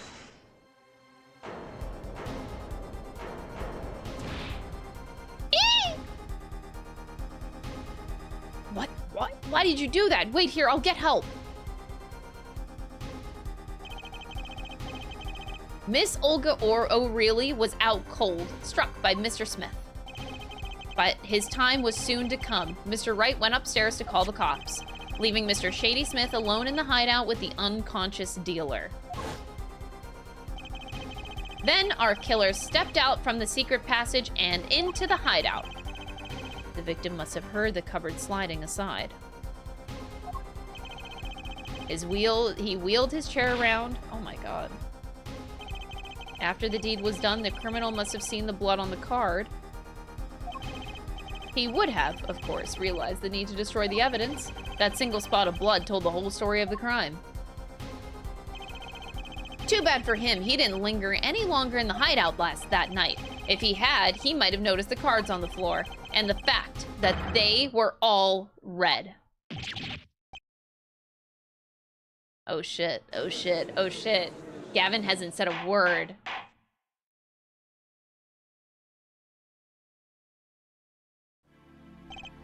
Well, it seems this trial has taken yet another turn.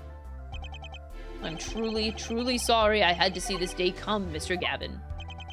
Mr. Gavin? Mr. Payne!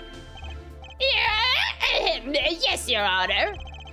The prosecution will continue its investigation. As for Mr. Phoenix Wright, the defendant, he is hereby cleared of all suspicion.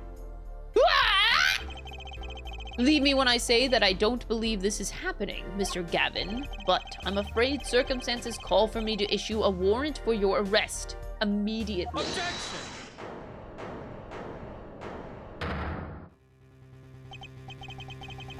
Oh, no need to apologize. I rather enjoyed myself. It's not every day you get to witness a legendary attorney's dirty tactics firsthand. Dirty! Dirty! Fuck right off! Your point, Mr. Gavin? frankly, Your Honor, I'm shocked that a person of your caliber would be taken in by such a low-grade parlor trick. Excuse me? The defendant is cleared of all suspicion. This is hardly the time for jokes, Your Honor. Mr. Wright hasn't proven anyone's guilt or innocence here. What he has done is use illegal evidence to put the blame on someone else. And not just anyone else, but me, his own defense attorney. Illegal evidence? Let me ask you, Mr. Gavin, is there still any reason at present to suspect me of wrongdoing? Of course, this bottle, for instance. The bottle of grape juice Mr. Wright was drinking? How do you intend to explain away the fingerprints on the murder weapon? And not just any fingerprints, am I right, Mr. Payne? Actually, yes. The fingerprints on the bottle were upside down. I seem to recall this being an issue earlier. The court and this case demand an explanation. I can think of only one reason why one would hold a bottle upside down, and that is to hit someone with the bottom of the bottle. Well, Your Honor? To put a card inside. Ah, see how the caught fish squirms to the last. Well, Apollo, your boss seems awfully concerned about this bottle still, but I'm sure you can come up with a suitable explanation. Just like that. Just like what? Why would anyone grab a bottle upside down other than do... Don't let him trick you into thinking his explanation is the only legitimate one. Is there really another? Take another look at the court record. I believe you'll find a simple answer there, in plain sight. In the court record.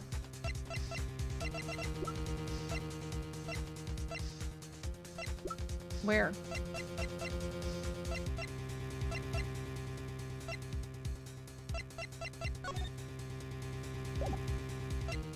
I thought that they were going with, like, the fact that he put the 5 of hearts in the bottle.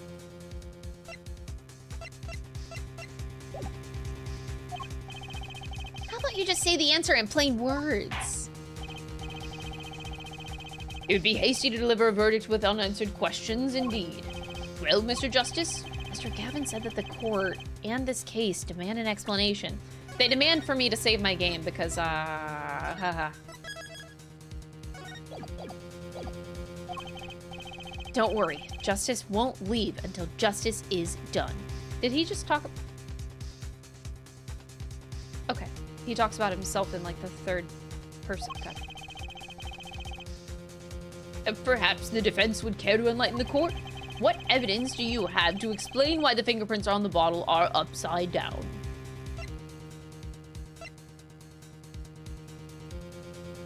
Because it was lying on its side on the table? Oh shit, I didn't mean to actually present it. I wanted to look at the photo.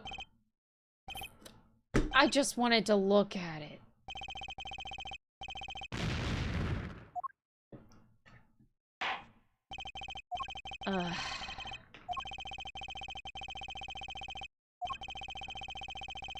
Well, Phoenix Wright is guilty again, I guess.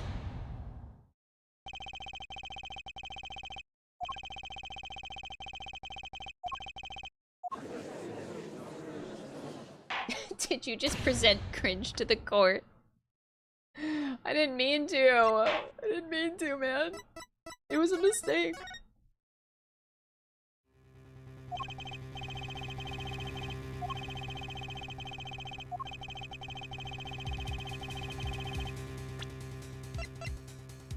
Look at the picture, don't present the picture.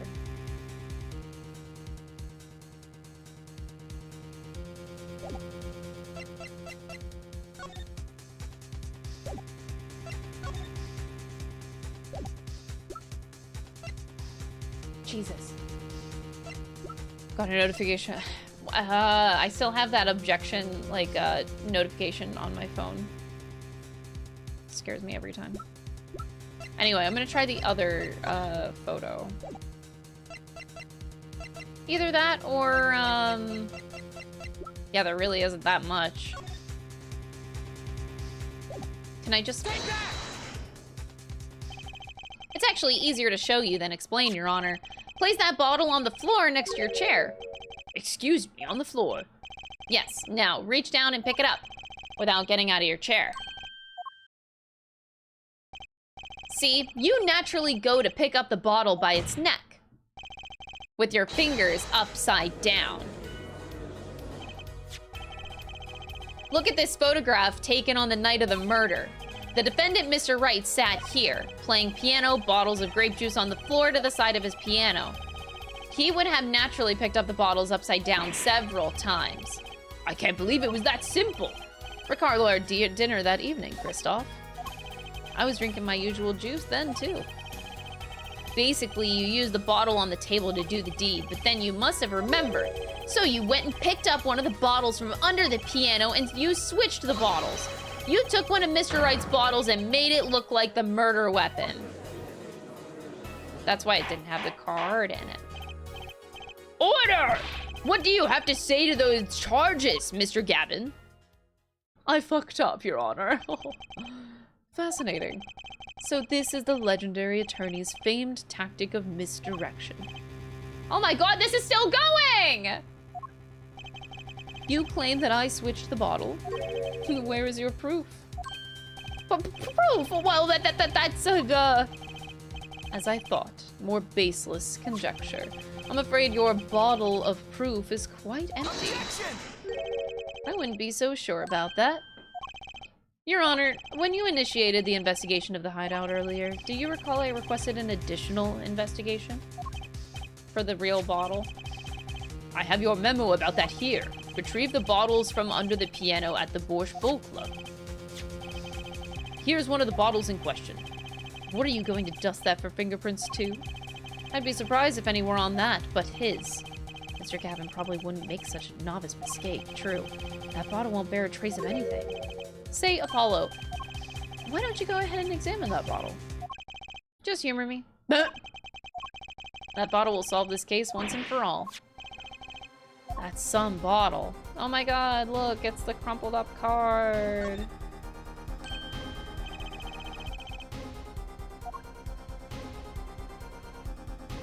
It's not just gonna come out of the bottle. There ain't no way you got that card out of that bottle, sweetie. Ain't no way you can do that. Once it's in there, it's in there. That card, it can't be. Recall that unpleasant woman's testimony for a moment. Miss Olga, oh really? Yeah, our little swindling divaczka.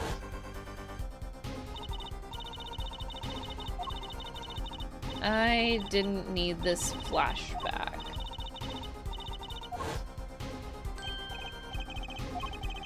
You're telling me that this is the planted card you disposed of? The one you mentioned in this piece of testimony. Oh.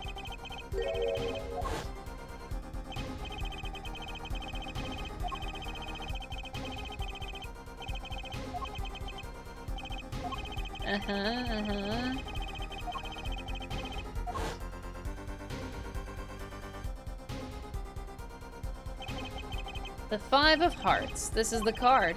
The bottles were swapped. And the only one who could have done that was the fourth person in the club that night. You, Mr. Christoph Gavin.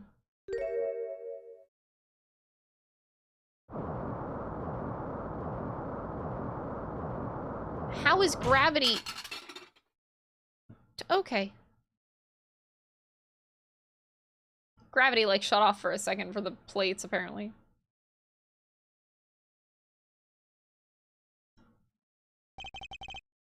That is all. He's barely said anything.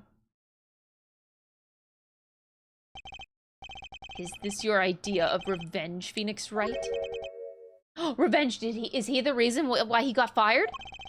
Revenge for the events that took away your attorney's badge. Did I get it? My past is like my logic, straight and true. Nothing's changed. All I did was point the finger of justice in the proper direction.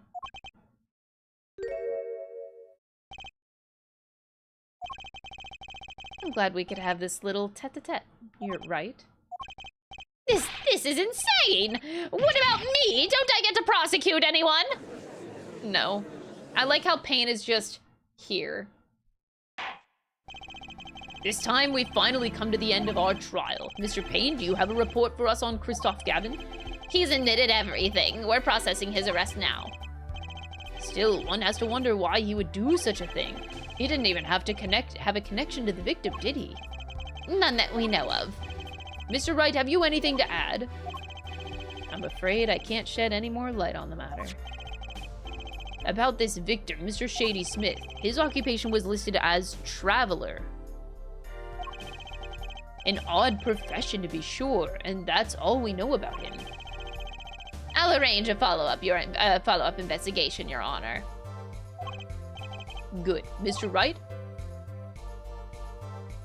Are we just gonna completely ignore the... Okay, maybe I'm not... Maybe I was going crazy.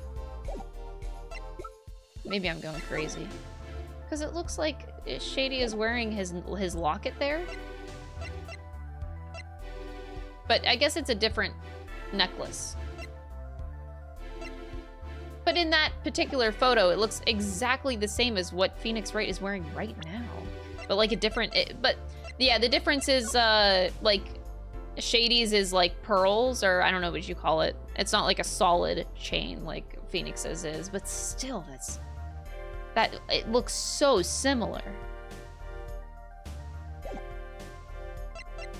But then it's gone. The fact that the fact that it's gone makes me think that it's the same one. Like that trips me up. Like the necklace is gone. There's more to this, isn't there?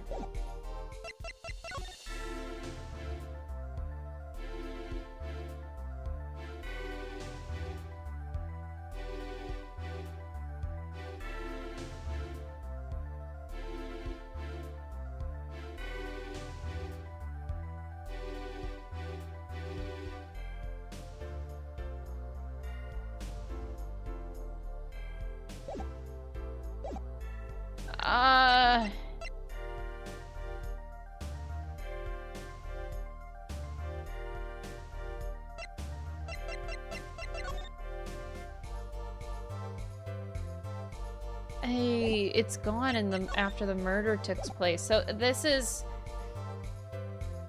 immediately makes me suspicious of a few things. If they were friends, Kristoff and Phoenix, like I'm trying to think of like a subplot here that they were working together to retrieve the necklace. But at the same time, that doesn't answer all the questions that are still left after this case.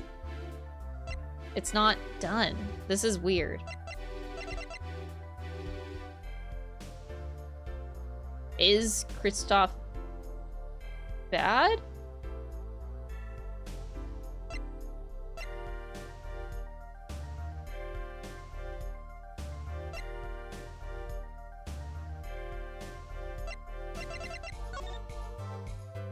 Hold it! That locket's tripping me up, dude. Watch it literally means nothing. But I think it does just because it's gone. If the necklace is gone, that leads me to believe that Phoenix took it off of him. Because he stole it or something. 7 years and you still haven't lost your touch.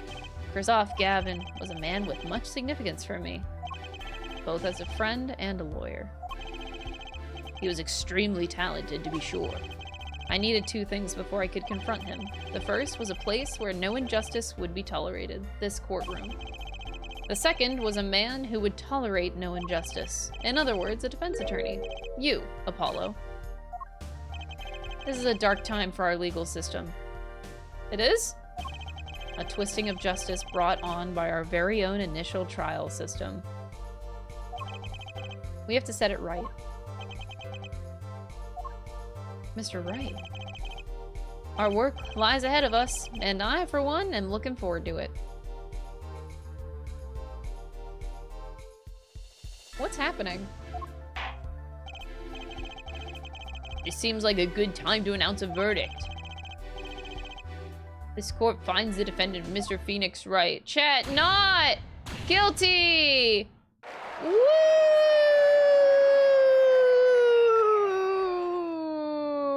This is bad. That first trial, the first case of this game makes me feel so uneasy. If Christoph Gavin is like this big famous defense attorney of several years and then turns out like this, that's not a good setup for the rest of this. It's concerning is what it is.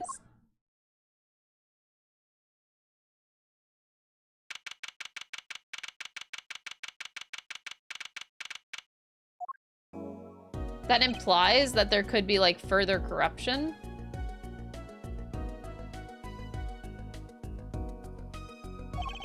Thanks, Apollo. You came through just like I thought you would. I'm pretty sure I didn't do a thing in there. It was you who cornered Mr. Gap, the killer. I couldn't have done it by myself. You sensed it too today, didn't you? Your ability? Ability. A sensitivity I lack. You'll come to understand it soon enough. How do you know about it? I wonder if he means...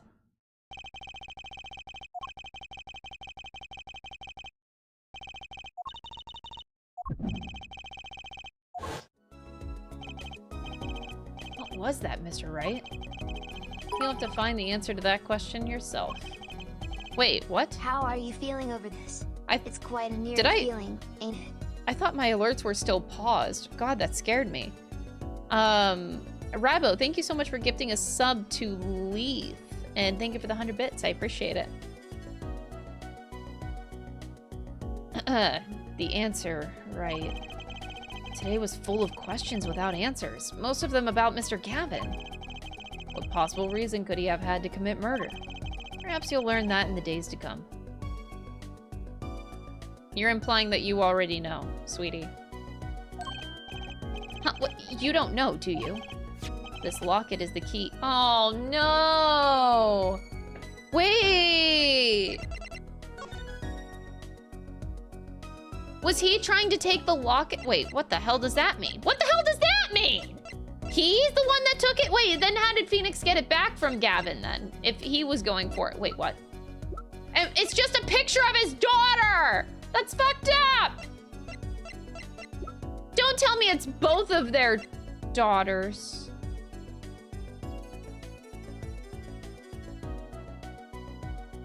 No.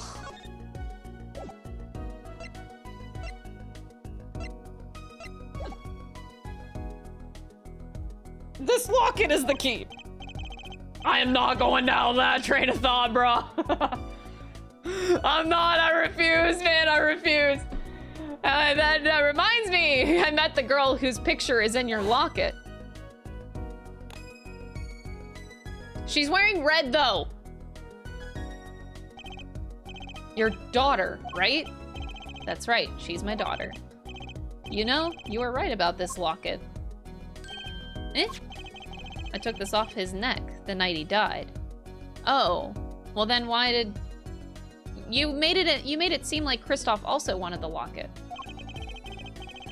But it looks like our dear Russian scam artist saw me. So the truth is, this locket really did belong to him. What? What? What? That's perjury! You testified! You said that that locket was yours! I said no such thing, actually. I merely said that it was a locket with my daughter's picture inside. I'm losing my mind. What does this mean? What does this mean? A subtle distinction, but a distinction nonetheless. I hate Phoenix Wright. Oh my god, he's so attractive. What the fucking hell? Phoenix with brain cells that aren't bluffing in a courtroom constantly? Like, Jesus Christ. I'm attracted to this smooth motherfucker. It's insane. You know what else is attractive, chat? The new Ambi plushie that you could pledge to right now, just $2 to make a plushie happen of our channel mascot. That is also really attractive. Did you know that you could do this as well? It's crazy. Insane, actually. It's gonna be the world's cutest plushie. I'm gonna try to make my segs as insane as possible as we go through this next week. And it's the truth. Wait, but then why? Why was the victim wearing a locket with a picture of your daughter inside? Sometimes the straightest path to the truth isn't the best one. Give it time. This is like a writer's comment. They can't just tell you the answer to that because that would be telling us the basically the end of the game type of answer, but we gotta go through the whole game. And then it makes the ending more bittersweet when we get there. That's what they're trying to say. You're still just getting started with your career. Speaking of which, I may be out of a job. I work for Gavin Law Offices after all. I still can't believe I just saw Mr. Gavin get led away in handcuffs. Apollo. Yeah? How about coming to work for me? But you don't work anymore. What is happening? Like, he's not a defense attorney? Eh? You mean at Wright & Co. Law Offices? Wait, that still is a thing? I mean, there's not a single attorney in my generation that doesn't know it. I can't imagine that to be true, but... Wait, but didn't you... You're not a... Oh, I turned in my badge. Yeah, I'm not an attorney anymore.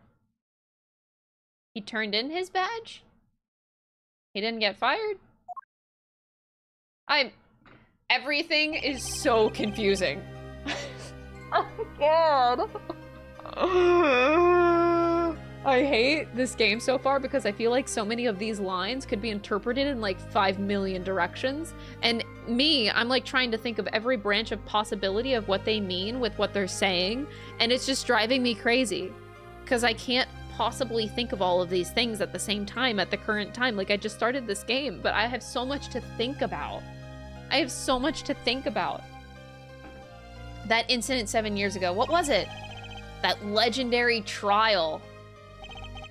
And at the middle of it all was one man, Phoenix Wright. What happened? The case reached its sad conclusion and he left law for good. Have you ever thought about coming back to the courts?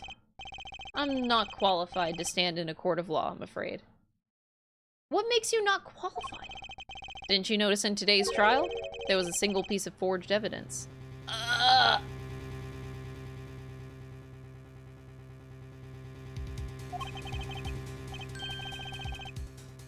What are you talking about? I'm talking about evidence that shouldn't have existed. A naughty magician's trick. One piece of evidence struck me as odd, it's true. It just seemed, well, too perfect.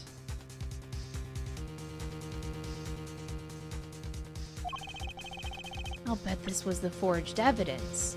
I can't save my game chat, but yeah. You mean this, don't you? I got this from your daughter, Mr. Wright. Yeah, that card couldn't have been found at the crime scene. Why? Because the killer took it with him when he left.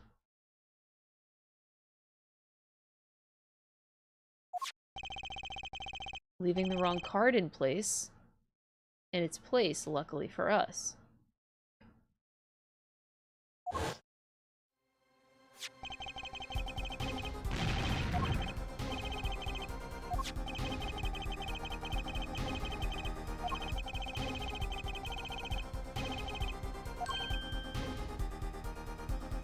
That's so dirty.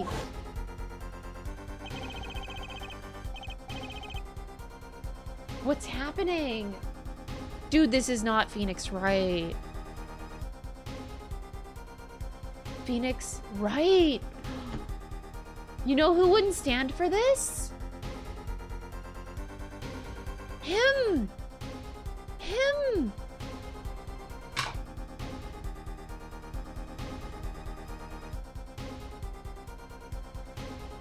This is like the dark age of Phoenix Wright, and I'm so confused. My verdict was already handed down 7 years ago. Then you really... Yeah, I forged this card. One look at the crime scene should have told you it wasn't real. But you can't do something like that and call yourself an attorney. Who's calling themselves an attorney, Paulo? So it's true. The rumor is true. 7 years ago, None of that matters much now, does it?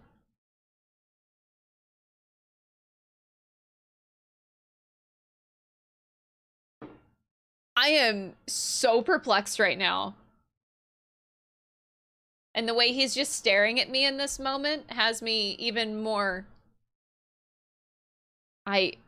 What's happening, bro?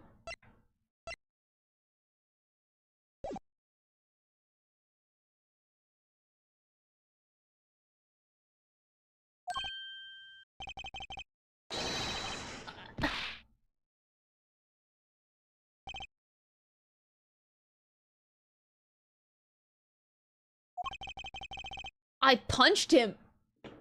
He punched him! It's your story from here on out, Apollo. Perhaps I can help you turn the next page. My office is addressed. Drop in if you like. Mr. Wright. Oh, about your uppercut. Try yelling, "Take that!" next time. I find it packs a little bit more punch. Bruh. And Apollo, thanks for today. I had a good time. Wow!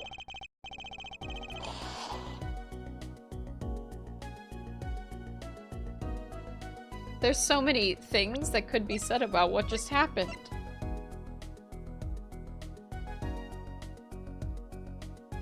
Who's your daughter?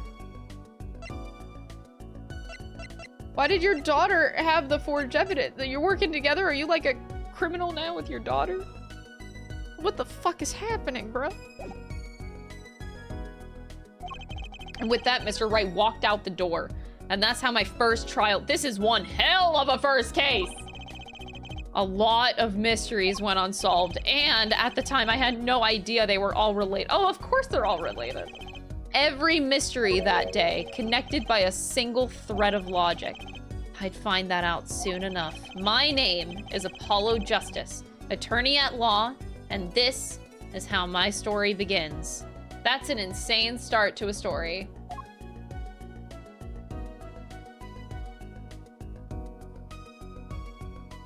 Bruh, what the fuck?